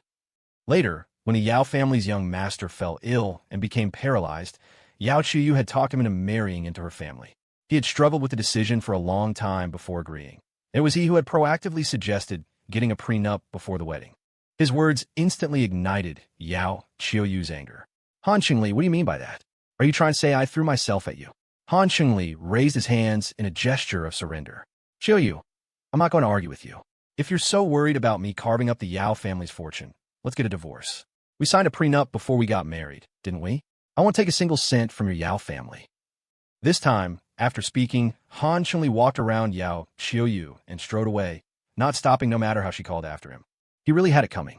He'd been a brainless fool back then, making a bad judgment call and abandoning the girlfriend he had worked so hard to win, dooming both the Han family and himself. And now, in his marriage, despite taking every preemptive measure to protect his wife's family's interests, he was still met with suspicion and distrust. He just didn't deserve love. He didn't deserve it. With 2 days left until the new year, Meng Shichu still had a lot of work to do and was busy from morning to night. Hui was even busier. For the past few days, they had been commuting separately, and when she worked late and came home, Hui was never there. Tonight, Meng Shichu's business dinner with company executives ended at 11. Outside the hotel, everyone said their goodbyes to her. Meng Shichu smiled and nodded. Goodbye, and I wish you all a happy new year in advance. After everyone had dispersed, Meng Shichu finally walked toward her car, where Jiang Wen and Jiang Wu were waiting. She had only taken a few steps when a voice called out from behind her, a mix of surprise, delight, and hesitation. CEO Meng? Meng Shichu stopped at the sound and turned to see Lin Yin standing with a young man. Lin Yin was holding a beautifully wrapped bouquet of red flowers. The man with her was stunned, clearly surprised that Lin Yin could greet Meng Shichu. But to his surprise, Meng Shichu even nodded and replied, Hello. Lin Yin had already run over in her high heels. Thump, thump, thump. CEO Meng, working so late, it must be so hard. Aren't you out late too? Meng Shichu remarked, then asked, What should I call you? Including the time at the Entertainment City's viewing hall. This was the third time she had seen this girl with a distinct personality, but she still didn't know her name. Realizing she hadn't introduced herself yet, Lin Yin quickly said, Oh, right. My surname is Lin. Lin Yin, the yin from Inaniao, the yin for smoke. Meng Shichu asked, Good evening, Miss Lin. Is there something you needed to call me for? No. I'm just very happy to see my idol, Lin Yin said. Then she pulled out the two most vibrant and beautiful flower stems from her bouquet and handed them to Meng Shichu. The new year is almost here. I hope CEO Meng will be blessed with good fortune and endless good things. Happy New Year. Seeing Meng Shichu's questioning look toward the man behind her, Lin Yin said apologetically, Sorry, it's a bit rude to borrow someone else's flowers to give as a gift. Meng Shichu smiled. Just as Lin Yin was about to retract her hand, Meng Shichu reached out and took the two flowers. Thank you. Happy New Year to you too, Miss Lin. Then goodbye, CEO Meng. Lin Yin waved. See you again. Meng Shichu nodded and turned to continue toward her car. As she got in, she saw the man with Lin Yin say something to her, glancing in her direction. Perhaps it was an unpleasant topic, as Lin Yin shoved the bouquet back into the man's arms and walked off by herself. The car started and stopped as it passed Lin Yin at the hotel entrance. When the window rolled down, Meng Shichu saw Lin Yan's frowning, cold expression immediately break into a smile as she waved. Goodbye, CEO Meng. But Meng Shichu asked, Need a ride? It seemed Lin Yin had come out with that man. Otherwise, she should have been heading to the parking lot, not walking straight out. Lin Yin was stunned for a moment. Then her face lit up with delight. Can I? Meng Shichu nodded. Get in. After getting in, Lin Yin thanked her profusely, Jiang Wan in the passenger seat turned around and asked, Miss Lin, where do you live? I'll set the navigation. Lin Yin gave her address and thanked Meng Shichu again. It's nothing, Meng Shichu said lightly, then asked, Did you have a disagreement with your friend? He's not a friend, he's my blind date. He has bad intentions, Lin Yin said resentfully. The next second, she eagerly explained, Xiao Meng, don't worry. I'm just a pure fan of yours. I won't think of trying to set up any connections just because you said a few words to me. A fan of mine? The term was new to Meng Shichu. She didn't quite understand what it meant. Lin Yin explained, It means I admire you. I like you a lot. You're my idol. When the media was writing nonsense and the haters were spraying venom, I even argued with the haters for a long time. Meng Shichu understood. Thank you, she said. But Lin Yin said proudly, No, it's my duty to defend my idol. She wasn't like Li Moying. The Li family only had one heir, Li Moying, so the family would eventually be hers. She was just one of many children in the Lin family, brothers and cousins, both paternal and maternal, a whole bunch of them. The family business wouldn't fall to her. Even if she had outstanding abilities, it wouldn't be her turn to perform. Therefore, as someone who could only be a profligate, spoiled rich miss, she envied women who had their own careers. This was why she couldn't fit into the circle of those party-loving rich misses. Only Li Moying was willing to hang out with her and talk to her about work-related matters. And Meng Shichu, who excelled in this area, became the object of her admiration, someone to be admired from afar. It was like being a fan of a celebrity, the person you couldn't become yourself. You found a spiritual anchor in some unattainable star. Meng Shichu was her spiritual star, and she was luckier than other fangirls. Not only could she interact with her idol, but she could also ride in the same car. She was such a lucky little girl. After dropping Lin Yin off at the Lin family villa, Lin Yin thanked her profusely, still standing and waving long after the car had driven away. In the car, Jiang Wan spoke up. Eldest miss, that Miss Lin probably wanted to ask for your number, but didn't dare to. Don't worry about it, Meng Shichu said. Some things had to be fought for. You might not get a result even if you tried, but if you didn't fight or try, you would definitely get no result. In Lin Yan's eyes, there was a suppressed ambition, and she liked ambitious people. Back at Haidang Courtyard, Meng Shichu saw Hua Che in the living room, tending to his hand with a first aid kit. He was very focused on applying a bandage. What happened? Meng Shichu asked. Hua Che scrambled to hide the cleaning tools and kit, but realized it was impossible. He smiled awkwardly. It's nothing, just accidentally hurt my hand. Meng Shichu had already walked closer and saw that the iodine he had sprayed on his hand was all over the place, and the bandage was wrinkled. Putting down her bag and coat, Meng Shichu knelt in front of the sofa, took his hand, and skillfully removed the bandage, re-cleaning the wound with a cotton swab. It's fine, just a small cut, Hua Che said in a small voice. Meng Shichu said, You have a family doctor? Or you could have called the butler to handle it. Hua Che explained, I just got home too. They were all resting, and it's not serious, so I didn't want to bother them. Meng Shichu looked up, staring at him curiously. What have you been busy with these days? How come your hands are always getting injured? A few days ago, Hua Che's hands were always mysteriously covered in blisters or blood blisters. He had vaguely said he had accidentally chafed them. How could it be such a coincidence that his hands were getting chafed repeatedly? Today it was even worse, with 2 cuts on his fingers. The pain of fingers being connected to the heart, and in winter a single freeze could lead to chilblains. Hua Che swallowed. The company is holding an event for the end of the year, and we have to do some crafts. It does look like a crafting injury. Meng Shichu continued to treat his wound, but also said, As the boss, even if you don't do it, or have someone else do it for you, no one would say anything. Everyone is doing it, so I'm doing it too. It's quite interesting. Meng Shichu replied, applying 2 fresh bandages. Show me the craft you make when you're done. I'm quite curious about your skills. Hua Che's hand flinched. He nodded. Okay, I'll definitely show you. Let's go wash up and go to sleep. Meng Shichu threw away the used cotton swabs and didn't bother with the first aid kit, leaving it for the maids to clean up tomorrow. She pulled Hua Che upstairs, not asking any more questions about the crafts he mentioned.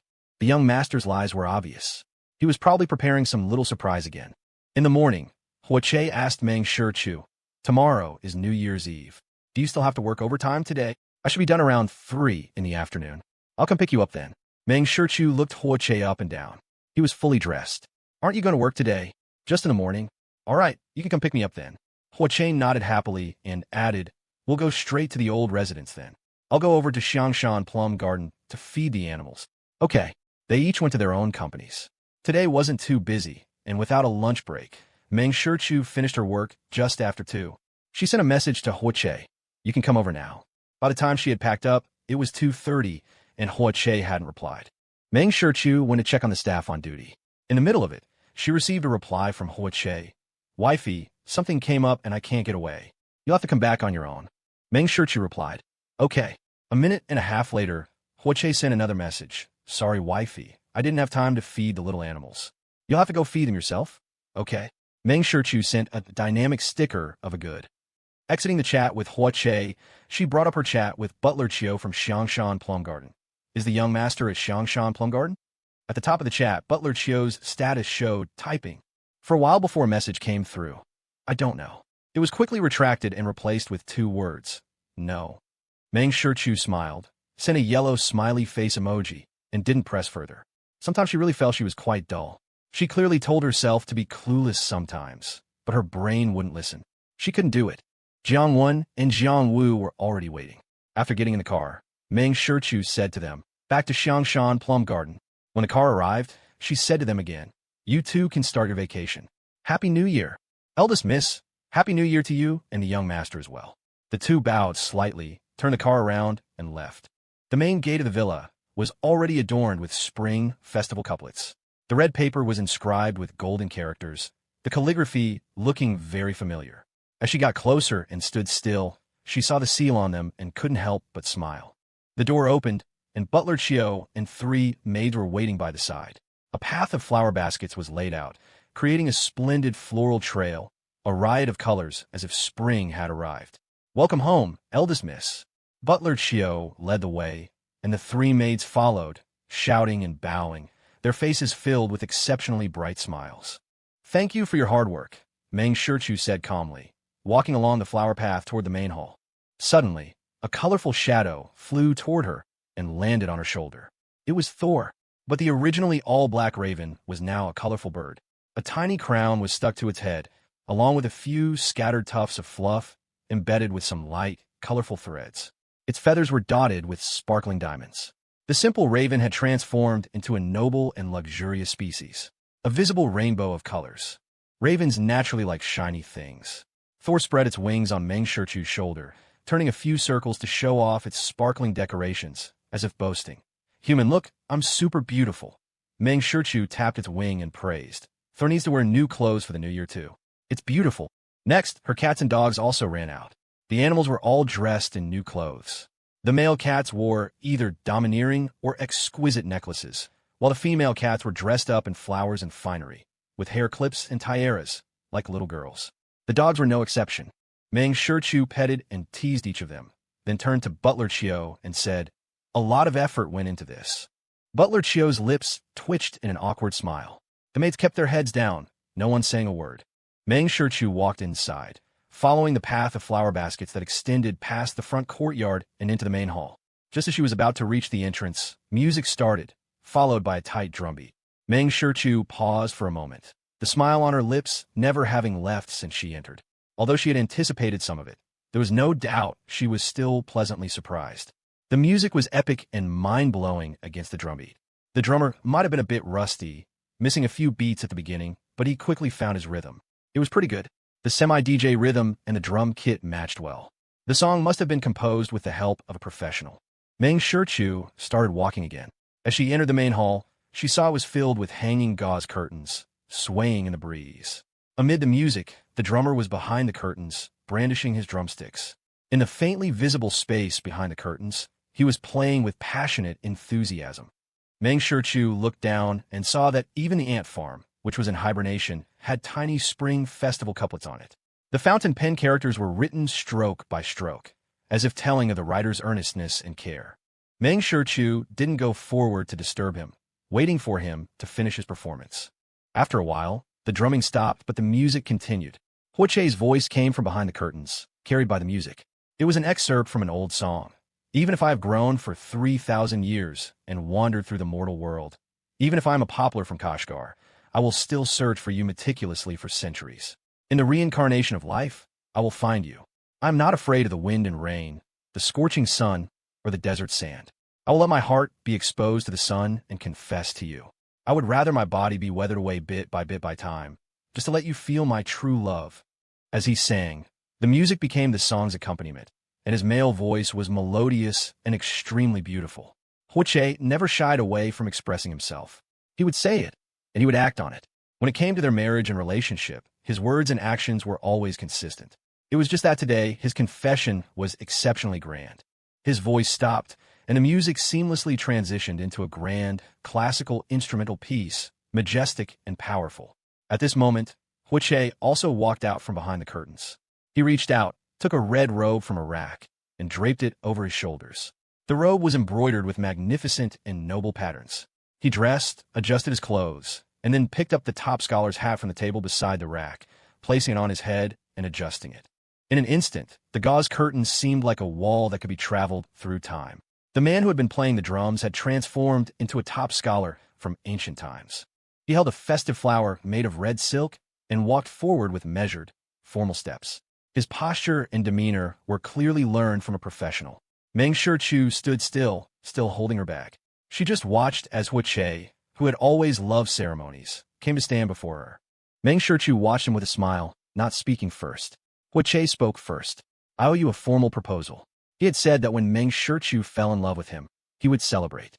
The ridiculous proposal back then had been a spur-of-the-moment decision, a success born of mutual needs, yet it had nothing to do with love. Today's proposal was in the name of love. Even though their marriage was a settled fact, he wanted to give his wife all the ceremonies, all the formal ceremonies of a wedding. "You've gone to a lot of trouble," Meng Shichu said, then added, "You're handsome, you play the drums well, you sing beautifully, and the setup is gorgeous." Her lips curved up, her eyes filled with a smile, and she added, "I like it very much." Huache handed her one of the long red silk ribbons of the festive flower. Meng Shichu reached out and took it. Huache held the other ribbon, and the flower hung between them. Suddenly, Huache raised his hand. All the gauze curtains in the hall fell from the ceiling, like layers of clouds descending, revealing what was hidden behind them. A phoenix coronet and robes of cloud-patterned brocade, dragon and phoenix candles, a carrier pigeon for delivering messages, and gold and silver betrothal gifts. Meng Shichu's gaze moved, finally settling on a bronze marriage contract. Huache held one end of the red silk, and Meng Shichu held the other. He led her, introducing each item to her one by one. The phoenix coronet was inlaid with pearls and jade, the shawl embroidered with clouds, flowers, and birds, and a phoenix spreading its wings. The entire red outfit was a set, regal and magnificent, splendid beyond compare. The enormous dragon and phoenix candles were intricately crafted with carving, joining, and various other complex techniques. The coiled dragon and phoenix were lifelike. Meng Shichu usually didn't know much about these things, but she could tell that each item was a masterpiece of intangible cultural heritage. To gather all these things together was beyond what mere manpower and wealth could achieve. They walked along, stopping in front of the marriage contract, uniting Meng and Hua in marriage, a pact to share our remaining years in slumber, pledging to join hands today, a promise to be together in the next life, enjoying the bliss of a fine match, fulfilling the oath of Mandarin ducks. This bronze contract inscribes our love for years and years to come. Husband, Huache wife, Meng Shichu. Meng Shichu's hand gently caressed the cool bronze plate. The raised characters were unexpectedly gentle to the touch. The entire contract had her surname at the beginning and her name at the end, as if Huache were telling her, "You are my beginning, and you are my end." This husband of hers, always so unexpected, always so sincere in every way. Meng Shichu looked at Huache and asked, "Are the injuries on your hands for making these?" Huache explained, "Only this marriage contract was made by me. My craftsmanship isn't good, and I was short on time and had a heavy task, so I was afraid I wouldn't finish. It's not the best it could be." Meng Shichu was puzzled. "Did you have to rush to do it this time?" The end of the year was already busy with work. To do all this on top of it was undoubtedly adding to the burden. But Huache said, "You said you liked me this year, so of course we have to celebrate it this year." He had started preparing for this ever since she had said the word like to him. For him, their marriage had now become a two-way street. The celebration naturally had to be grand and luxurious. "You're too serious," Meng Shichu said. Her voice showed no extra fluctuations, and Huache thought she didn't like it. That was right. She had never liked complicated things. But to his surprise, the next second, Meng Shichu said, "But I especially love this seriousness of yours." It was hard not to love such a sincere young master. Joy overflowed from Hua Che's eyes. He picked up the jade Rui scepter from the display stand, handed it to Meng Shichu, and bowed. Miss Meng Shichu, Hua Che sincerely asked for your hand in marriage. With love as our vow and affection as our bond, please marry me, and let us swear an oath to be together until our hair turns white, never to part. Perhaps it was the atmosphere, but Meng Shichu's heart stirred. She matched Hua Che's gesture, bending her knees slightly in a curtsy. I am willing to go with my lord for the rest of our lives, never tiring of the sweet, never abandoning in the bitter. She raised her hand, took the scepter, and the hanging festive flower swayed, as if it were in full bloom. Suddenly, flower petals began to fall from the sky. Meng Shichu looked up and was momentarily stunned. There were many people on the second-floor railing. As she looked up, applause also rained down from above. Friends and family were all there, even relatives from as far away as Yuchen. To Meng Shichu, this scene was even more shocking than the falling gauze curtains. Hua Che had actually gathered so many people to witness this proposal. It seemed like the complete final act of the 3 matchmakers and 6 ceremonies in a traditional Chinese wedding. This was no longer just serious. It was the ultimate display of thoughtfulness. Hua Che's love was something he could proudly present. Hua Che put down the jade Rui and took a letter from the last red box, presenting it to Meng Shichu with both hands. A love letter? Meng Shichu asked. How do you have so many tricks up his sleeve? Who could withstand so many consecutive bombardments of seduction? Hua Che said, It's my letter of guarantee. Meng Shichu took it and asked, Do I need to open it now? Of course. Opening the envelope, she found a sheet of red paper with gold thread, printed with black regular script and fountain pen. Hua Che loves Meng Shichu with sincerity and passion, and will be loyal to her until the end of this life. If there's a next life, I still wish to be her husband. This vow will never change. At the bottom of the paper was the date and Hua Che's handwritten signature, stamped with his personal seal. To Meng Shichu, this was not a letter of guarantee, but the most moving love letter. A rich smile appeared on Meng Shichu's face. As she folded the love letter, she asked, When did you even practice your handwriting? Hua Che's previous handwriting could not be called beautiful, but this time, both the calligraphy on the couplets and the handwriting on this letter were vastly different from before. This question suddenly made Hua Che embarrassed. He tugged at the corner of his mouth and said, My big brother said that practicing calligraphy can calm a mind. I've been practicing for a long time. On the second-floor railing, Hua Chung heard this and also felt a great sense of relief. This foolish brother had finally taken some of his words to heart. He deserved praise. The crowd came down from the second floor, all dressed up to witness and congratulate them. Gu Shang came to Meng Shichu's side, holding her arm, and said excitedly, Chu Bao, I didn't know you were so eloquent. That was so sweet.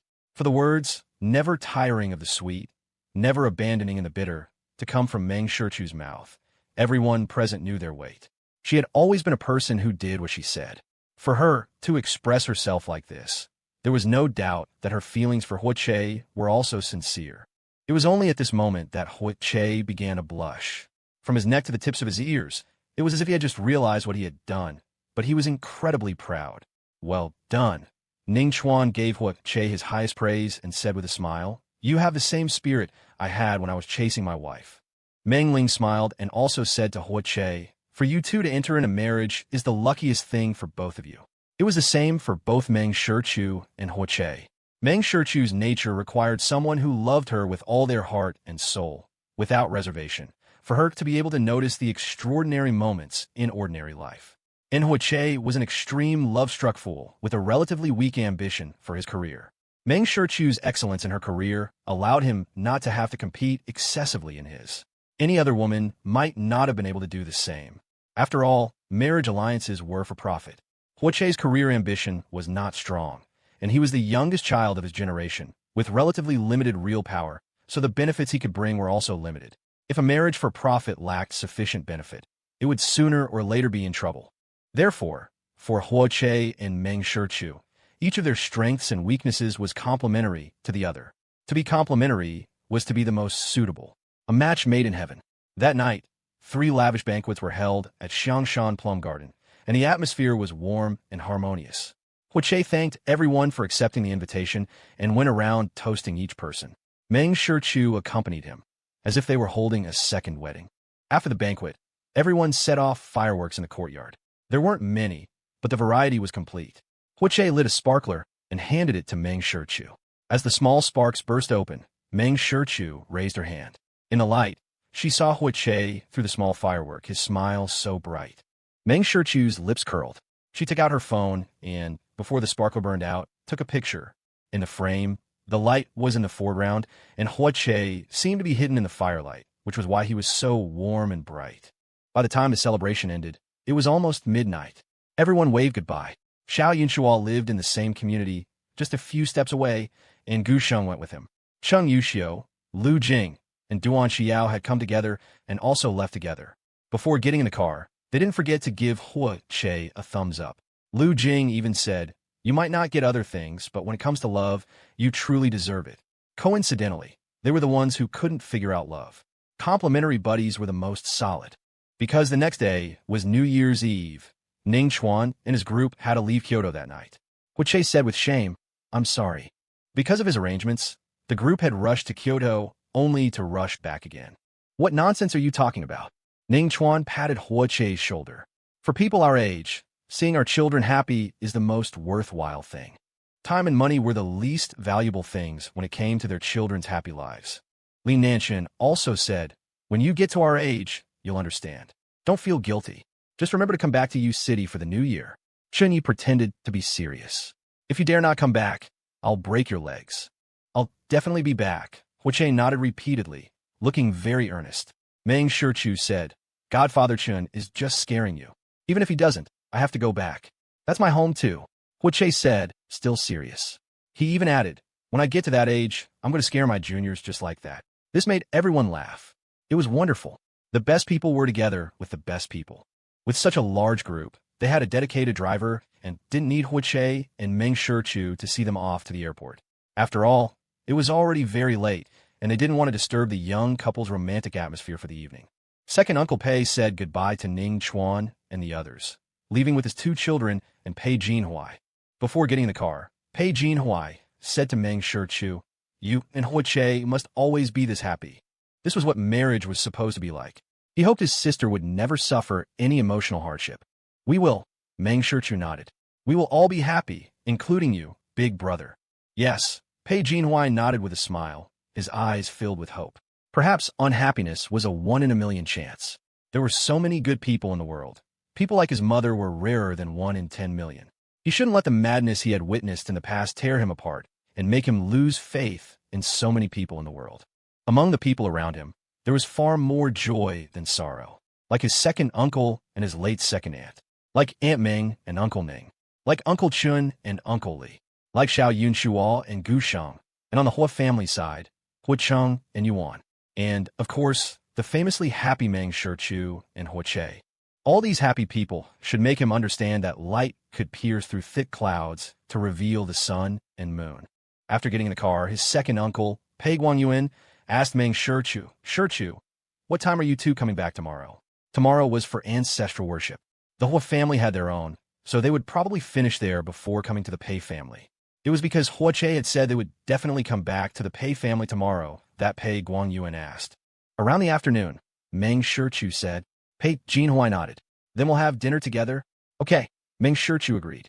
Huiche had just told her about this. They would have lunch at the Hua family's home tomorrow, then worship the ancestors. Afterward, they would go to the Pei family and stay the night. Since both places were in Kyoto and not far apart, going back and forth wasn't a problem. Now that the Hua family had even canceled their weekly family banquets, there were even fewer rules. Huiche had arranged everything so clearly that Meng Shichu rarely had to worry and was happy to be at ease. "Then we'll wait for you and Huiche in the afternoon," Pei Jinhui said, waving again. As the lively crowd dispersed and the servants returned to their rooms to rest, only Meng Shichu and Huiche remained. The festive atmosphere still lingered in the main hall, where the betrothal gifts Huiche had prepared were still on display. Meng Shichu took Huiche's hand and said helplessly, "Even if you hadn't made them yourself, I would have loved them. It's not the same." Huiche shook his head. "With every tap, I thought of a little moment we shared. After I finished, I was incredibly fortunate to have met you, and incredibly certain that I will love you with all my heart in the future." Before Meng Shichu could speak, Huiche added, "I've already decided. When we're 100 years old, this marriage certificate will be placed in our tomb. Maybe it will guide us to meet again in the next life. What if there is no next life? Meng Shichu asked with a smile. Huiche thought for a moment and said, That's fine too. Maybe a few hundred years from now, some archaeologist will dig up our grave. This marriage certificate will be unearthed and placed in a museum, letting all of posterity know that there was once a man named Huiche who loved a girl named Meng Shichu, and that they loved each other deeply and spent their whole lives together. Meng Shichu was conquered by Huiche's imagination. This was truly the kind of thinking a superlative romantic brain would have. Having gone to bed late, Meng Shichu and Huiche rarely slept in. When they woke up, it was already past 10. The two got up, washed, dressed, and went downstairs. The butler had someone bring a simple breakfast.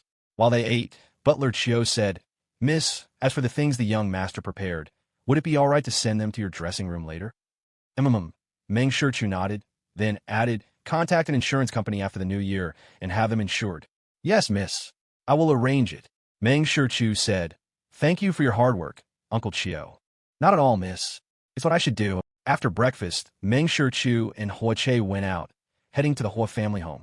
The Hua family's old residence was decorated with exceptional festivity. The second and third branches of the family were all there. The old lady had just returned from U City yesterday. She had a wonderful time there and was in much better spirits than when she had first come down from the mountain. They all felt that U City was a very nurturing place. Everyone gathered to write blessings and tie gift ribbons. Meng Shichu wasn't very good at it, so Huiche and Huixian taught her, one on each side. The atmosphere was harmonious and joyful. Lunch was sumptuous, and a large family raised their glasses in celebration. Near the end, the butler had someone bring out tang yuan, serving one to each person. The custom here was for the family to eat tang yuan while staying up on New Year's Eve, symbolizing reunion. But because Huiche and Meng Shichu were going to the Pei family later and wouldn't be back, the custom of eating tang yuan was moved to noon. Meng Shichu didn't know the local customs, but Huiche did, so he asked about it. Huiche's father, Hua Mingjian, said, People are alive. How can we be bound by rules? If it's changed, it's changed. Third Uncle Hua Mingjun also said exactly, Family harmony is the most important thing. Some rules are better off without. Right, second brother, second sister-in-law. He deliberately called out the second branch, Hua Minghai and Zheng Mingwan. The younger generation all looked at this audacious third uncle. Even Hua Mingjuan's own son, Hua Shuxian, felt his father was directly challenging his second uncle and aunt. How brave! But surprisingly, second Uncle Hua Minghai wasn't the least bit unhappy and followed up, right. Big brother and third brother are right. No family rule should ever come before the unity and harmony of the family. The most important thing is that a family doesn't fight amongst itself. Second Aunt Zheng Mingwan directly raised her glass. This is Shichu's first new year with the Hua family. From now on, we must be this happy and harmonious every year. After they clinked glasses and sat down, Huiche whispered in Meng Shichu's ear, Second Aunt has clearly learned her lesson from Grandma's punishment.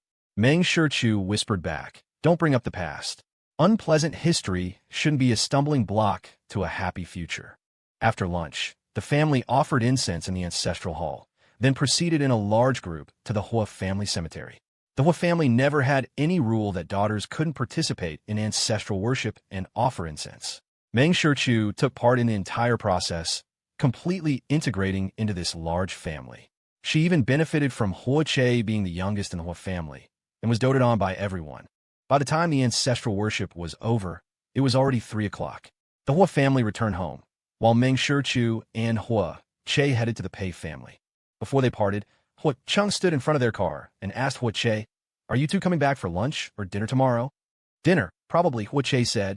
I've already made plans with Big Brother and the others over there. We're going out to have fun during the day, so we'll probably eat out too. Huiche grinned. Don't worry, Shichu and I'll be back to hang out with you guys at night. Hua Chung said, I'm just reminding you not to forget to come back and collect your New Year's gifts. It dawned on Huiche, and he immediately said to Meng Shichu, since this is your first year here, there will be very generous red envelopes and gifts. We're the youngest, so everyone will give us something, Huiche said smugly. Meng Shichu said, Don't worry, you'll have some too. Both the Pei family and the group back in U City had long prepared New Year's gifts for Huiche. Huiche was an outstanding person and had won the approval of all her friends and family. Thinking of this, Meng Shichu picked up her phone and used the picture she took last night to post on her social media. Year-end summary. successfully planted a sunflower by my side. This new year was busier than usual for Meng Shichu. She spent New Year's Eve at the Pei family's, returned to the Hua family on the first day of the new year, and arrived in Yu City on the afternoon of the second. By the evening of the 4th, they were back in Kyoto. The 5th and 6th were spent visiting and exchanging greetings with close friends and business partners. In the blink of an eye, it was the 7th day of the new year, and many companies were officially back to work. That evening, the Pei and Hua families had dinner together.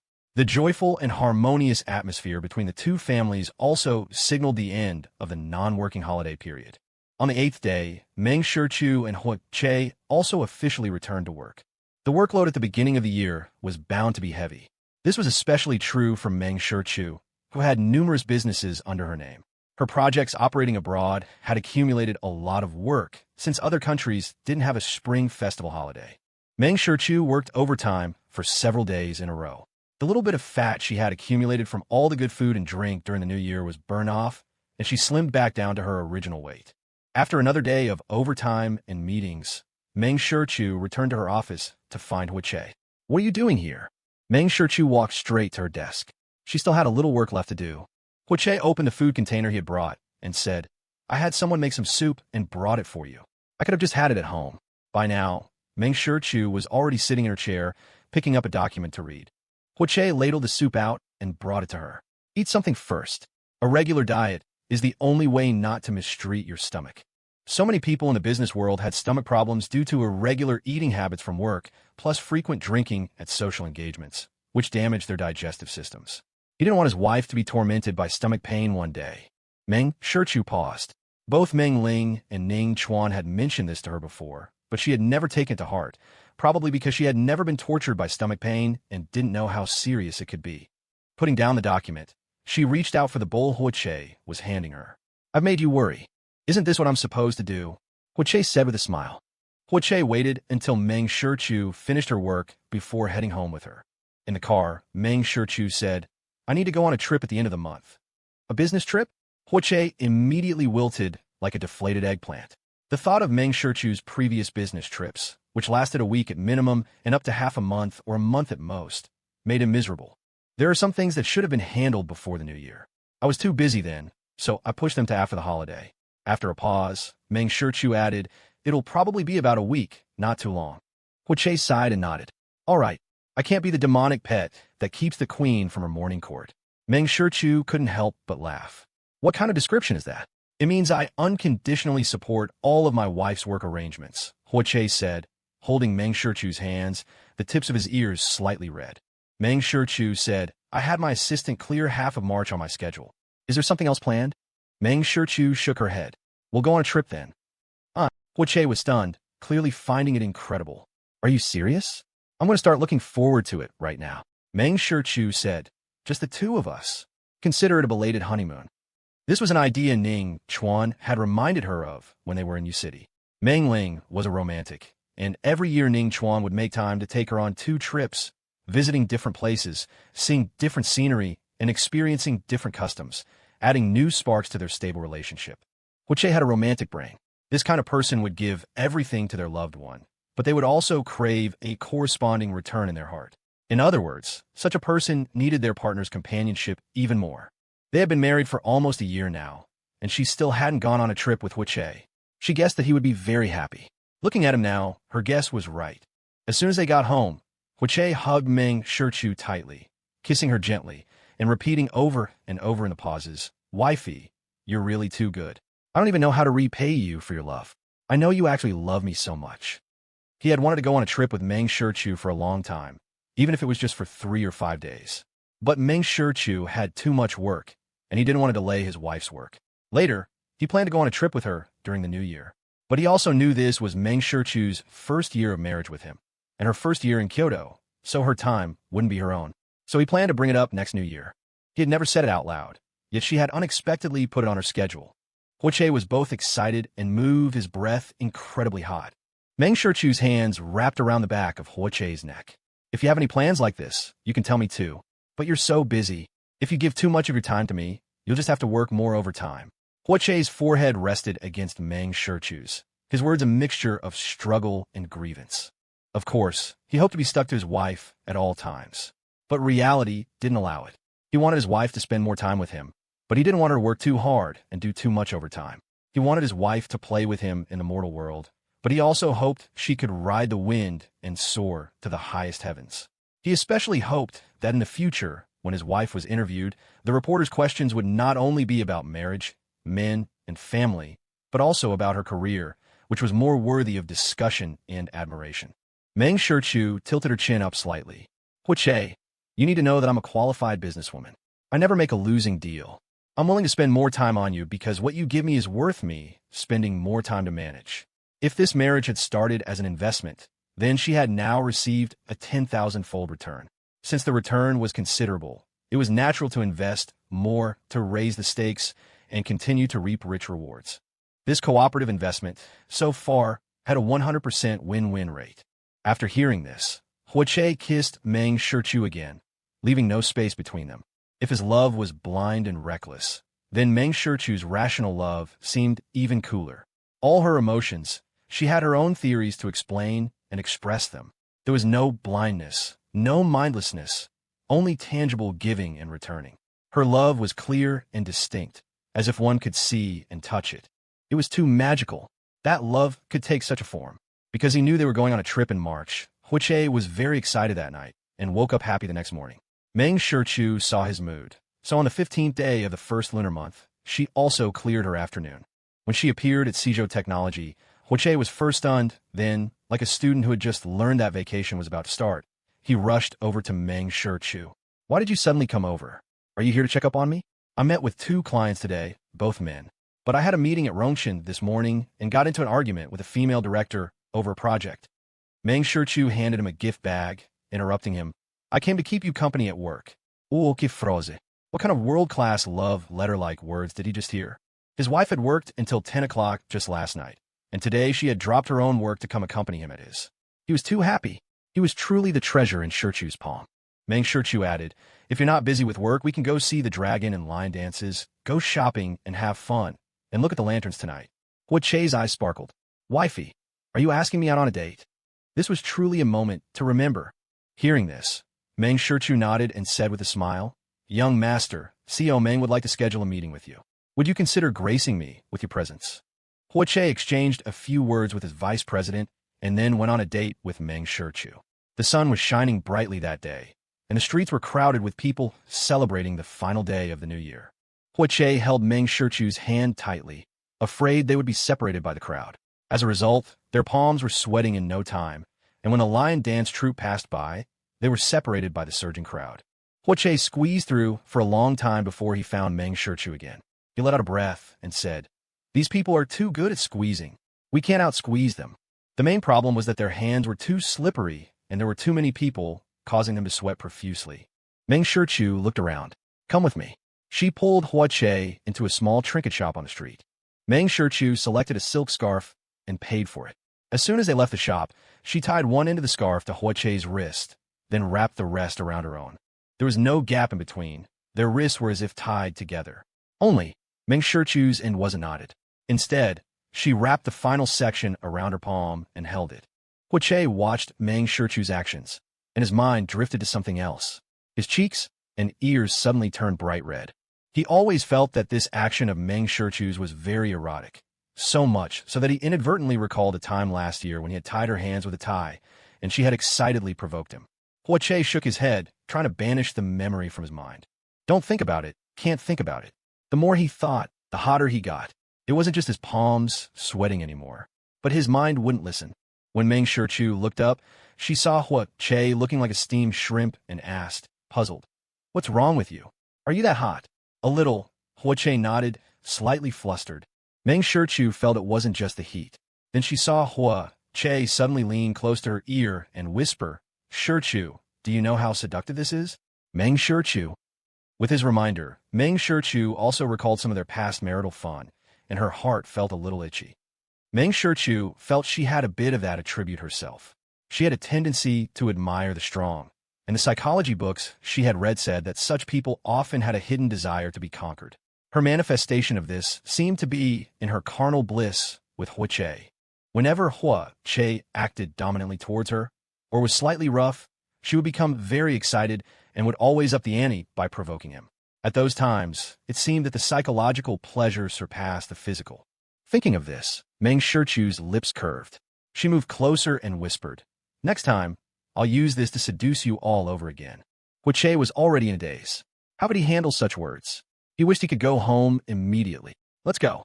Let's squeeze back into the crowd," Meng Shichu said, leading Huiche back into the throng. Perhaps there were better viewing spots, but Meng Shichu already understood the meaning of atmosphere. Mingling in the crowd, one might not see things clearly, but that joyous energy was something that the so-called VIP viewing spots lacked. And so, the two of them weaved through the crowd, squeezing from the lion dance troupe to the dragon dance troupe, and to various performances and entertainment. At the lantern riddle area, Huiche and Meng Shichu also participated, winning 2 lanterns. The smile on Huiche's face never faltered. It wasn't until the sun set that Meng Shichu and Huiche escaped the crowd. "Are you hungry?" Huiche asked Meng Shichu. Meng Shichu asked him directly, "What do you want to eat? Should we just eat at the street stalls?" "Okay." At this time, every stall was bustling with long lines of people. Huiche and Meng Shichu joined a queue. While waiting, Meng Shichu untied the scarf from her wrist. The silk scarf was soft and breathable, so it hadn't caused any sweat or left any marks on their wrists. Seeing her about to stuff it in her pocket, Huiche held out his hand. "Tie it on my wrist. It won't look good." Meng Shichu stuffed the entire scarf in her pocket. Luckily, the clothes for this season had large pockets. Huiche pulled the scarf out of her pocket. "It looks even worse bulging in your pocket like that." His wife had to be beautiful. Seeing Huiche wrap the scarf around his wrist himself, he then held up the 2 ends to Meng Shichu and said, "Help me tie a knot." Meng Shichu did as he asked, and, after tying the knot, she even neatened it up so it looked like a flower. "It looks nice." A girl in front of them in the line turned around and said. She suddenly recognized them. "I know you too. CEO Meng and the whole family's young master, right?" Seeing the girl staring at him, Huiche switched places with Meng Shichu, so that a boy was now behind him. Meng Shichu nodded to the girl and said calmly, "Happy New Year." "Wow." The girl excitedly covered her mouth, her face blushing, her eyes full of surprise. The powerful female CEO and the young master of a wealthy family were also queuing up to buy food from a street vendor. The multi-billionaire tycoon was eating the same food as them. So down to earth. Once one person recognized them, more people soon gathered around. This stall had more people queuing than any other, and some were even holding up their phones to take pictures. By the time it was Meng Shichu and Huiche's turn, the stall owner wanted to give them all the food from his stall for free. After getting their food, Huiche still scanned the code and paid 500 yuan. The stall owner was embarrassed, but Huiche smiled and replied, "May your business prosper." The stall owner was quick-witted. "May you two bosses earn hundreds. No, thousands of billions, trillions of trillions." Huiche grinned from ear to ear and replied, "You too." The surrounding crowd burst into laughter, and many recorded the scene. Other stalls began to bring them food, and the crowd grew larger and larger. Meng Shichu and Huiche quickly slipped away. As dusk fell, the Lantern Festival officially began, and the entire city of Kyoto sparkled like a galaxy. It was still shoulder-to-shoulder crowded and lively. Meng Shichu and Huiche wandered for a while, then walked toward a less crowded area. After all, it was night, and safety was important. The two of them strolled along the less crowded streets, still able to see the brilliant lights. The lanterns of various shapes and colors were dazzling, and many of the designs were lifelike. As they walked, Huiche took out his phone to take pictures. Every photo included him and Meng Shichu. After taking another picture, Huiche showed it to Meng Shichu. "This one is nice." The background not only captured a dazzling flying goddess, but also the bright, round moon hanging in the deep sky. There were also people coming and going, some blurry, some clear, full of the breath of life. Meng Shichu's brow furrowed slightly. "Send me this one." "Okay." Huiche immediately sent it to Meng Shichu's WeChat, thinking she liked it too. Immediately, Meng Shichu picked up her phone, opened the photo, and began to edit it, drawing a red box around a woman who was looking down and holding her forehead. Huiche was confused and was about to ask when he saw Meng Shichu send the edited photo to Jiangwu. "Keep an eye on her." Huiche immediately turned around and happened to see that person turn to the side, reaching out to fiddle with the goods on a stall rack. It was obvious she was avoiding them. Turning his head back, Huiche whispered to Meng Shichu, "There's something wrong with this person. How did you notice?" In such a lively environment, among so many people, Finding one or two troublemakers was like looking for a needle in a haystack. Just discovering one or two suspicious people was even more difficult. But Meng Shichu had noticed. This sharpness and insight could be called astonishing. Keep walking forward. Meng Shichu and Hua Che started walking again. While she explained, she appeared in more than 5 of your photos. Hearing this, Hua Che immediately picked up his phone to check. Hearing Meng Shichu say this, Hua Che immediately opened his photo album to check. As he scrolled back, Hua Che also discovered that the woman appeared with high frequency, having been in the frame more than 10 times. If she had appeared in the same place, it might be explained as a coincidence, but these photos were taken in different locations. There was only one explanation. She was following them. Moreover, in such a lively setting, for a woman to show no interest in the bustling surroundings was already suspicious enough. Hua Che let out a breath and said to Meng Shichu, "I don't know her. I've never had any contact with her." It was definitely not some messy emotional entanglement with this woman. As he spoke, he raised his phone, started recording a video, and observed the woman behind them through the lens. Sure enough, she was following them. Meng Shichu guessed. From the looks of it, she's probably a killer. Hearing this, Hua Che's phone almost slipped from his grasp.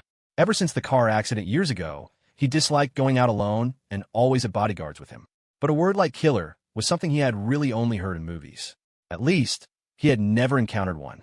Don't panic. Meng Shichu squeezed Hua Che's arm. She's probably after me. To have attracted such a person to her side, it was likely related to Boyong Security. She also managed some of Boyong Security's projects, so making enemies was to be expected. Hua Che said, "It's also possible she's after me. Try to use me to control the Hua family." "This is not the time to fight me for credit," Meng Shichu said. "I'll have the bodyguards take you home first. I'll go handle some things. I'll go with you," Hua Che said immediately. Meng Shichu said, "You're not good at fighting. You'll affect my performance. But don't worry, I know what I'm doing." Hua Che was silent for a few seconds, his mind racing. His fighting skills were indeed no match for a professional killer. If he went along and got captured, he might become a burden to Meng Shichu. Trying to be brave at this time was not a wise move.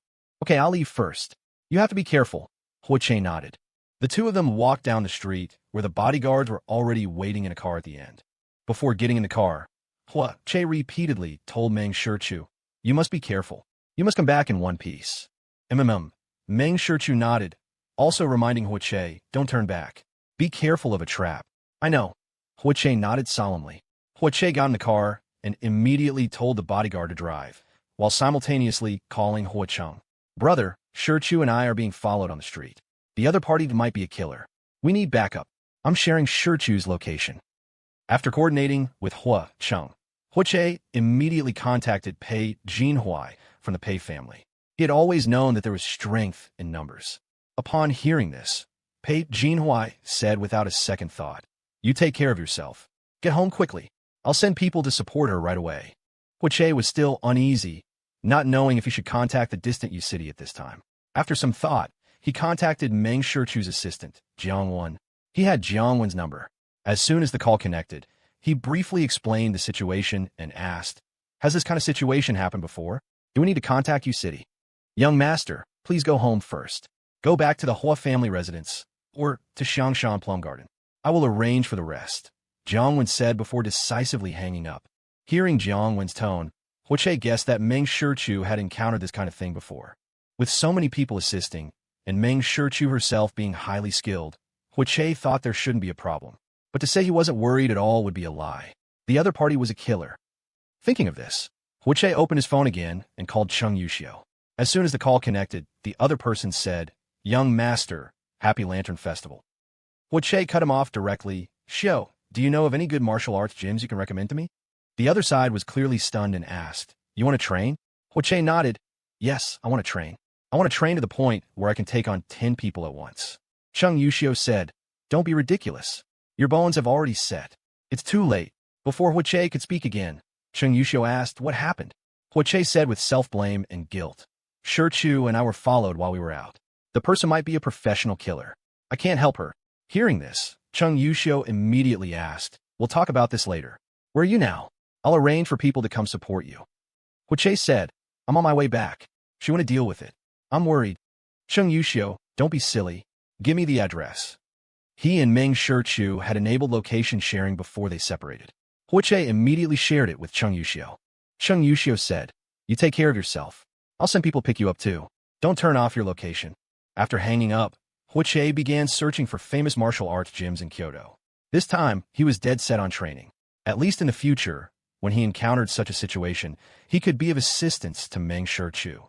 Suddenly, the bodyguard in the passenger seat turned around and said to Huoche, who was looking down at his phone, "Boss, 3 cars have been following us for a long time." Huoche whipped his head around. Looking through the rear window, he saw countless cars behind them. Lacking experience in this area, he couldn't tell anything. The bodyguard driving slammed on the accelerator, and the car shot forward. Unexpectedly, at the intersection ahead, another car suddenly shot out at high speed, as if determined to crash into them. To avoid a collision, the driver wrenched the steering wheel, and the car was forced into another intersection, deviating from the route home. The bodyguard driving said, "Boss, our other 2 cars of bodyguard have been cut off. We've been isolated. Hold on tight." The bodyguard in the passenger seat was already on the phone, dispatching support. At this moment, Huoche suddenly realized that they had fallen into a trap, luring the tiger out of the mountain. Perhaps the other party wasn't after Meng Shichu at all. The target was him. The car sped along a wide road. Tonight, this road had unexpectedly light traffic. Eventually, they ended up in the suburbs. When a red dot flashed through the glass, the bodyguard shouted a reminder to Huoche, "Boss, skid down." With a loud bang, the tire was shot out. The car swerved wildly on the road, and finally, it lost control and plunged into the rapeseed field below, forced to a stop. Huoche got out of the car, his soul still unsettled. Of the 3 cars that had chased them, 2 had been brought under control, and the third had a blown tire and had crashed into the rapeseed field. A man playing with a small knife walked up and asked with concern, "Young master, you weren't scared, were you?" The car's headlights lit him up brightly. Huoche recognized the man. Tang Yin.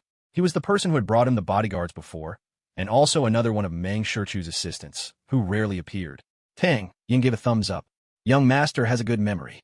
Without waiting for Huoche to ask, Tang Yin said directly, "Don't worry, young master. The miss is fine on her end. She'll be here in a little while." In succession, support from all sides arrived, and Huoche was surrounded in the center. Huocheng also arrived. He grabbed Huoche and looked him up and down. "How are you? Are you hurt? Are you scared?" "I'm fine." Huoche shook his head and asked, "Brother, did you send people to help Shichu?" "I contacted Brother Huai. He went to Shichu's side, and I came to get you," Huocheng said. He then walked over, kicked one of the assailants to the ground, and asked who sent you. Huocheng stood with his hands on his hips. He didn't get any answers, but he kicked all the men to the ground. Before long, another convoy of cars approached. Meng Shichu got out of the second car and came straight to Huoche's side. "How are you? Are you injured?" "No." Huoche shook his head, tightly gripping Meng Shichu's hand. "What about you? How are you? I didn't even dare to call you." Huoche's hand was trembling. He had actually been fine just a moment ago, his emotions stable. But ever since Meng Shichu appeared, he couldn't hold it together anymore. Worry, fear, nervousness, relief. A torrent of emotions flooded him all at once, causing his defenses to crumble completely. "Aren't I in one piece?" Meng Shichu patted the back of Huoche's hand. When she found it didn't soothe him, she hugged him. "I'm sorry for bringing danger to you." She had anticipated that these people might target Huoche and had made timely arrangements to prevent a tragedy. But if it weren't for her, Huoche wouldn't have suffered such a scare. The well-protected young master had been so frightened by one car accident that he gave up racing. How could he have experienced this kind of bloody storm? But she was different. She had accepted the identity of the eldest daughter of Boyang Security, enjoyed Ning Chuan's love for her as if she were his own daughter, and gained the benefits and power that came with Boyang Security. It was destined that she would have to go through these storms and twists. What one gains, gives, and endures are all proportional. There's no reason to only enjoy the benefits without bearing the risks. There is no such good deal in the world. But Huoche shouldn't have to bear this. In the future, similar incidents might even become commonplace. Huoche felt that Meng Shichu's apology was even scarier than being chased just now. He said urgently, "I was just worried about you, not blaming you. These people chased me, so they must have been after me. I should be the one to apologize. All right, let's go home." Meng Shichu stopped this topic. Meng Shichu and Huoche got into the car. Huoche asked, "What will happen to those people? Will we call the police?" "Tang Yin will handle it," Meng Shichu said. Huoche nodded in understanding. Suddenly thinking of something, he asked Meng Shichu, "Why did Tang Yin appear here? Did you have Tang Yin secretly protecting me all along?" "No." Meng Shichu shook her head. If someone wants to target me, there's a high probability they'll also target the people around me. I just took a precaution. She had Jiang Wu leading the team on her end, and they were in the city, so they had enough manpower. That's why she sent Tang Yin to support Hu Che. The bodyguard driving Hu Che's car and the one in the passenger seat happened to be people she had chosen. Knowing they were being chased and followed, they would naturally contact Tang Yin immediately. Tang Yin's coordination ability was even better than Jiang Wu's. He had formulated a support plan right away. The car that rushed out at the intersection was arranged by Tang Yin. The driver knew the situation and was prepared, so the car logically entered a secluded road. From the enemy's perspective, a secluded road would help them capture Hu Che. But for Tang Yin, it also made it convenient for them to lead the enemy into a trap. With 3 cars in pursuit, as long as one car had a problem, the other 2 would hesitate and become wary, and that would be the opportunity to counterattack. After hearing all this, the expression on Hu Che's face was one of shock and also admiration. He was shocked that in the less than 20 minutes from discovering they were being followed to him getting into the car, Meng Shichu had made so many arrangements. He was also shocked by the exceptional abilities of her assistants and their seamless cooperation. Seeing him staring at her without blinking, Meng Shichu asked, "What's with that look?" "Wifey, you're so amazing," Hu Che said without any exaggeration. "Your people are amazing too." Any other girl in this situation would probably find it hard to even remain calm, but she had made so many plans and even captured that female assassin alive. If he had these abilities, could he fight by her side no matter what happened in the future? Hu Che became even more determined in his plan to learn martial arts. Meng Shichu smiled. "From now on, I'll have to trouble the young master to live this kind of stormy and fluctuating life with me. You scare me to death. I thought you were going to say that being around you is dangerous, and you wanted to divorce me." Hu Che let out a breath. He had thought that when Meng Shichu apologized earlier. Isn't that how it's written in all those dramas?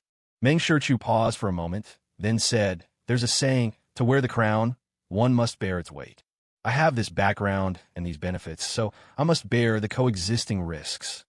Similarly, you have our marriage, so you will inevitably receive the same treatment as me and naturally need to bear the same storms as me. Hu Che, if one day you don't want to live this kind of life, you can tell me directly." She wouldn't propose a separation under the guise of it being for his own good. Weren't husband and wife supposed to share honors and bear responsibilities together? You're talking nonsense again. Hu Che couldn't bear to hear such words. "Don't say it again. I'll really get angry. You might as well just stab me." Meng Shichu nodded and said solemnly, "I will only mention this once. I'll just pretend I didn't hear it." Hu Che blocked out such inauspicious words and said with great seriousness, "I'll train my skills, and then I'll fight bad guys with you." After saying that, he picked up his phone and pointed out the several martial arts gyms he had looked at earlier. "Help me see which one is better to go to." Meng Shichu pressed his phone down. "If you want to learn, don't you have a ready-made teacher right beside you?" It dawned on Hu Che. "That's right, you're so good." His wife was truly amazing. She had taught him to play the drums before, and now she could teach him to practice boxing and martial arts. Wife is also a teacher. This was simply too good to be true. Meng Shichu said, "If you really want to learn, I'll have Tang Yin teach you. Don't you think my bones have hardened and set, and it would be a waste of time for me to learn?" Hu Che asked. Chung Yushio had said that before, and he saw that the optimal training age mentioned by those martial arts gyms was not 26. Meng Shichu said, "I don't expect you to become a peerless master. I just hope that when you encounter danger, you have the ability to fight back for a move or two. Of course, it's better not to encounter danger at all. Just think of it as building up your body. Excellent bodyguards are certainly important, but having the ability to save oneself is a fortunate thing. Not to mention, practicing boxing and martial arts builds up the body." She hoped this young master could live a healthy life past 100 years old.